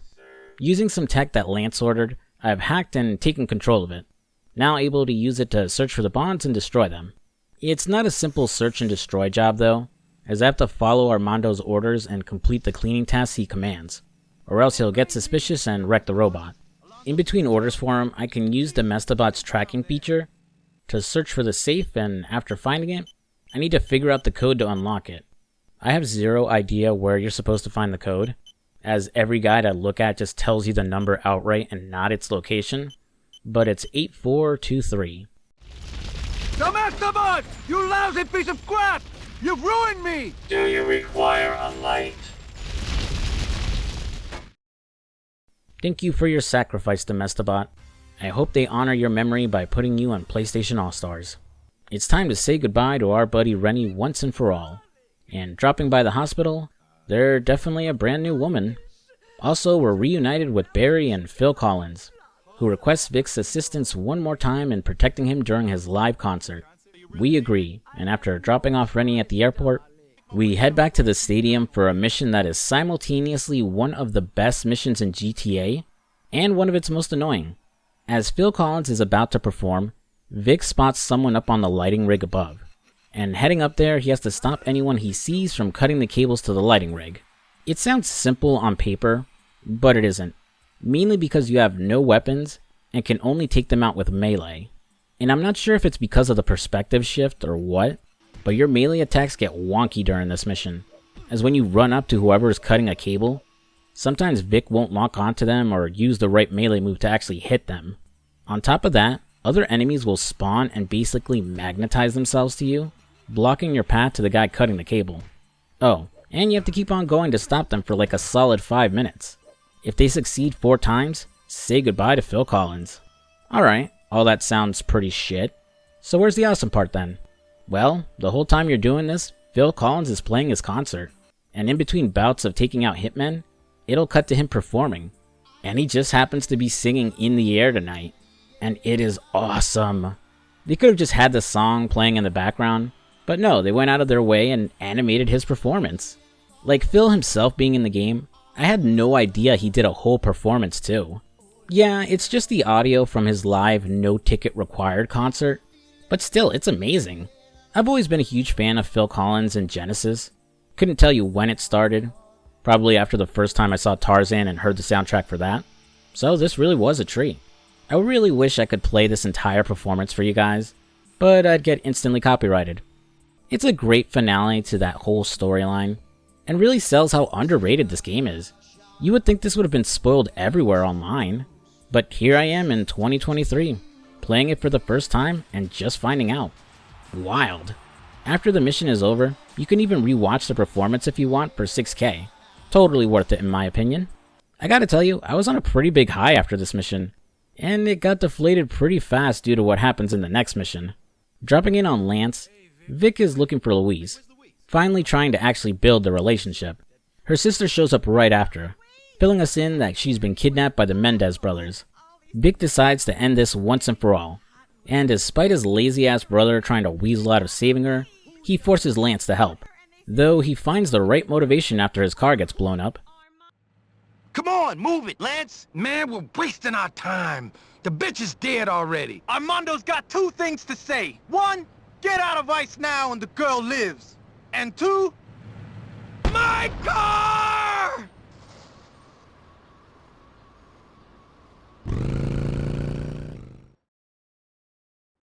Like the last mission, it starts off very frustrating, entirely because of Lance. You have to chase after him and keep him from getting killed, while also taking out different waves of Mendez's goons. The problem is, Lance insists on driving as close to them as possible, and he isn't firing at them at all, just soaking up bullets. And because of that, it's extremely likely you'll end up hitting Lance or taking him out when you blow up the car. You start at a disadvantage as soon as the mission begins, as they'll all take off and get a good distance ahead of you until you can steal a car to catch up. There is a bike parked by a tree you can use, but it's not in your line of sight when the mission starts, so you're probably going to overlook it right away. Expect to redo this first part of the mission a lot of times because of that dumbass Lance. Once you keep him alive long enough, he'll storm Mendez's mansion on his own. You'll follow after him, killing all of the Mendez brothers' goons on the way, until you enter the mansion for a final confrontation with Armando. Luis! Lance? Do you think you're hero enough to bring back the dead? Where are they, Armando? They're upstairs resting, in peace. Would you like to join them? If you've hurt them... Senor, I assure you, they didn't feel a thing. Unfortunately, the same will not be said of you. Like that one mission to kill Vincenzo in Liberty City Stories, the perspective changes and you'll have to kill Armando before he burns you alive.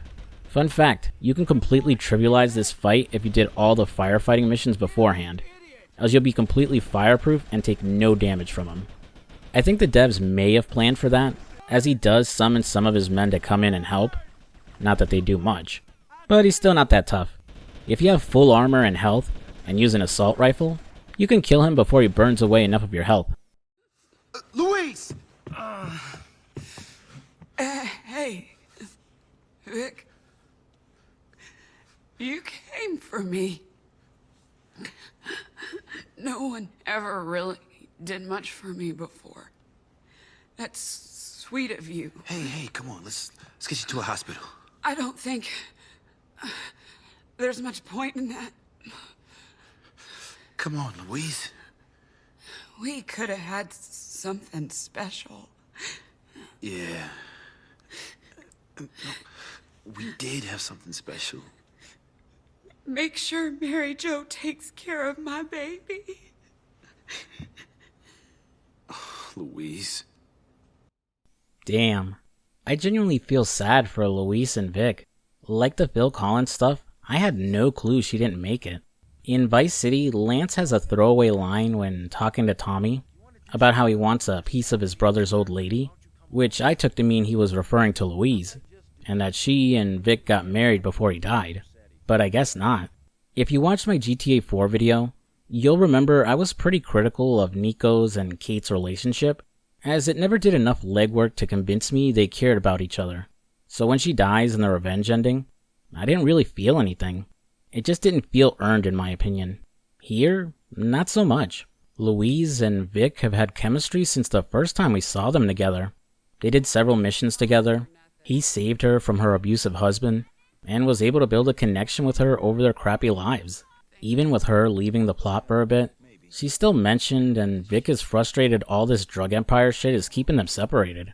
And even after having a brief falling out, he still comes back to save her. The two make up and really want to continue their relationship. To quote Vic, they really did have something special. So, it's heartbreaking that neither one ends up having a happy ending. Oh, and Lance is still alive, obviously, but man, he really doesn't know how to shut up. Hey, Vic, I know you cared about her, man. But she wasn't right for you. Vic. Hey, Vic. Family's what matters. Oh, damn. Alright. Okay, I'm gonna make it. I can make it. I know I can, man. While Armando is 6 feet under, we still need to take care of Diego, and Martinez while we're at it. Ricardo Diaz fills us in that Fort Baxter just came into possession of some attack helicopters, and suggests to Vic to steal one and use it to ambush Diego's compound. Sounds utterly crazy, but if we're going to get revenge for Louise, we might as well go all out. Vic will head to Phil Cassidy for his help, who, like him, is grieving the loss of his sister. He jumps on board to help Vic, working as a distraction by ramming his truck full of booze into the gates of the fort, so Vic can sneak in from the side. Louise! Yeah! Suck on that! You'll sneak around the base and make it to a control room to unlock the gate to the Hunter helicopter, before racing through the base to hijack it before it takes off.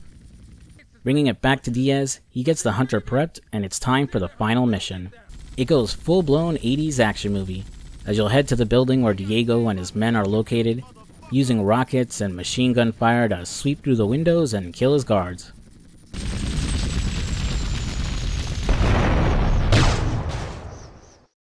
After they manage to shoot you down, you'll land on the roof and start clearing each floor of goons searching for Diego.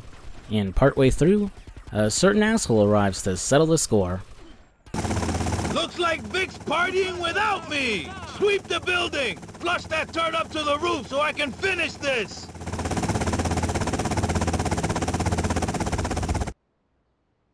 You'll now have to fight your way back up to the roof, and take care of a helicopter firing at you, until finally it's time to bring everything to an end. 10 hut! Vic! I swear to God, I thought you were gonna salute me! Toss the gun! Fuck you. Vic, still so uptight. You know what your problem is? You're trying to be the good guy in a bad man's game. Huh? I thought you had potential. Turns out you're just another chump, like Mendez. Me cago en tu madre. Oye, ese. ¿Qué hay de nuevo? Vete a la mierda. You first. It's an easier fight than expected. Both Martinez and Mendez don't move, and if you get far enough, they'll miss most of their shots. With that, it's over. Thanks for everything, Martinez. You're a great help.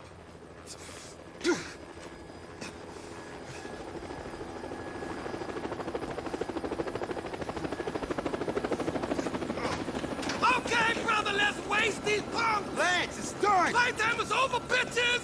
Lance fans is about to get brutal on you, and when Lance fans gets brutal on a lady, somebody starts to cry! Lance, will you shut up? It's over! What? Oh! Well, we did it, baby! You and me! Yeah! Hey, listen. Now that things are straight with Diaz, we should get out of town or lay low for a little while, you know? Yeah, you're right, man! Look, I'm gonna send some money to Pete. Cool! But, bro, I don't want you thinking it's just about you. That is all about you. Hey, I don't.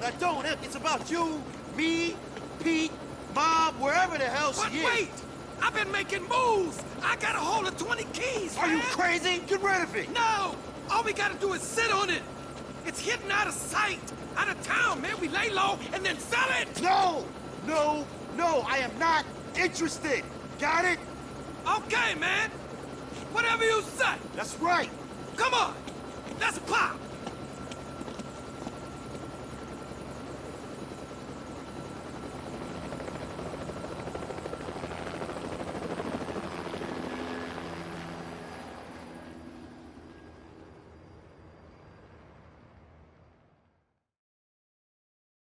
And that was Grand Theft Auto Vice City Stories.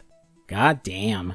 Like I brought up at the beginning of the video, this game is incredible, and I really hate myself for having missed out on it. Liberty City Stories, which I really enjoyed, definitely felt like more of a portable game. Here, not so much. Everything just felt bigger and more ambitious, like a true console GTA game, with more difficult missions, various NPCs, more side content, and a story that didn't just feel like Vice City again. Yeah, it doesn't have the scope of San Andreas, but I think it took the right lessons from each game in the trilogy to build something special. Like I said earlier, empire building combines the best aspects of asset missions and gang warfare, creating a compelling side activity that you actually have fun doing. Vic's bittersweet story had me a lot more invested than I expected. I wouldn't put it on the same level as Nico's story, but I still enjoyed it. Vic Vance is a breath of fresh air from your normal GTA protagonist, someone trying to support his family and not involved in crime just to be a crime lord or something. Hell, half the crap he gets involved in is a result of other people's actions, and not really his own. So you can't help but feel sad he couldn't have some sort of happy ending with Louise. Even with the knowledge he dies at the opening of Vice City, it would have been comforting to know he got 2 good years with her at least. I don't know if I'd say he's my favorite of all the GTA leads.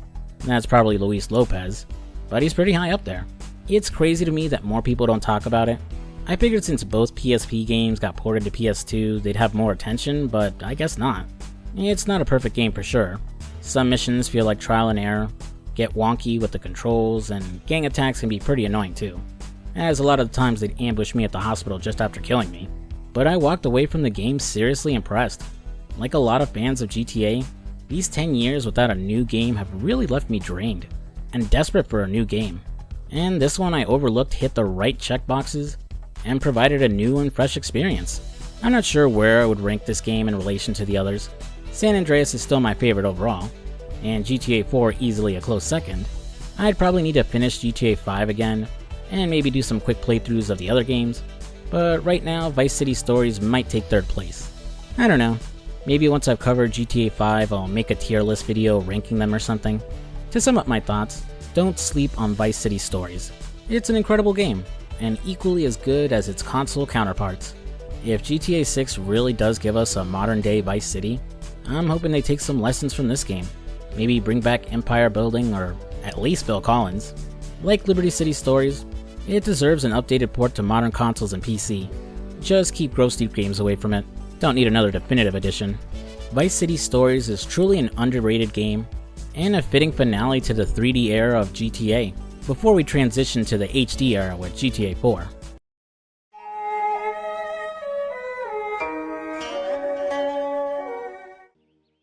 I had a dream last night.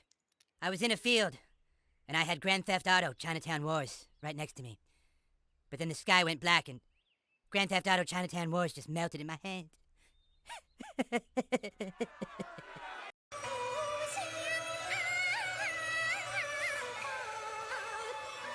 Grand Theft Auto Chinatown Wars, the second GTA game I never played. That just leaves GTA Advance, and I've officially played the entire series. I have to say, when Chinatown Wars was initially announced, I was both baffled and really intrigued. A portable GTA game on the Nintendo DS of all things? The system with kid-friendly titles like Mario and Pokemon on it?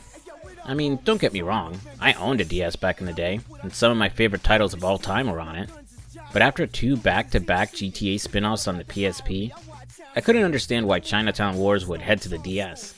Well, at first anyhow, as it did eventually come to PSP and later onto mobile phones.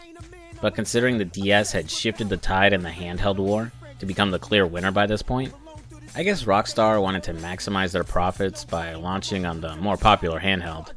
That said, I'm actually playing the PSP version for this one. No real reason this time. The DS version is perfectly playable on PC. It's more so because while I think its touchscreen minigames are neat, on PC they don't exactly feel the same with a mouse. You know what I mean? A stylus on a smaller screen just has the intended effect the game is going for. Like Vice City Stories, I don't really have an excuse for not playing it till now, but just like that game, it left quite an impression on me. Actually, even though I finished the game for this video, I couldn't resist downloading it on my hacked Vita to keep playing on the go. And let me tell you, it's been hard to pry myself away from the game to work on this script. So let's dive into what I consider the most addictive GTA game I've ever played. But before we get started, make sure to hit that subscribe button and turn on the notification bell, because after this, I'll be covering Saints Row 2. Trust me, you don't want to miss that video.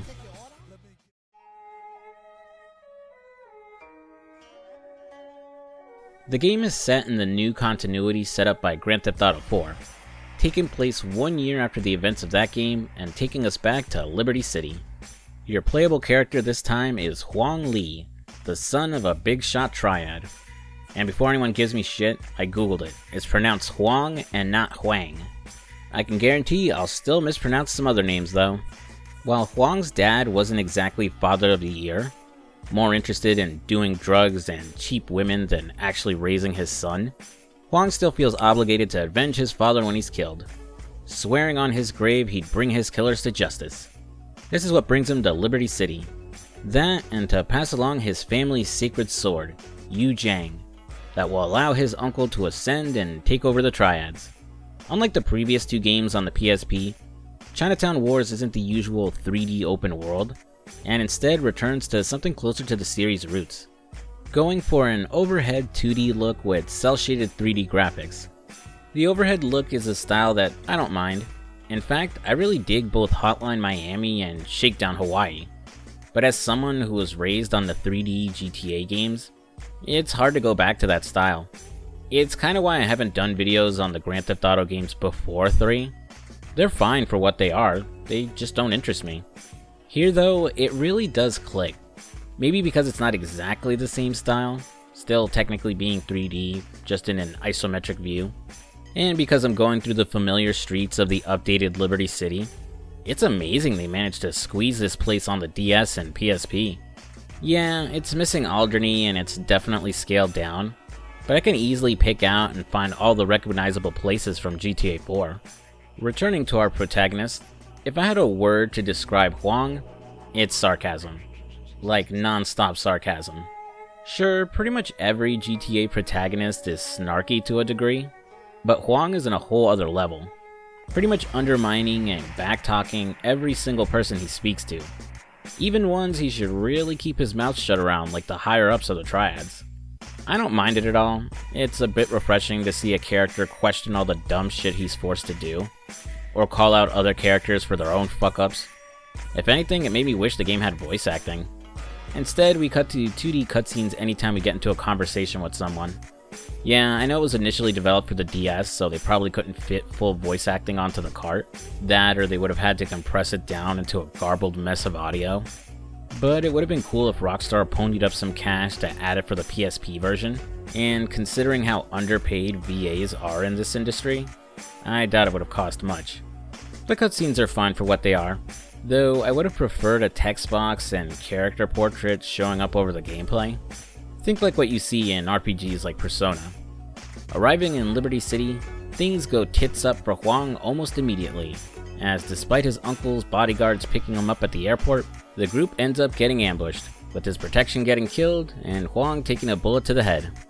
Luckily, it only scraped him, and his would-be assassins can't be bothered to check if he's really dead before tossing his body into the water. While Huang lives to fight another day, his family's sword ends up getting stolen, so he'll now need to find his uncle and deliver the bad news.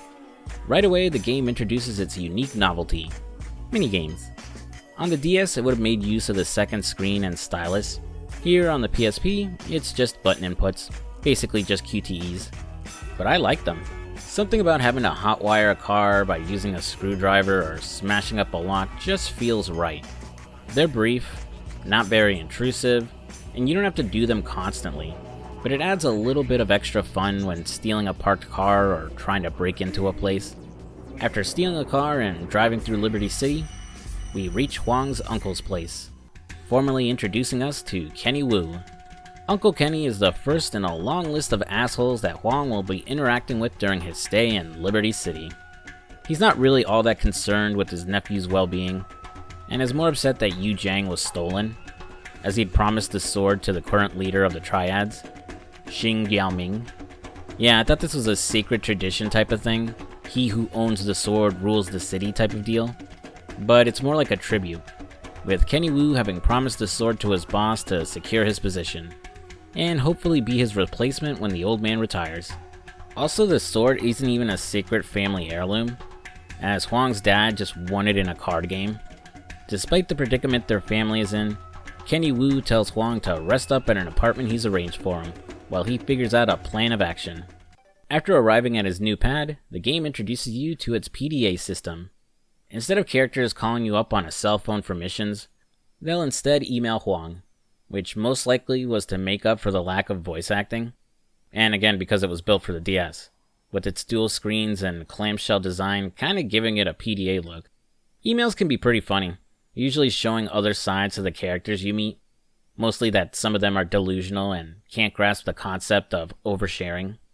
On top of expected features like having a map and GPS, it also lets you purchase guns from Ammunition, which can be delivered to your safe houses, as opposed to going to a spot in person to buy it. You have to do a couple missions before you unlock the feature, but I dig the convenience as I can quickly arm myself after returning to a save. Returning to Uncle K, he fills us in that his boss is very displeased about the loss of Yu Jiang, putting Kenny's current standing in the Triads in jeopardy. While Huang sympathizes, he questions why his uncle isn't more focused on finding his father's murderers, as opposed to some stupid sword. Kenny Wu is focused on his death, you see. Torn up inside. Hasn't slept a wink since it happened. Or so he says. Dead dad and missing sword brushed to the side for now. He tasks Huang with doing some work for him. He asks him to find out what happened to some men he had spying on some undercover cops, who were in turn spying on the filming of some porno that Kenny is having made. Purely for artistic reasons, of course. Bit of a weird setup for a mission, but I'd expect nothing less from this series. Heading to their location, we're introduced to one of Uncle K's spies, the lovely Ling Shan. After some back and forth between her and Huang, she explains she's the only spy left as the cops ended up ambushing her group. Right on cue, the cops return to finish the job, so Huang will have to get out of there and ditch the fuzz. This mission is basically a tutorial for how to use your GPS and for how the wanted system works, which is quite different from your typical GTA game. You know the system by now. You go commit crimes, you'll get a wanted level. The higher the wanted level, the more aggressive the cops get, till eventually calling in the military to take your ass out. Typically, if you have a 1-star rating, you can lose it by just staying out of sight of the police. 2-star wanted level or higher, you need to get to a safe house or a pay and spray to lose your wanted level. While those two rules still apply here, it's added a new and inventive way of ditching the cops. Underneath your wanted level is a cop car icon. If you cause a pursuing officer to crash or disable their car by smashing into them, it'll cross out the cop car icon, and then reduce your wanted level, with you needing to disable more cop cars the higher your wanted level. It's a really inventive system, and one I wish stuck around for the series. Now it's less about outspeeding the cops and instead about outmaneuvering them, getting them to crash into cars you slip by or just charging right into them to overtake them. Avoiding what could be a long slog where you manage to dodge like 5 cars with annoying rubber band physics, only for some asshole on the street to surprise you with a spike strip and screw you over. After evading the cops, we have a fun little moment between Huang and Ling, where my man shoots his shot, misses badly, and feels bad about himself when Ling says he has a tiny dick. Call me crazy, but I think I'm seeing a few sparks flaring up between them.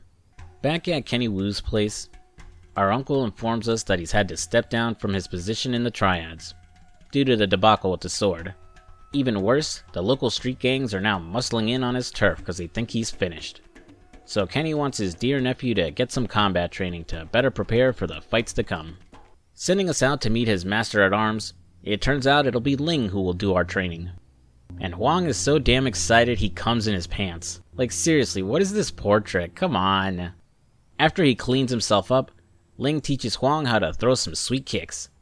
Which, while pretty cool, you'll almost never use. As we're introduced to something way more powerful than a sweet roundhouse kick. A gun. I don't know, maybe there's an underground Fight Club side activity I ended up skipping where it's semi-useful. But if you got a gun, outside of saving bullets I guess, you really don't have to use melee. And guns are easy to find. As Ling teaches us, you can find guns hidden in dumpsters. Only the red ones though. Once we're certified top flight security of the world, Uncle K sends us to go assist one of the businesses he offers protection to. Alrighty, time to show Ling my sick gun skills and knock her off her feet.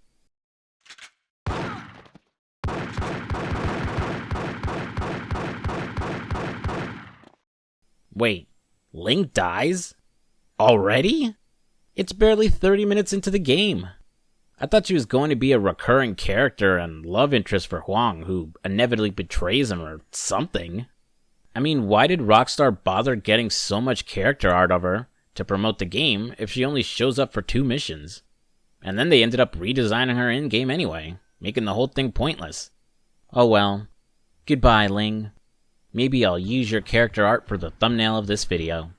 You know, in honor of her memory. Totally not using sex appeal as a cheap and easy way to get people to click on the video. Make sure you like, comment, and subscribe. Time to avenge my not love interest. Shooting is as basic as it gets. Just lock on and shoot. Switching between targets like you would in a regular GTA game. Though the lock on is probably the most busted of all the GTA games, as on top of people you can also lock onto cars. While it can be very useful, it also has a bad habit of creating situations where you're trying to shoot a guy literally right in front of you, only to shoot up his ride instead. It's annoying, but not a deal breaker, as if you get in the habit of switching targets, you can compensate for the iffy aim.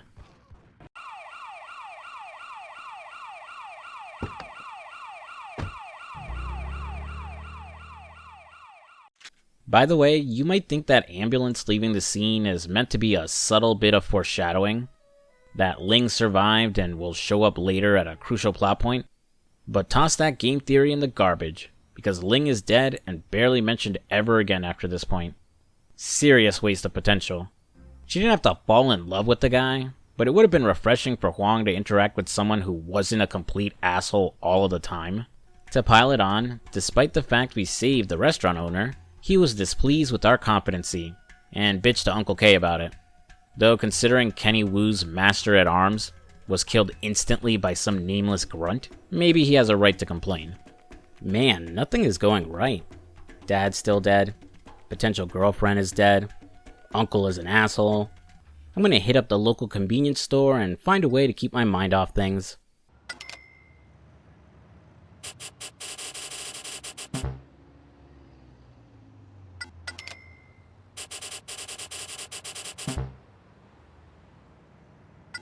Oh, come on. I can't even win a scratch-off either.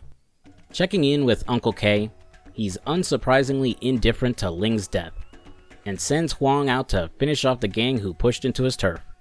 First, we'll confront a member of the gang, before chasing after him, killing his buddies, and then driving after his boss to finish him off.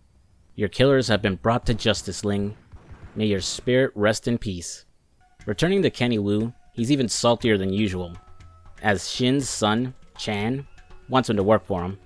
While Huang sees this as a good opportunity for his uncle to regain his standing with the Triads, Wu just scoffs at the idea, insulted that the idiot son of his boss would dare to ask him to work under him. So he has his nephew do it instead. It's a simple job, as you'll have to steal 3 sports cars and bring them back to Chan's garage before 6 in-game hours pass. The next mission for Kenny Wu works as a tutorial and unlocks the best side activity of the game, drug dealing. Scattered all over the city are dealers you have to seek out, who you can buy from and also sell drugs to. What they're selling varies from dealer to dealer, and how much they're willing to charge you or pay for a certain product also varies. The game simplifies it for you with indicators on what you're buying and selling, a green plus indicating a potential profit, and a red negative indicating a potential loss in profit. So the name of the game is to buy cheap and flip the product for a higher return. It boils down to a simple trading minigame, but man, if it isn't insanely addictive. It's simple to understand, can generate good money fast, and outside of occasionally running from the cops, not even remotely difficult. Though if you do get busted by the cops while holding, they'll confiscate all your product. So make sure you sell or stash it at your safe house. To assist with the process, you'll get emails from dealers who want to unload a product cheaply, or are looking to pay a premium for a certain product. You're only given to a certain day before the deal disappears, but if you find the right dealer, you can hit up the guy who emailed you over and over for even more cash. Adding on to this loop is this game's version of hidden packages, security cameras. In regular GTA games, there's usually a collectible hidden across the world that when you get enough of, you'll unlock weapons that spawn at your safe house. Security cameras won't unlock weapons for you, but if you destroy enough of them, drug prices will go down, allowing you to make more cash. So on top of dealing, you'll find yourself running around trying to find and destroy security cameras, which you need a throwable like a Molotov to get rid of. It's a really addictive loop, and similar to Vice City Stories, is the only reliable way to make money, as your mission payouts are usually trash. Also, guns can get pretty expensive, especially when you're trying to buy the more powerful stuff later in the game, so you're going to need some green to stay locked and loaded. I'd say the only downside is that guns is really all you're spending money on, along with safe houses and cars, I guess. An unfortunate side effect of the game's design, as you can't buy clothes for Huang, but with his model being so small you couldn't tell the difference anyhow. Maybe some stuff to furnish his various safe houses could have worked, kinda like how you could customize Tony's mansion and Scarface The World Is Yours. The only times you'll be pushed into drug dealing is when you have to earn enough money to buy a warehouse for Kenny Wu. And some characters will ask you to bring a certain amount of a particular drug before you're able to continue missions with them. Returning to Uncle Kenny, his reputation continues its downward spiral, as now the businesses in his territory are refusing to pay protection money. So we need to make an example of them by burning down their businesses. We need Molotov cocktails for the job, but can't buy them from ammunition yet, so we need to make our own. Heading over to the gas station, we play a simple minigame of filling up as many bottles as we can with gasoline before the pump stops. Molotovs and throwables in general can be a bit weird to get used to, as you have to stand still and use the L button to aim, and then press the circle button to increase the distance of your throw. The game's overhead view makes it hard to judge your throws, so it can be easy to whiff it and blow yourself up instead. On the bright side, you could throw it over smaller walls and cover, so it's a great way to take out a group of enemies without engaging them. After burning down the store, Uncle Kenny is in need of new men to work for him, as most are either dead or have abandoned him to work for a different triad boss. So it's time to pull a Julius Little, driving around Liberty City to save some poor souls from an ass whooping, and gaslighting them into repaying our good deed by joining the triads. And instead of jumping them into the crew, we give them a tattoo to initiate them. And man, this was probably way easier on the DS, because I did a piss poor job tatting this guy. Chan will reach out after I'm done working for my uncle, thanking Huang for the previous job and offering more work. Chan, being the son of the current triad boss, is the most likely to inherit his position when his father steps down. This is despite his obvious incompetence. In his emails, he tries to relate to Huang, pointing out the two of them are kindred spirits, both being spoiled rich kids with unloving fathers. Heading out to meet him in person though, we see that the pair couldn't be more different, as Chan lacks any real work ethic, is terrible at planning things, and is delusional in his belief that he's most qualified to be the new boss. In fact, the leaders of the other families favor his rival, Cho, who actually gets shit done and has a more professional attitude to him. Despite that setback, Chan is convinced he'll win their approval by coming in first in a local street race. Not quite sure how that proves he's fit to lead, but again, he's not the sharpest tool in the shed, as you'll see as we go through his various missions. Despite Chan's driving skills, he claims the current street champ, Hector, is going to be running 3 Honda Civics with spoon engines. And on top of that, he just went into Harry's and ordered 3 T66 turbos with NOS, and a Motec system exhaust. So we need to sabotage his ride to even the odds.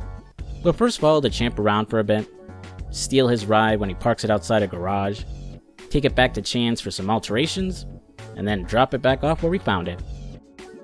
Dropping in on Chan on the day of the race, He's got a mean hangover thanks to partying the night before. With his godlike driving skills now impaired, he wants Huang to assist him in the race and ensure he takes the win. It's a nice little change up to the usual racing mission, as you have to interrupt the racers by smashing into their cars, keeping them from catching up and letting Chan take first. While praising himself for taking the win, he thanks Huang and offers him a position at his side when he makes it to the top. Yeah, somehow I don't think that's going to happen, especially if the Tongs happen to be watching that race. Around this time, Cho will reach out, offering his condolences about Kenny Wu's drop in power, and offering the opportunity to fix your family's reputation by working for him. But we'll need 20 bags of weed to give him first. So till I can gather up the devil's lettuce, it's back to working for that idiot Chan. His next bright idea to win the Tongs' favor is to become a big TV star. And how does he plan to do that, you ask? Well, by letting some reporter he knows do a documentary on him by filming his drug business. Though she promises to blur out his face and those of his associates. Yeah, I'm sure the Triad would totally be impressed by someone stupid enough to get themselves on the news. But before he can get his 15 minutes of fame, and inevitable 25 years to life in jail, we need to help his reporter friend by getting her van back. So we'll head down to the docks, use a crane to lift and search shipping containers, and take the van back to her. This is Melanie Mallard. As it turns out, she's not even a real reporter. Just someone who thinks she's a journalist and hopes to make it big by exploiting Chan. Yeah, I'm sure this will turn out great for everyone involved. In an email from Chan after this mission, he fills us in that Melanie is essentially his e-girlfriend, the two cybering through emails and trading nude photos. Like a Discord mod, she means the world to him, and so he asks that we assist her in making her documentary. Oh yeah, I should point out that these missions revolving around Melanie are exclusive to the PSP release of the game. I could start working for her now if I like, but I decided to go back to her online boy toy to finish up the jobs for him.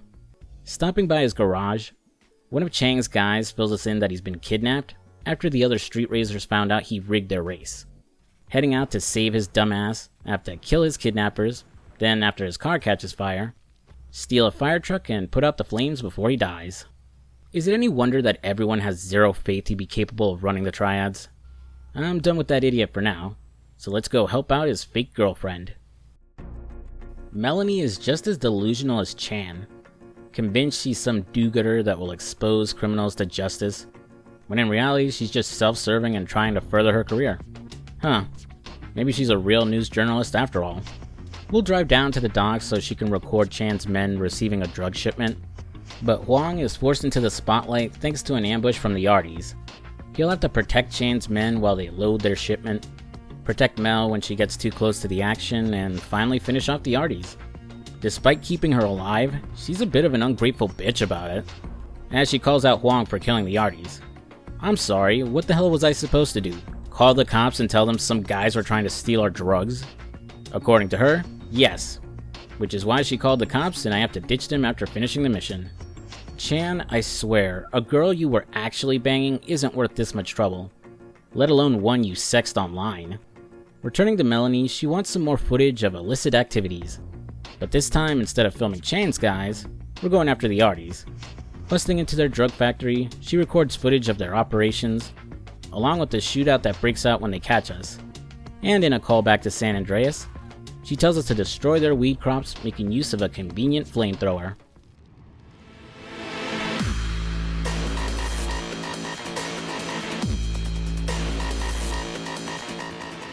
The Yardies' boss will eventually confront us, and after killing him, the bastard drops a live grenade as one last fuck you to Melanie and Huang. Luckily, we have plot armor and managed to avoid the explosion. The two women who were with them, though, weren't so lucky. Melanie chews us out for their deaths, and while Huang seems remorseful, he points out their blood is on her hands too, seeing as she insisted we get into this mess in the first place. She's quick to hop off her moral high horse when she realizes one of the women was a reporter for the local news channel, most likely undercover to do her own expose. Melanie is giddy as this could be her chance to become legit, as Channel 15 now has an opening. You know, it's kind of funny. For 2009, she's meant to be an over-the-top parody for a sensationalist media, but in 2023, she's basically your average news journalist. You know, trembling online on Twitter, trying to cancel someone like Mr. Beast, and having an identity crisis she has to pay $8 for a blue check mark. This wraps things up with April O'Neil here for now, so it's time to grab some sticky icky and finally meet Cho. Like Uncle Kenny, he too sees that Chan as the leader of the Triads would be an absolute disaster. The guy really has his head up his ass though, as while Chan is a delusional idiot, this guy acts like he's God's gift to the world. Cho is so damn arrogant about his own abilities that Vegeta would tell him to tone it down. I will ascend! The universe will marvel to see the ultimate Saiyan potential once again realized! And I will be... legendary. But I'll give him some credit, as the guy doesn't mind getting his own hands dirty as we help him out with his first job. Huang will sneak onto a delivery truck to steal its cargo, while Cho follows in his car, the goal being to toss enough crates onto his car to pass. It's basically the same mission you did with Ryder and San Andreas. Returning to his lockup, he's impressed with our skills, though Huang questions if all his bravado isn't to mask the fact he has a tiny dick. Though if you must know, Cho assures us that it's massive. Man, some of these interactions are just hilarious. I really wish there was voice acting because just reading the text doesn't do it justice. Our next job for this cocky bastard has him asking you to collect an old associate of his, Yuri, from the airport. Yuri is a criminal currently on leave from jail due to a medical condition, so we need to get past his police detail and kidnap him. This mission plays similar to one we did in Vice City Stories, where we had to be careful driving Umberto Rubino's dad around and avoid giving him a heart attack. With Yuri though, the cops are on our tail and crashing into us, so his heart will end up flatlining fast. Though thankfully it's not an instant fail, as we can restart his heart by mashing L. Getting him back to Cho, turns out he wants Yuri dead, which annoys Huang as he could have just killed him and skipped the hassle of outrunning the cops. Cho, however, wanted to do the deed himself, and in his own special way.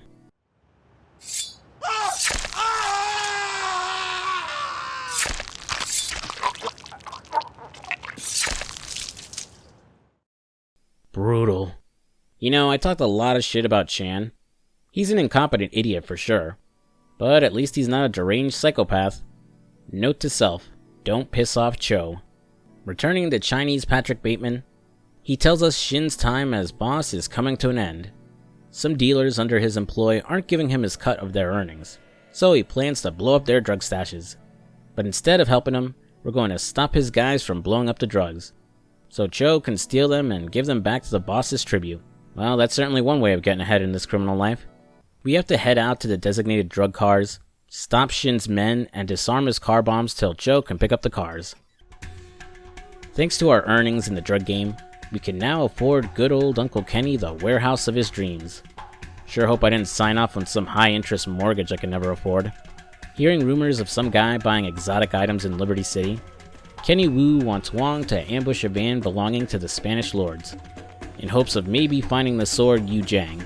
After stealing the ride, we don't find the sword, but do find a ledger with all their business dealings. So, at least we got something. The mission serves as a tutorial for stealing supply vans from rival gangs, as every now and then as you drive around Liberty City, you'll spot vans with a red indicator around it. Damaging the van till the driver bails, you can steal and bring it back to your safe house to search it for goods, either finding weapons or drugs. Dropping in on Chan, he's got yet another harebrained scheme to impress the Tongs, which involves brokering a deal with the Spanish lords to buy drugs from them. Spoilers, it's a setup, and now we have to protect Chan as we fight through the streets of Liberty City, and get him safely back to his dad's penthouse. Despite surviving, our troubles are far from over as the cops get the drop on us, with Huang being cornered by an LCPD detective. This is Detective Wade Heston, who knows quite a lot about what we've been up to since we came to Liberty City. But more importantly, he claims to have info on Yu Jiang.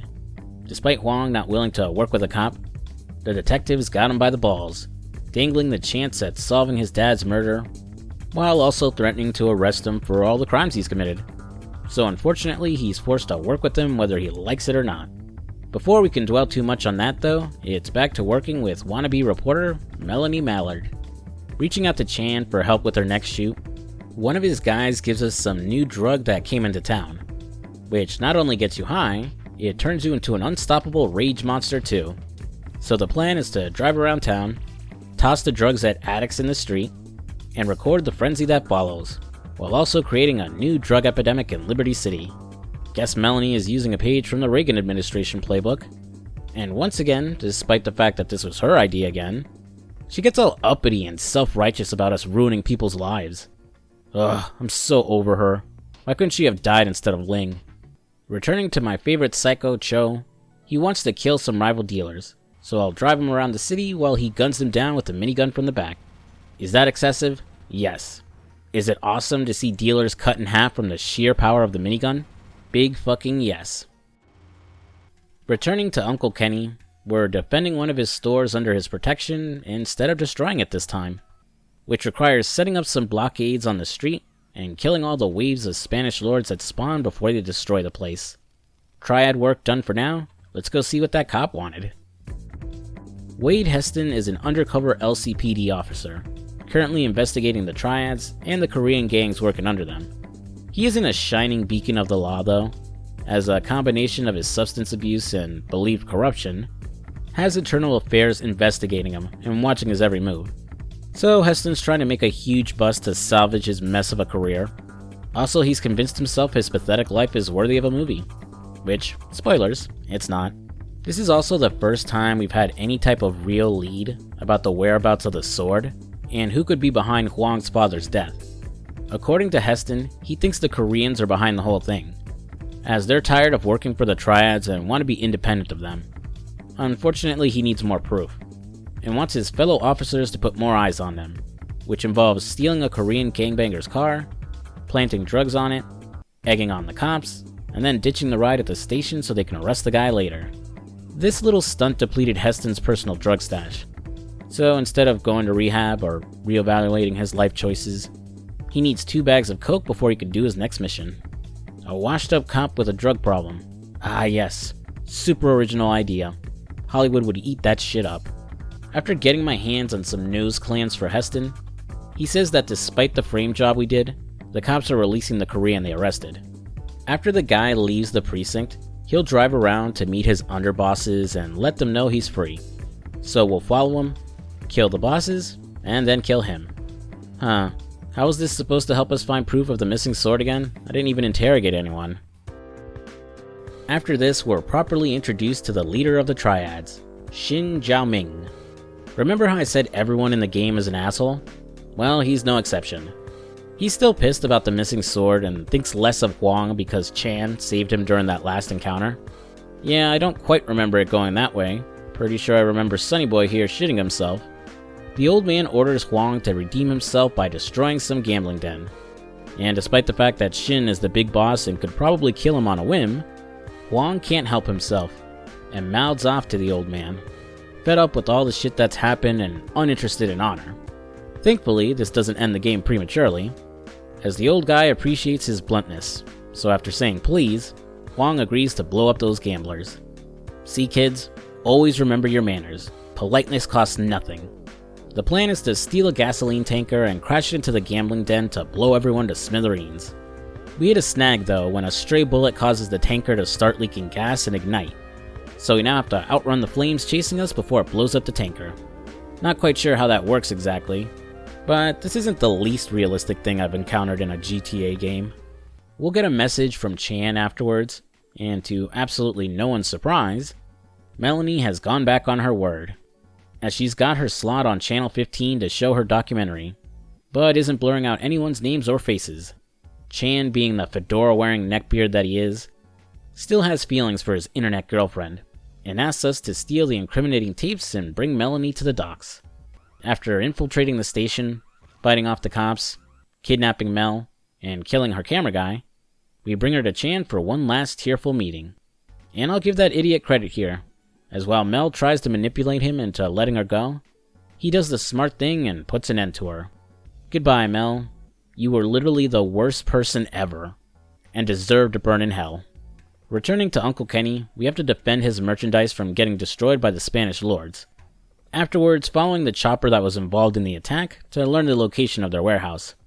I guess now's a good time to bring up that there's no flying in this game, most likely because of the isometric look of the game. which would make it impossible to navigate the city without crashing. A bit of a bummer, but at least you could still hail taxis to fast travel to destinations. Now that we know the location of the Spanish Lord's warehouse, Kenny Wu wants payback, and sends us to steal their merch and kill anyone who tries to stop us. Returning to Heston, he's getting impatient with internal affairs breathing down his neck, and needs his big bus soon.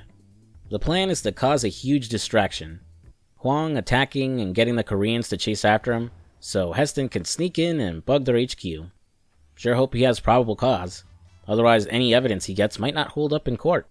Dropping in on him later, Heston's nowhere to be seen, but he'll email to tell us he and his squad are in an active firefight with Korean assassins, and needs help. Rushing to the scene, we bail out his squad and kill all the attacking gangbangers. Then, searching around for Heston, we find him in a puddle of his own blood, at the mercy of one of the assassins, with the guy packing a minigun. Since confronting that guy head-on would result in getting shot in half, I gotta get creative and use some cover to protect myself, and then use a Molotov to kill that guy.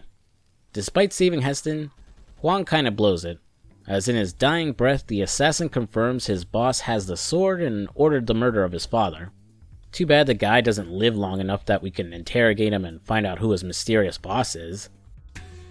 Things get worse when Kenny Wu reaches out pissed, as apparently us fucking with the Koreans caused a bit of a power vacuum, and Shin now wants to work with the Italian mob. Talking to him in person, he mellows out a bit once we tell him the Koreans were the ones involved in stealing the sword. He suspects either Chan or Cho are behind their actions. But before we can start investigating either, we need to get back into the old man's graces, which means picking up a drug shipment out at sea, avoiding the Coast Guard, and delivering it to the Italians. Hitting the water again, Chan challenges us to a race in the speedboat he took from the Spanish Lords. And after it breaks down and the Lords show up, we gotta keep his dumbass alive till a chopper can rescue him. Considering his incompetence, I seriously doubt he could cook up a plan to kill Huang's father and steal Yu Jiang. Cho, on the other hand, is a different story. Thanks to the damage we did to the Koreans, their protection rackets have been taken over by the Irish, cutting out the triads from a piece of the pie. So Cho wants us to win that protection back, by burning all their goods at a construction site. In the next mission, Dragon Hall Z, can you guess what that's in reference to? We need to assist Cho with a bank robbery. The plan is to blend in with a parade going on in Chinatown to escape, which we accomplish by stealing a giant dragon costume and dancing our way to freedom. It's dumb, but fun. Pretty sure they did the exact same thing in an episode of Jackie Chan Adventures. You know what isn't fun? Dealing with old man Shin. Swinging by his penthouse, he's in a worse mood than usual, as the feds are starting to move in on all of his businesses, and his son Chan got picked up and arrested too.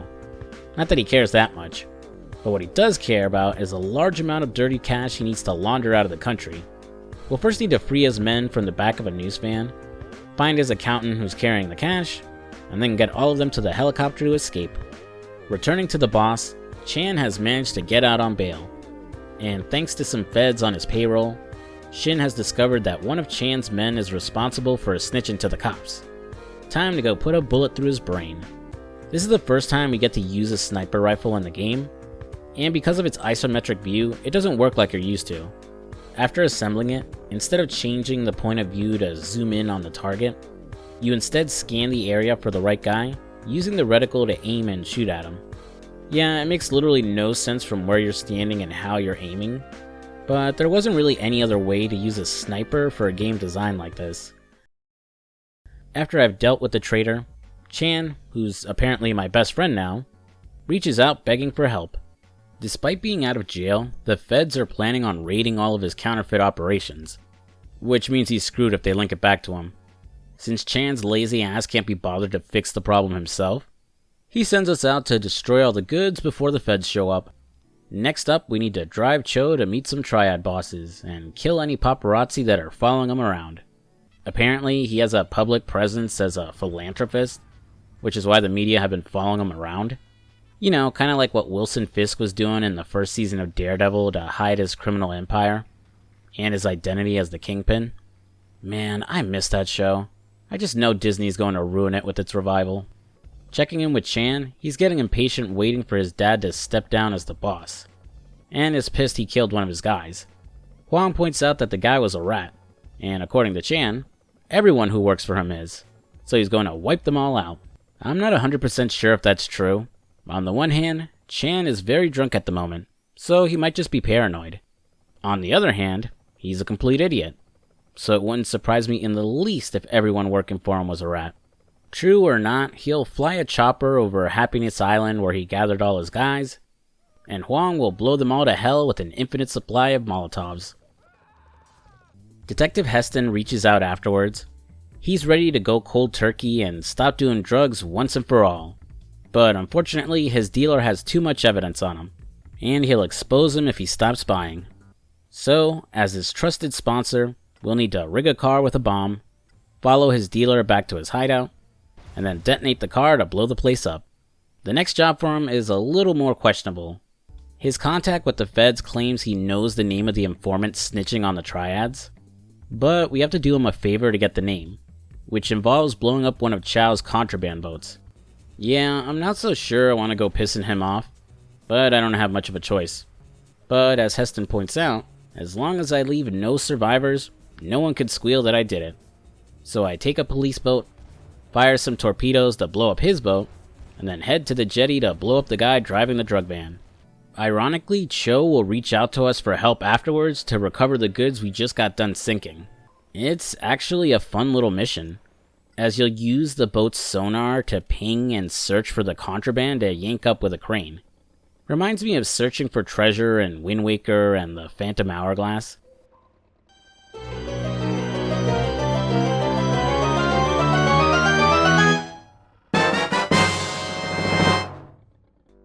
The next mission is also pretty fun, as Old Man Shin wants us to deal with some triads who've become disloyal, by lopping off their heads with a sword and taking their IDs as proof of the deed. Yeah, it's a basic go kill those guys mission, but something about how the sword kills them so easily makes it really satisfying. Too bad Old Man Shin ruins the whole thing, as the paranoid asshole points the finger at Huang as the traitor, and is getting ready to kill him. Luckily, and rather surprisingly, Uncle Kenny steps up to vouch for us, keeping us from joining our pops in the afterlife. Though only a little longer, as we're still done for if we don't find the rat or the sword soon. Man, isn't working for borderline senile crime lords fun? Doing some work on his own, Shin has two suspects that he believes could be betraying the triads. First is the Angels of Death biker gang, in which the old man hires a private investigator named Lester to infiltrate the gang. And the other are the Midtown Gangsters, the Korean gang we've been messing with for the last couple of hours. Since they seem the more likely of the suspects, let's go after them first. The first half of the mission plays like a stealth mission, as we have to follow a prominent member around, making sure to use cars and walls as covers so he doesn't spot us. Then, when he meets up with his contact, we'll bug his car and follow him to his hideout. Next, I'll check in with how Lester is doing with the Angels of Death, but he needs 10 bags of ecstasy before he can get in the door. Meeting him in person, he's not quite what I was expecting. Yeah, he looks like a dude going through a middle-age crisis and thinks buying a bike will restore his lost youth. But on the other hand, he looks like he's way too heavy to actually ride a bike, which is exactly where we come in, as drugs aren't enough to get in the gang, and he'll have to show off his sick biker skills to impress the Angels of Death. So we have to pretend to be Lester by wearing his jacket and riding his bike. I guess the Angels of Death have really bad eyesight or something. How else would you explain them mistaking the thin, Chinese immigrant Huang for the overweight and white Lester? The mission just needs you to drive around through some checkpoints and occasionally do some stunt jumps. We also have to fight off our old gang from GTA 4, the Lost Biker Gang.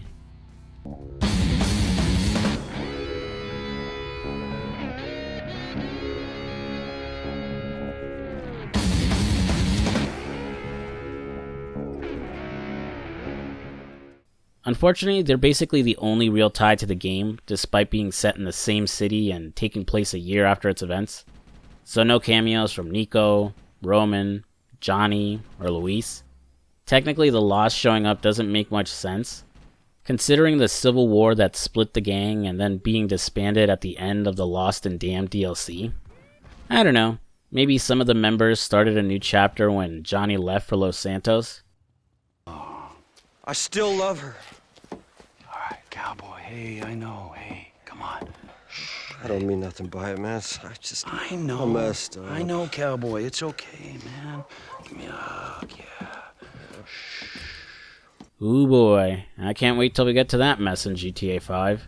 After getting Lester into the gang, he'll get to work digging up info on them. In the meantime, it's back to Shin to deal with the Koreans. He wants us to bust into their HQ and steal a safe that could contain incriminating evidence of their betrayal. This mission is almost exactly the same as one we did in Saints Row, where we had to steal drugs out of the police evidence locker, as you have to use a bomb to blow a hole into the Koreans' HQ, back up your van with Shin's guys up to the hole, defend them from attackers while they load the safe, and then get the hell out of there. After the goons crack the safe, they're happy to report that none of the documents they find mention Huang at all. I mean, yeah, no shit. I've been fucking up their whole operation. It wouldn't make any sense I work with them at all. Dropping in on Lester, he starts investigating the Angels of Death, but he's hit a snag as he needs to pass one more test to be let into the gang. He has to sell a ton of product for them, but because the gang made him take some coke-laced bong hits, he's in no shape to go dealing, so it's up to us to bail him out. Driving around to sell products and killing anyone trying to muscle in on our turf. Afterwards, delivering the cash to Lester, who's pretty grateful about it. I know he's lazy, and probably grossly underqualified for his job as a private investigator, but he's actually a genuinely nice guy. Probably the only person in the game who doesn't treat Huang like shit or a disposable workhorse. Can't say the same about this next guy. During this whole debacle with Shin searching for the traitor within the Triads, someone else reached out pointing the finger at a completely different group. Meeting him at the cemetery, we're introduced to Rudy Diavanzo, who is part of one of the Italian mob families, or I think he is, as it's never specified which family he works for. While Rudy isn't an outright jerk, at first at least, there's this air of smugness around him when you talk to him, though that might be because of his character art. He fills us in that the guy leaking info to the feds is Jimmy Capra, a made man in the Messina crime family, and who just so happens to be working with the Triads at the moment. Huang is skeptical, but Rudy's claim is backed up when the pair get ambushed by a bunch of Messina men, so we'll need to protect him and fight our way through to safety. Huh, fighting a bunch of mafia goons in a cemetery? Why does this feel so familiar? Might just be my imagination. Well, sure hope this won't turn into a wild goose chase I regret later. Checking in with our least favorite police detective, he has another job for his FIB contact. They have an illegal wiretap that's getting interfered with and needs us to unjam it. We have to drive around and look for 3 scramblers, which can be a bit tough to find as their signal jams your GPS. So once your minimap is nothing but static, you have to walk around on foot and pay attention to your surroundings to find the signal jammers. Though the final one is much tougher to find as it's on a van driving around. Meeting Rudy at a diner, he lets us know that he bugged Jimmy Capra's car, and with any luck, he might have the proof Huang needs to take the Shin and expose the rat. Of course, as always, we're doing all the work, as we have to break into the lot where his car is, kill his men, and then drive it back to Rudy. Speaking of Old Man Shin, we get an email directly afterwards where he calls us out for starting shit with the Messinas, and says we need to stop working with Rudy unless we get some good proof against his new allies. Well, I'm working on getting the proof, jeez. He's also gotten word that the Koreans are about to accept a shipment of heavy weapons, and worried they might get some stupid ideas. Oh, I don't know, like using them against him. We gotta go and stop them. Heading down to the docks, we'll interrupt the deal by killing everyone there, before following their weapons boat and sinking it. Thanks to everything we've done to the Koreans, they're basically no longer a threat. Unfortunately, the boss isn't done with them yet. For the crime of trying to think for themselves and be independent, Shin wants us to blow up their main base of operations. You know, with all this work we've been doing for him, along with solidifying the Triad's authority, I would hope he'd just forget about that stupid sword already. Anywho, we pick up some explosives, infiltrate their base, kill their guards, place the bombs in key places, and sit back and watch the fireworks. Getting an email from our big and jolly pal Lester. He's been blending in well with the Angels of Death. Even bonded with them as they ran a train on some chick. Oh man, seriously, the script for this game is a work of art. Rendezvousing with him outside a drugstore, he says he's close to getting the info we need, and thinks the boss's girl Meredith might be the key. We have to help Lester prove himself again before he can get close to her. This time, protecting a drug convoy for the Angels, and killing any lost members who try to ambush us. Returning to Rudy, he says the recording proves that Capra is the rat. He'll even give us a copy of the recording to pass on to Shin, though he wants us to take out some rats named on the tape first. All of them Capra men and who all have some heavy protection. Might have been smart to verify their names were actually on the tape first, but I'm sure we'll be vindicated later. Checking in with Heston, he's in deep shit as Eternal Affairs has confiscated his car, with tons of incriminating evidence inside, that not only will take him down, but some of his buddies on the force too, who are already working to chase after and destroy his ride. Well, it looks like the problem is about to solve itself, so why does he need us? Apparently his car was his final gift from his now dead wife, so it holds sentimental value.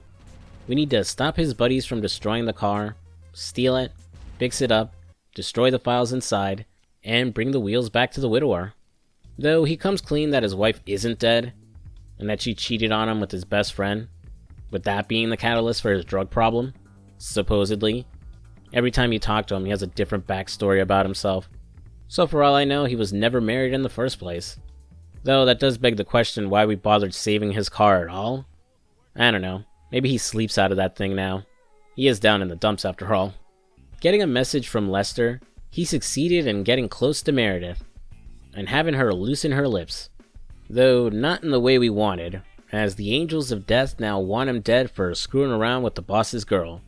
So we have to protect him from the gang while Lester picks her up and heads back to her place to get more info. After the mission is done, it turns out that there was no FIB rat in the Angels of Death. The whole debacle only earning our fat buddy every STD known to man. This brings an end to our time with Lester.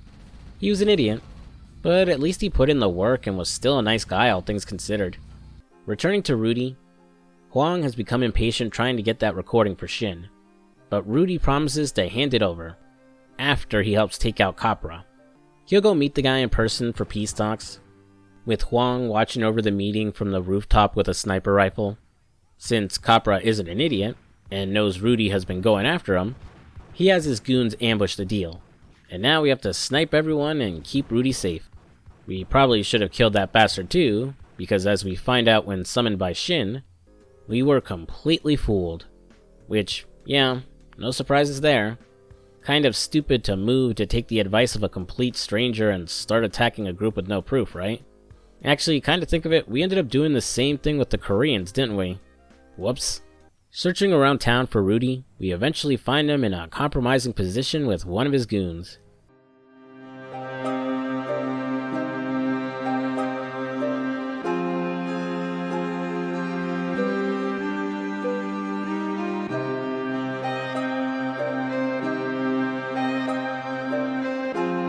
Yeesh. He is one ugly lady. Chasing after him, I eventually pin down his car and put an end to him in the streets. We're now in the final stretch of the game, as we close in on the true rat and hopefully find the whereabouts of the sword. Talking to Heston, his federal contact got exposed by Internal Affairs. Before he was taken down, he says the name of the rat was on an encrypted file on FIB's database. We have to drive around and find the right spot in between hotspots in order to get the strongest signal and then begin downloading the information we need. Doing it 4 times and avoiding the cops who end up tracking our signal. Talking to Heston, he's left baffled at the identity of the rat. Or, should I say rats, as Chan and Cho have both been talking to the feds, snitching on each other and their boss. Huh, that's certainly a twist.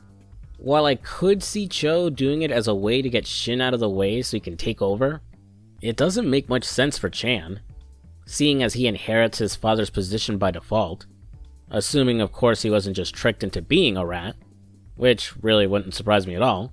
Meeting up with Uncle Kenny at the Libertonian, he's just as surprised about the reveal of the rats, and believes now is the time to tell Shin and the other Tongs. Unfortunately, the old man has become fed up with us, and has put a hit on Huang and Kenny. So we have to survive through a war zone as Shin's assassins attack us from all directions, with a helicopter dropping bombs on us along the way. Miraculously surviving and finally reaching the old man, we expose the truth to him, finally clearing our names. Shin is unable to deny the facts, and due to his oath and position, he's forced to order the death of Cho and his son Chan.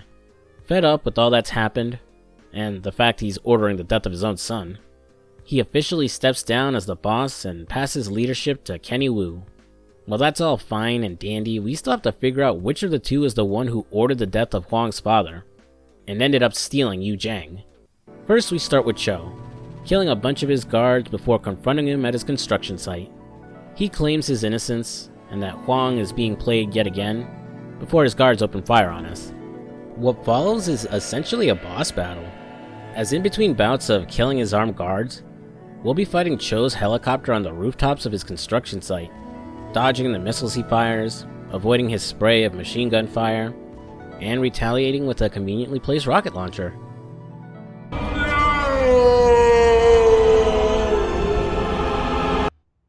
With Cho dead, that just leaves one more rat. Heading down to the pier, Kenny Wu has sent us some backup to deal with Chan, and we're reunited with that guy we recruited way back at the beginning of the game. It's not the happiest reunion, as he's still salty about my shitty tattoo work. As a group, we'll work our way through the docks, killing our way through Chan's guards and eventually doing the same as we go into his warehouse. How the hell does he have this much protection? Didn't we kill all his henchmen a while back? Also, why would anyone willingly still fight for this guy? Especially now when his dad's not even the boss anymore. Eventually finding Chan, like Cho, he swears his innocence, rushing off by car to try and escape retribution. Driving after him, I catch up and put an end to that obnoxious bastard once and for all. Unfortunately, in what's becoming a running theme in this game, we may have acted too rashly. As Heston emails us afterwards, it turns out we were played yet again, as his FIB contact had given us a falsified file, and the guy had been working with the real rat this entire time. Meeting up with Heston, we head out to where his contact is going to meet the real mastermind. And hold on to your butts, you won't believe who was the real traitor all along. It was Uncle Kenny! Which really isn't too surprising, as his attitude since the beginning of the game kind of hinted that he was up to something. Yeah, you could dismiss it as him being an uncaring asshole, but a lot of missions and conversations with him showed just how power hungry he was, how much disdain he had for his brother, and how much he dreaded working under anyone else, especially Chan. At first, it doesn't make much sense that he stole the sword he was going to give to Shin, as this ended up really screwing up his own position, but Uncle Kenny will explain that he wouldn't ascend to being the true Triad boss, instead working more as a leader behind the scenes with Chan being the face. Think Kenny Wu playing the Tywin Lannister to Chan's Joffrey Baratheon, if that metaphor makes any sense. Or you've watched Game of Thrones. So he concocted this whole scheme to eliminate his rivals, and so that he can rule with complete authority. What a crafty bastard. Now let's go kill his ass and avenge our deadbeat dad. After the FIB gets the drop on us, we have to shoot our way through and chase after Uncle Kenny. In the tradition of all GTA final missions, it's one huge set piece. First, fighting side by side with Heston through Kenny Wu's guards at the desalination plant. Then, following him by boat, fighting off a combo of more of his guards and the police, until finally chasing him back to Shin's penthouse. After Kenny Wu blames Shin for this whole debacle for wanting the sword in the first place, he guts the old man before we engage him in a final battle.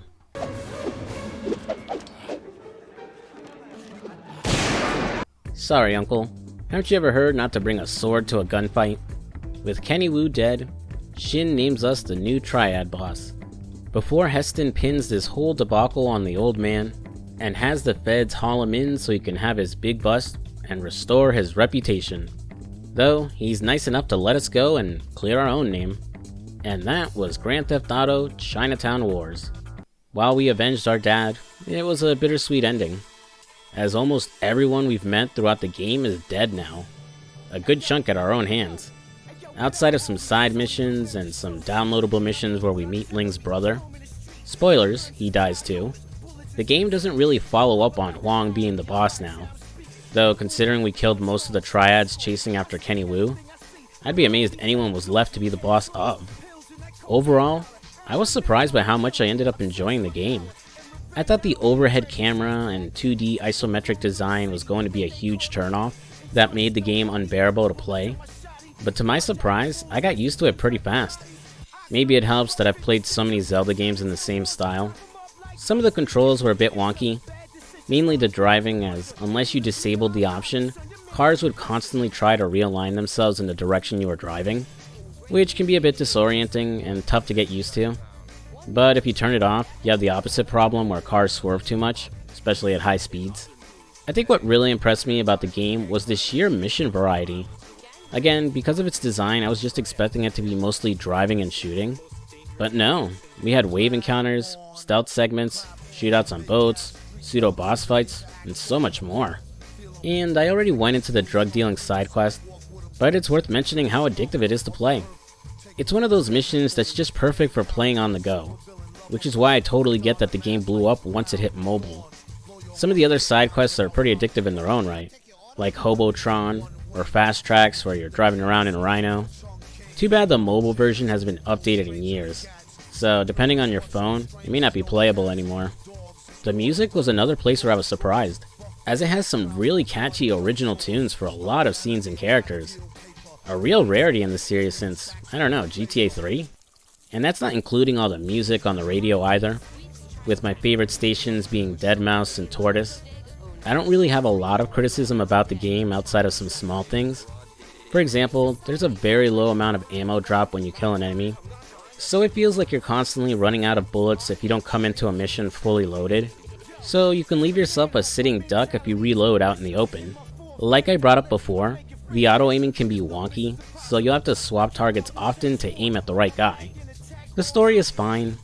If anything, it's one of the few that are consistent from beginning to end. Avenge your dad and get the sword back.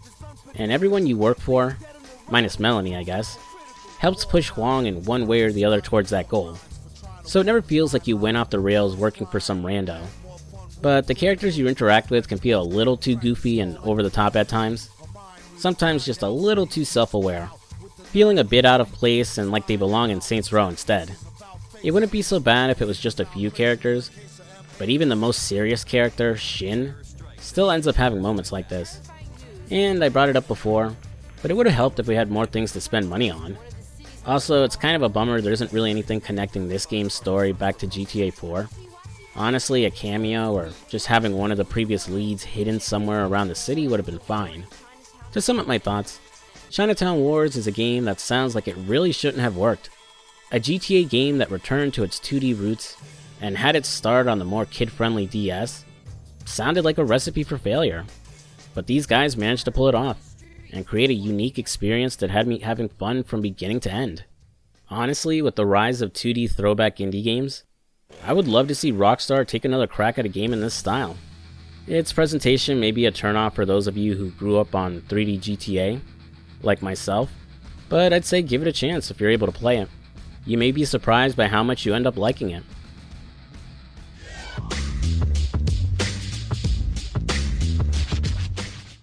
Welcome back to the channel, folks.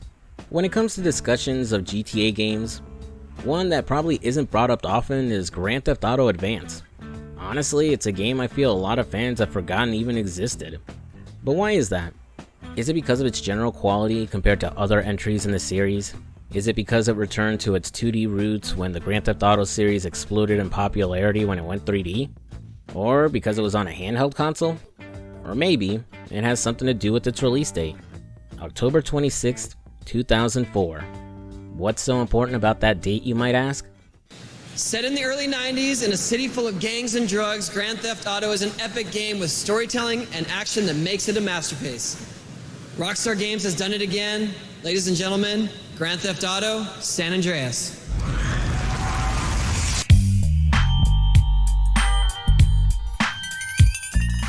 Alright.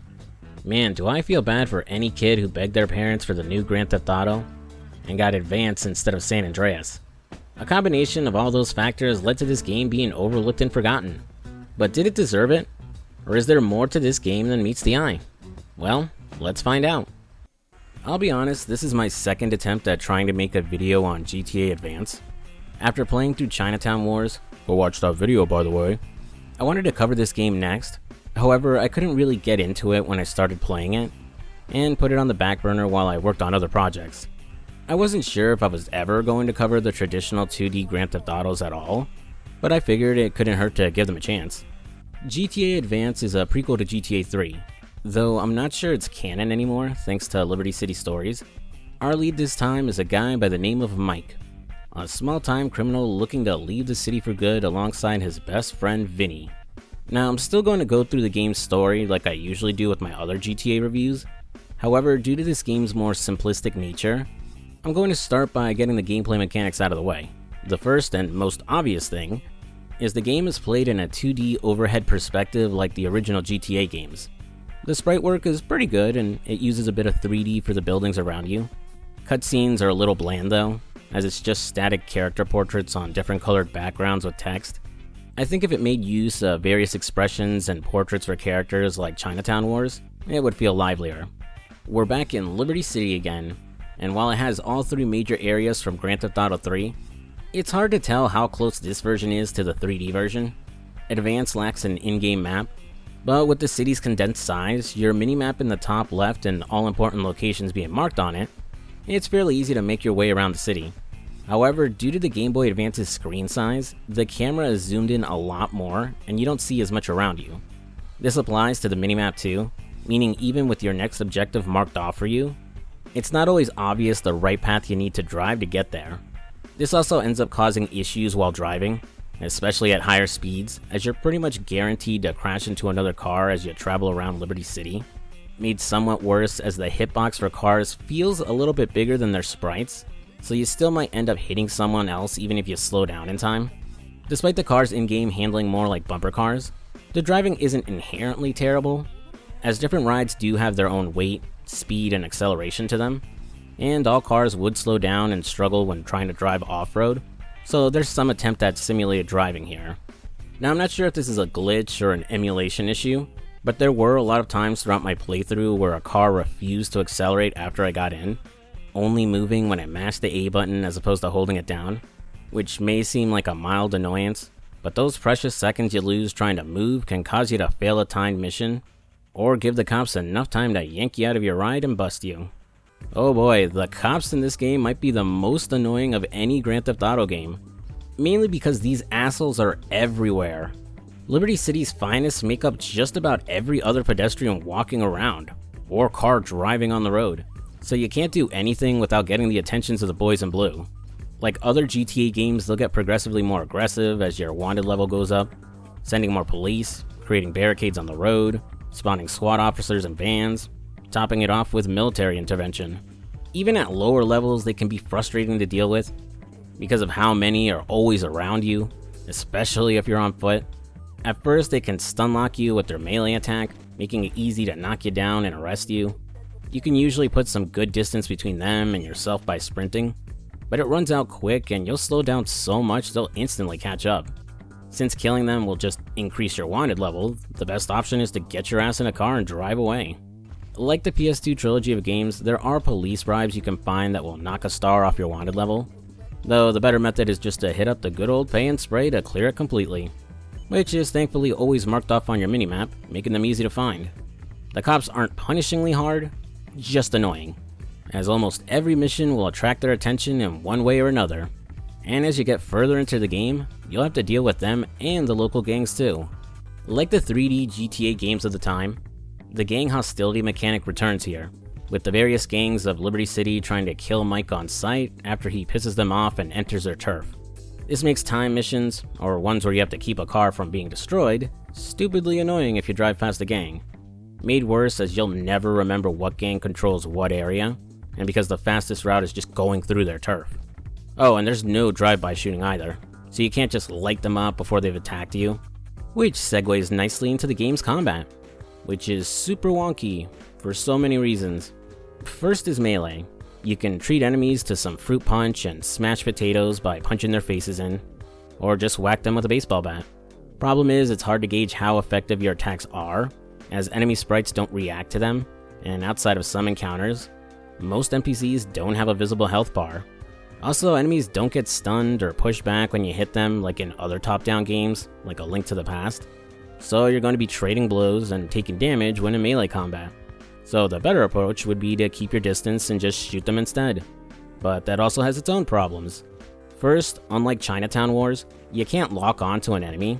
The best you got is the option to strafe and lock you into facing one direction as you shoot.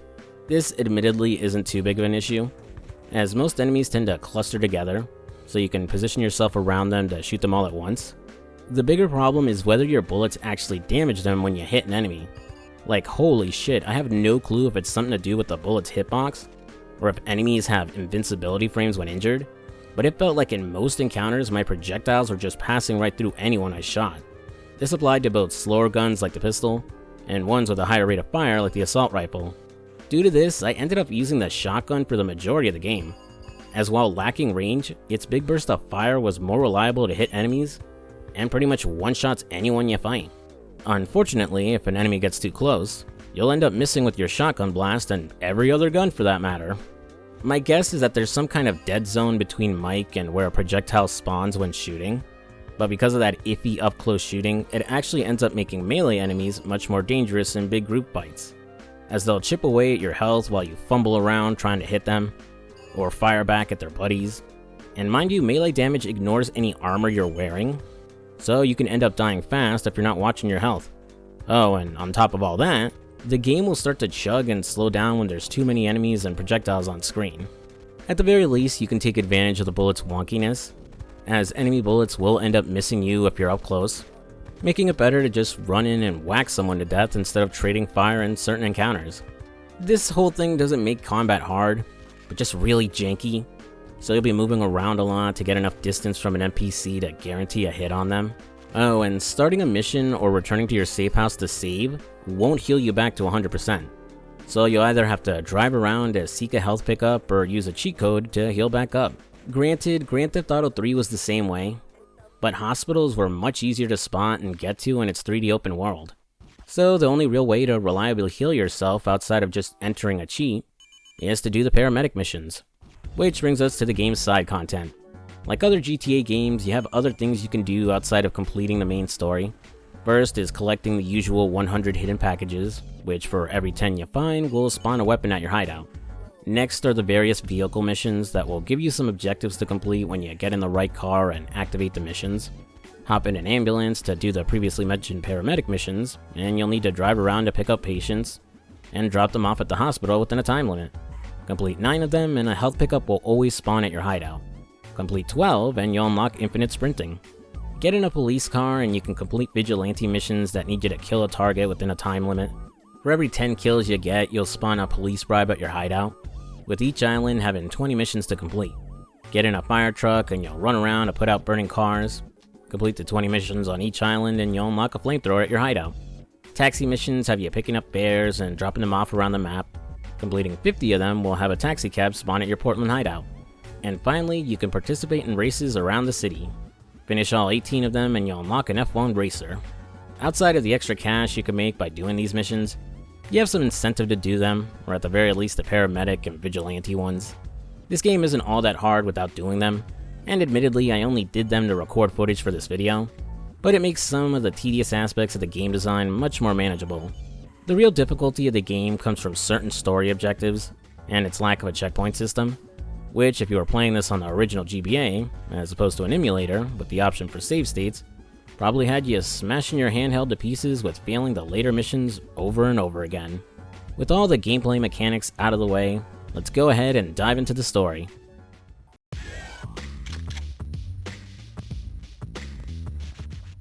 Like I previously mentioned, this game is a prequel to Grand Theft Auto 3, taking place 1 year before the events of that game.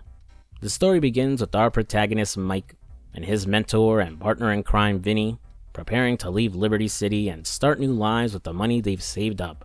While they have all they need, Vinny insists they head to a nearby Italian restaurant and meet with the Mafia first, as he might be able to negotiate doing some work for them and getting even more cash before leaving town. For whatever reason, it's not explained which family he's cutting a deal with, and they're just referred to as the Mafia throughout the game. So we have no idea if it's the Leones, the Forellis, or the Sindacos. Also, despite these opening missions technically being done on behalf of the mob, we don't actually meet any of them, as Vinny is the one doling out jobs. These opening missions serve as your standard tutorials, teaching you where your hideout is and how to save, where to find the ammunition and how to shoot, how to drive and find the paint spray to lose your wanted level. After collecting some protection money and taking out some local hoods, our work for the Mafia is almost done. Vinny just needs Mike to get them some fake IDs so they can disappear. Being sent out to meet an old friend of his, it turns out to be a familiar face from GTA 3, the bombs expert, 8-Ball. We met him during the opening of that game when he and Claude escaped their prison van. After getting the IDs from 8-Ball and escaping the cops, Mike and Vinny will be ready to leave the city for good. Heading to their agreed meeting spot in Chinatown, Vinny will page Mike on his beeper that things have changed and to meet him somewhere else instead. Now arriving at the new location, Mike will pull up to their getaway car, only to see his mentor blown to smithereens. Vinny, no! Who would do this? And why? Mike doesn't get to mourn his mentor as the explosion has gotten the attention of the cops. After losing them, he'll meet up with 8-Ball, who offers his condolences at his loss, and that he'll try to dig up some info on who pulled off the hit. In the meantime, he'll get his hands on their blown up car to figure out who's making bombs on his turf. With the money he needed to get out of Liberty City going up in flames with Vinny, Mike's goal has shifted to finding out who killed him and getting revenge for his mentor. Returning to 8-Ball, he hasn't narrowed down Vinny's killer just yet, as outside of Mike, pretty much no one likes him. So any group in Liberty City could be responsible for taking him out. For now, it's time to put our best friend to rest. Though instead of giving whatever is left of him a proper burial, 8-Ball stuffs him into the trunk of a car, and Mike will drive it out to the junkyard to be crushed. Rest in peace, old friend. Working for 8-Ball for the next set of missions, he'll first have Mike pick up hookers working for him and drop them off to meet their clients. One of the girls being Misty, Joey Leone's main girl in GTA 3. Next, he needs us to deliver some volatile goods to a buyer of his, being sure to drive carefully and not damage the car, or risk getting blown to pieces like Vinny. Then, taking care of some goons working for a guy named Scarelli, and stealing the guy's car while you're at it. The final mission for 8-Ball has him discovering some info related to Vinny. Apparently, he was working with a shady bartender by the name of Johnny, who is arriving at the docks expecting our old mentor to meet him. Meeting face to face with Johnny, he claims he doesn't know anything about Vinny's death, and is in fact actually surprised by it, as our mentor owed him some money. Cutting a deal with the shady bartender, Mike will work off that debt owed to him, and Johnny will work to try and find out who blew up Vinny. Avoiding an ambush from some unknown gang after the bartender, we'll drop him off at his bar after killing the guys waiting for him there. Sorry if I'm not discussing the characters all that much. Almost everyone we meet is as shallow as a puddle, so there isn't really much to discuss outside of saying they're a criminal, and mentioning whatever tiny quirk they have that differentiates them from the next mission giver. Also, the cutscenes aren't long enough to flesh them out outside of telling a joke and what the mission objective is. In our first job for Johnny, he wants Mike to hunt down and kill a few people who owe him money and have refused to pay. This is the first mission with any real challenge, as we have to drive all around Portland to kill the targets in under 4 minutes. If you're not familiar with the map yet, it can be tough to find the optimal route to reach each target before time runs out. At the very least, they're all fairly easy to kill, especially if you have a shotgun. Next gig has us working as an Uber driver, as we need to take Johnny's drunk lady friend home. We'll first take her to get another drink, then run from her boyfriend, and finally rush her back home before she pukes and ruins the interior of Mike's car. Next mission, we'll hop in a monster truck and drive around to collect the various chemicals Johnny uses to make his special booze, being careful not to blow ourselves up by damaging the truck while also returning to the bar before time runs out.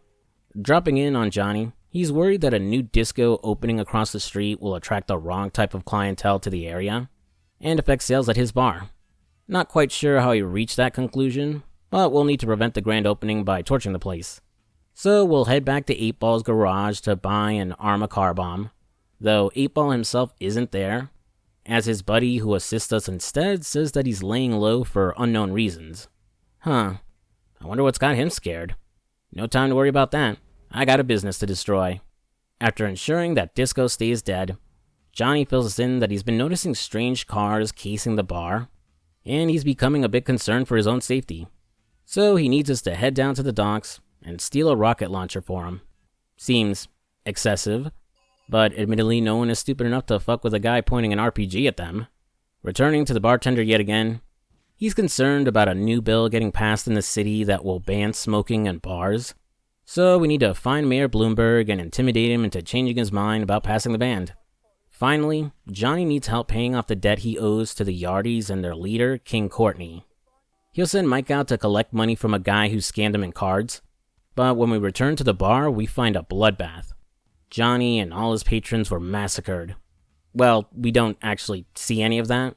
Just Mike telling us what happened. This is what I meant about the cutscenes being so boring. Like, come on guys, would it have killed you to use a new image for this scene? Whoever killed Johnny is still close, as Mike will spot a car taking off outside. Chasing after them, we'll follow them to the next area of the game, Staten Island.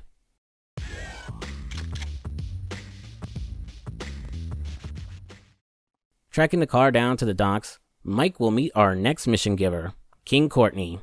He's yet another returning face from Grand Theft Auto 3. Well, sort of. As while he doesn't physically appear in that game, he's the one calling Claude and giving out the second set of payphone missions on Staten Island. King Courtney explains he didn't kill Johnny, and that he was already dead when his boys arrived to collect the money he owed. He doesn't really offer any proof to back up his claim, but he seems trustworthy enough, so let's just blindly believe him for now. Before Mike can start working for him, he needs to prove his driving skills by completing a race first. Kind of random, but I think it's just the game's way of helping the player familiarize themselves with the new island. Something I never managed to do, as I always ended up taking the most obtuse driving routes throughout Staten Island during most missions. And more often than not, my dumbass would end up taking the road that leads to the next island. And I would have to turn all the way around and take another street to head where I was going. And it only got worse once I reached Shoreside Vale, though that island has some real issues with its map design, but I'll get to that later. Having impressed King Courtney with our drive-through checkpoint skills, he offers to help Mike in his search for Vinny and Johnny's killer, in exchange for doing work for him, of course. We didn't really get anywhere the last 2 times an NPC offered to help, but maybe 3rd time's the charm. Like the others, King Courtney brings up how unlikable Vinny was and probably earned what was coming to him.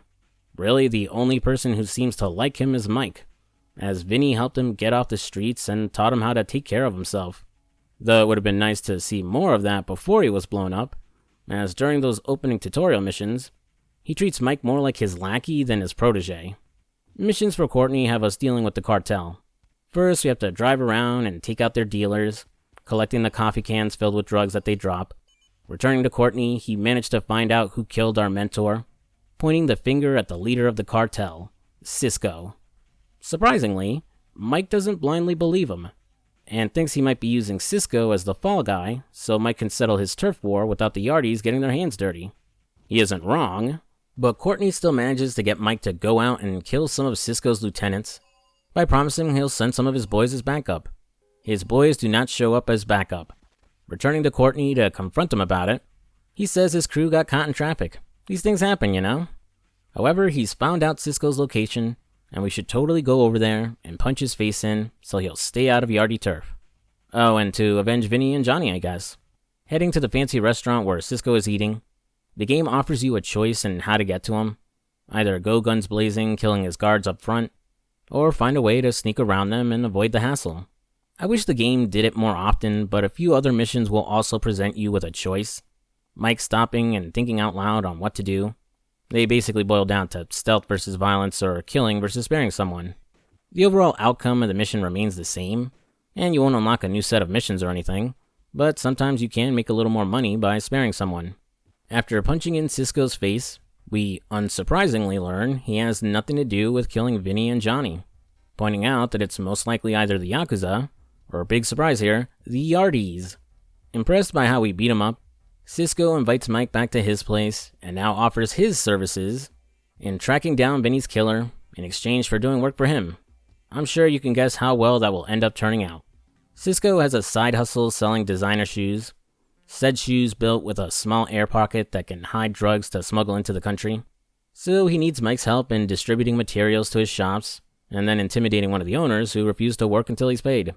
Next, Cisco wants to take out a factory that sells aerial surveillance equipment used in Central America.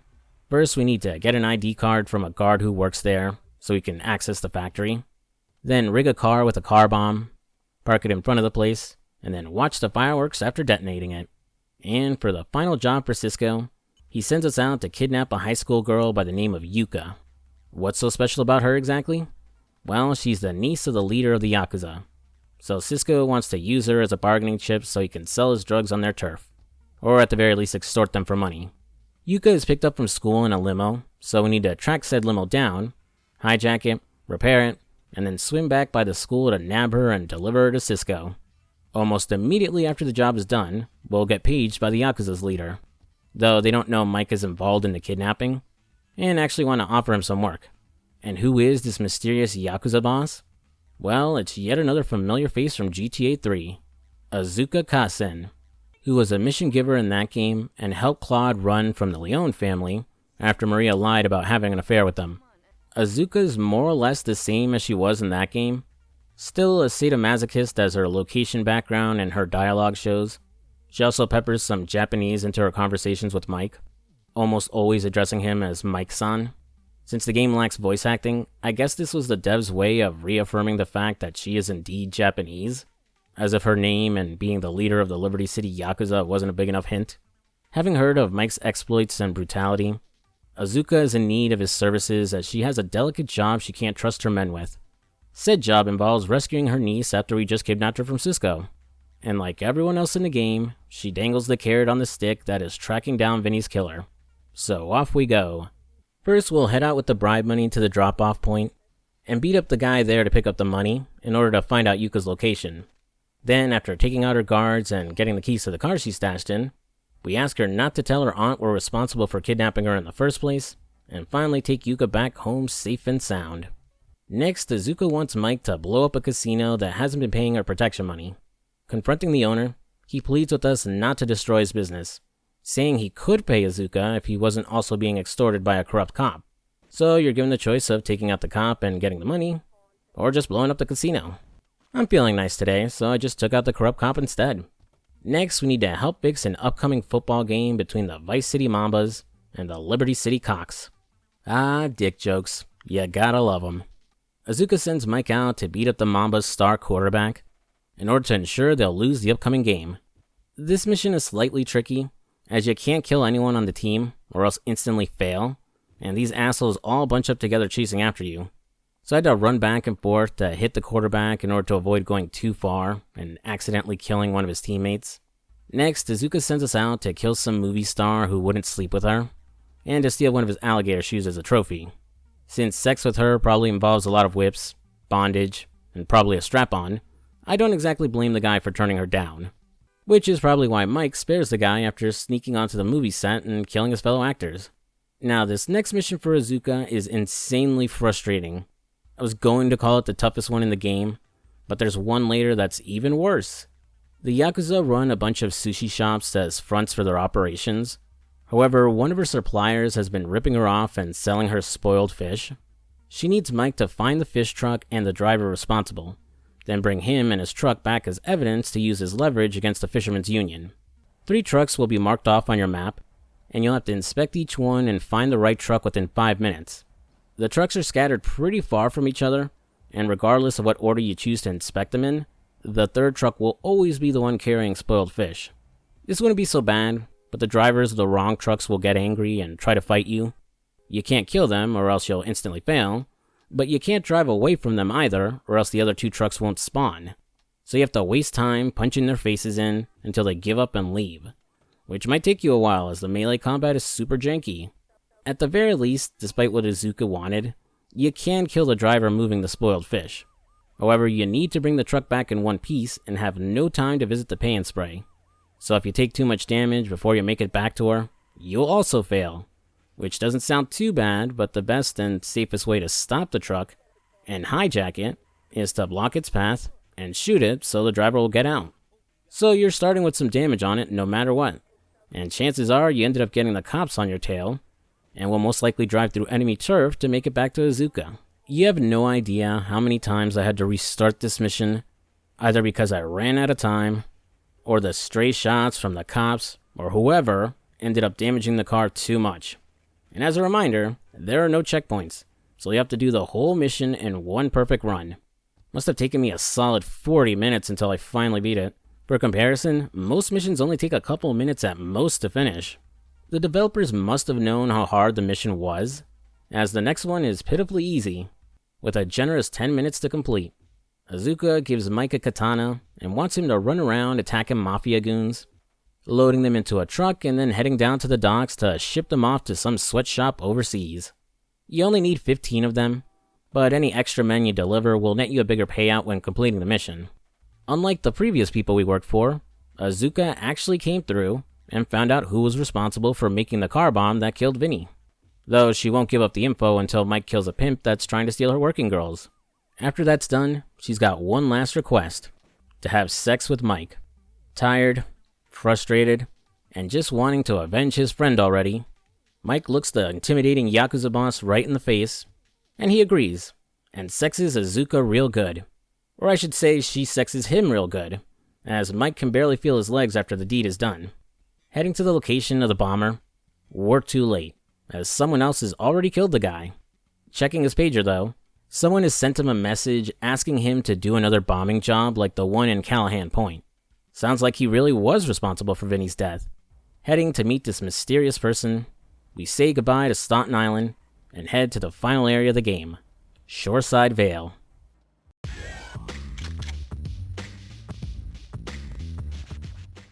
Once we arrive, Mike will get a page to meet up with the mysterious killer, and then another one from Cisco warning him he's walking into a trap and to meet up with him instead. Regardless of your choice, the circumstances of the mission are still the same, just in a different order. So I head out and meet up with Cisco on his private jet. The bomb maker who was killed just so happened to be working for him, so he wants revenge on the guys who didn't, and he'll send his men to assist Mike when he goes to the meeting place. Man, I really hate how this island is laid out. For one, there's a river dividing the island, which forces the road up to the northern area to snake around the river, resulting in a long drive up there. There are ramps scattered around that will let you hop over the water, but if you're not going fast enough, or end up hitting a car trying to use the ramp, you'll end up biffing it and drowning in the water. Then there's a highway you can take that brings you back to the main part of the island faster, but the minimap doesn't properly communicate that it's elevated above another road. So it's extremely likely you're going to go see it on the map, assuming you can just hop on the road, only to find out it's actually a street passing underneath it. While not an issue now, it does become super frustrating to do a certain mission later, if you haven't managed to learn the map by then. Heading to the meeting place, surprise, it's an ambush. We don't find the guy responsible for ordering Vinny's death, just his lackey and some of his men.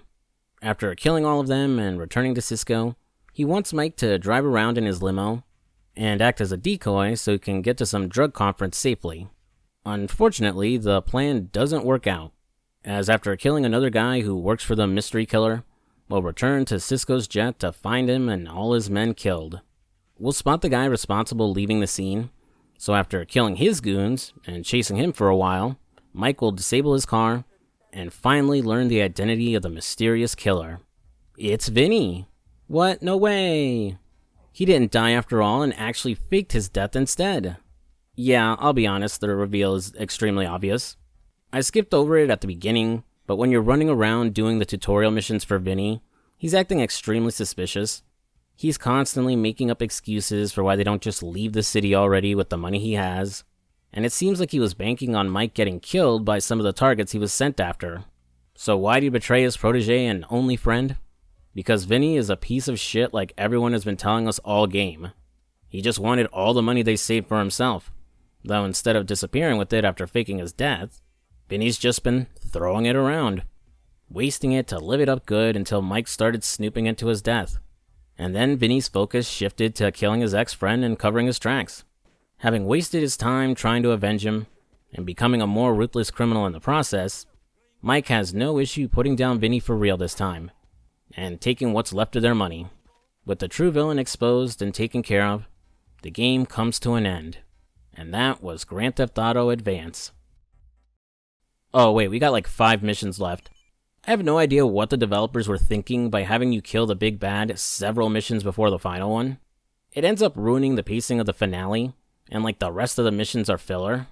They essentially exist to wrap up some lingering loose ends. First, we reunite with 8-Ball, who says he went into hiding when he started to piece together that Vinny faked his own death and was killing anyone connected to him. Well, thanks for filling us in, asshole. Our reunion is cut short when we're attacked by waves of cartel goons who think Mike is responsible for killing Cisco. After surviving, we're forced to leave 8-Ball behind since he's too injured to move, which results in him getting picked up by the cops and going to jail to maintain continuity with GTA 3. Next, Mike will settle things with the cartel by going after their new boss. You can choose to kill or spare him, but regardless of your choice, he fills us in that King Courtney will come after us once the cartel are out of Liberty City. Instead of waiting for them, Mike decides to take the fight to the Yardies and start picking them off. Bringing us to the toughest mission in the entire game, Smackdown. You're given 4 minutes to drive around Shoreside Vale to track down and kill the 10 Yardies marked on your map. But because of how spread out they all are, it's barely enough time to get to them. This is where Shoreside's crappy map design rears its head, as taking the normal, longer road between its two halves takes way too long. Instead, you have to make use of shortcuts by using ramps to hop over the river, twice, in order to get all your targets. And since you have no in-game map, and the mini-map is too zoomed in, there's no way you're going to be able to plan an optimal path without a guide. Still, even knowing exactly what route to take isn't enough, as there's a few things that can waste time and kill a run. First is the Yardies you're going after. Unlike every other encounter, you can't run them over as you drive around, as they'll just jump out of the way. So you have to waste time by stopping, getting out of your car, killing them, and then hitting the road again. Then there's the cops who will almost definitely be chasing after you as you kill the Yardies, so you need to avoid getting busted by them. And finally, the route will take you through hostile gang territory too, so you have to hope those assholes don't end up wrecking your ride. The mission demands absolute perfection, and took me over an hour until I managed to beat it. Thankfully, the final 2 missions are more or less a cakewalk. First, we'll storm the Yardies' compound and get into a final fight with King Courtney and more of his men, taking him down not once, not twice, not thrice, but 4 times. Jesus, what the hell is this guy made of? The 4th time it's just a 1v1 against him while he uses an RPG, but the rockets are easy to dodge if you're circling around him. Despite how many bullets we pumped into the guy, he's still alive by the end, and Mike just decides to spare him. Again, to maintain continuity with GTA 3, since he's still alive in that game. Which really ruins this game's finale, as it would have made way more sense to put Vinny here instead. Though we're still not done yet, as all of Mike's mayhem has gotten the attention of the police and military, who are now swarming in on his location. He has to make it back to Cisco's jet and use it to escape the city for good. But with a 6-star wanted level, it's pretty much impossible to get there. Thankfully, we have a conveniently placed tank that we can steal to help us. Despite what I initially thought, this isn't some invincible power trip as you take out everyone in your way in the tank, as this thing is pretty puny compared to tanks from other GTA games. For one, it can't bulldoze and destroy other cars on impact, so you're forced to drive around police barricades, otherwise they'll get slowed down. Potentially enough that you get yanked out of the tank and busted.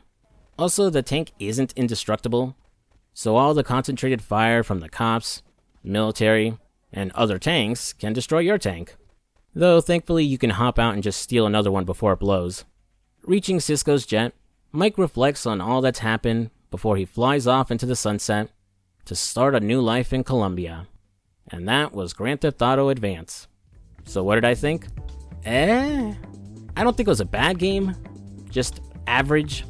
Like aggressively average. I'll be honest, I was mostly going through the motions during my playthrough. It wasn't until that mission with the fish trucks that I felt anything. Nothing about this game stands out at all.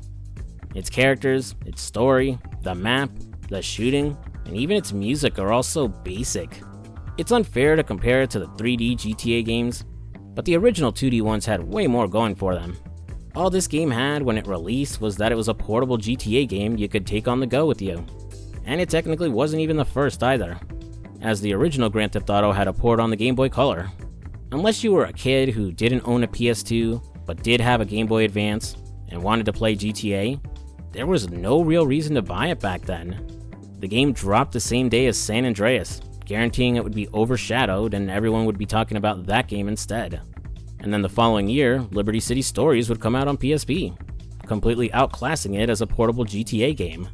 Like I said, I don't think it's a terrible game, but it's easily the worst Grand Theft Auto game, if for no other reason than that all the others are much better.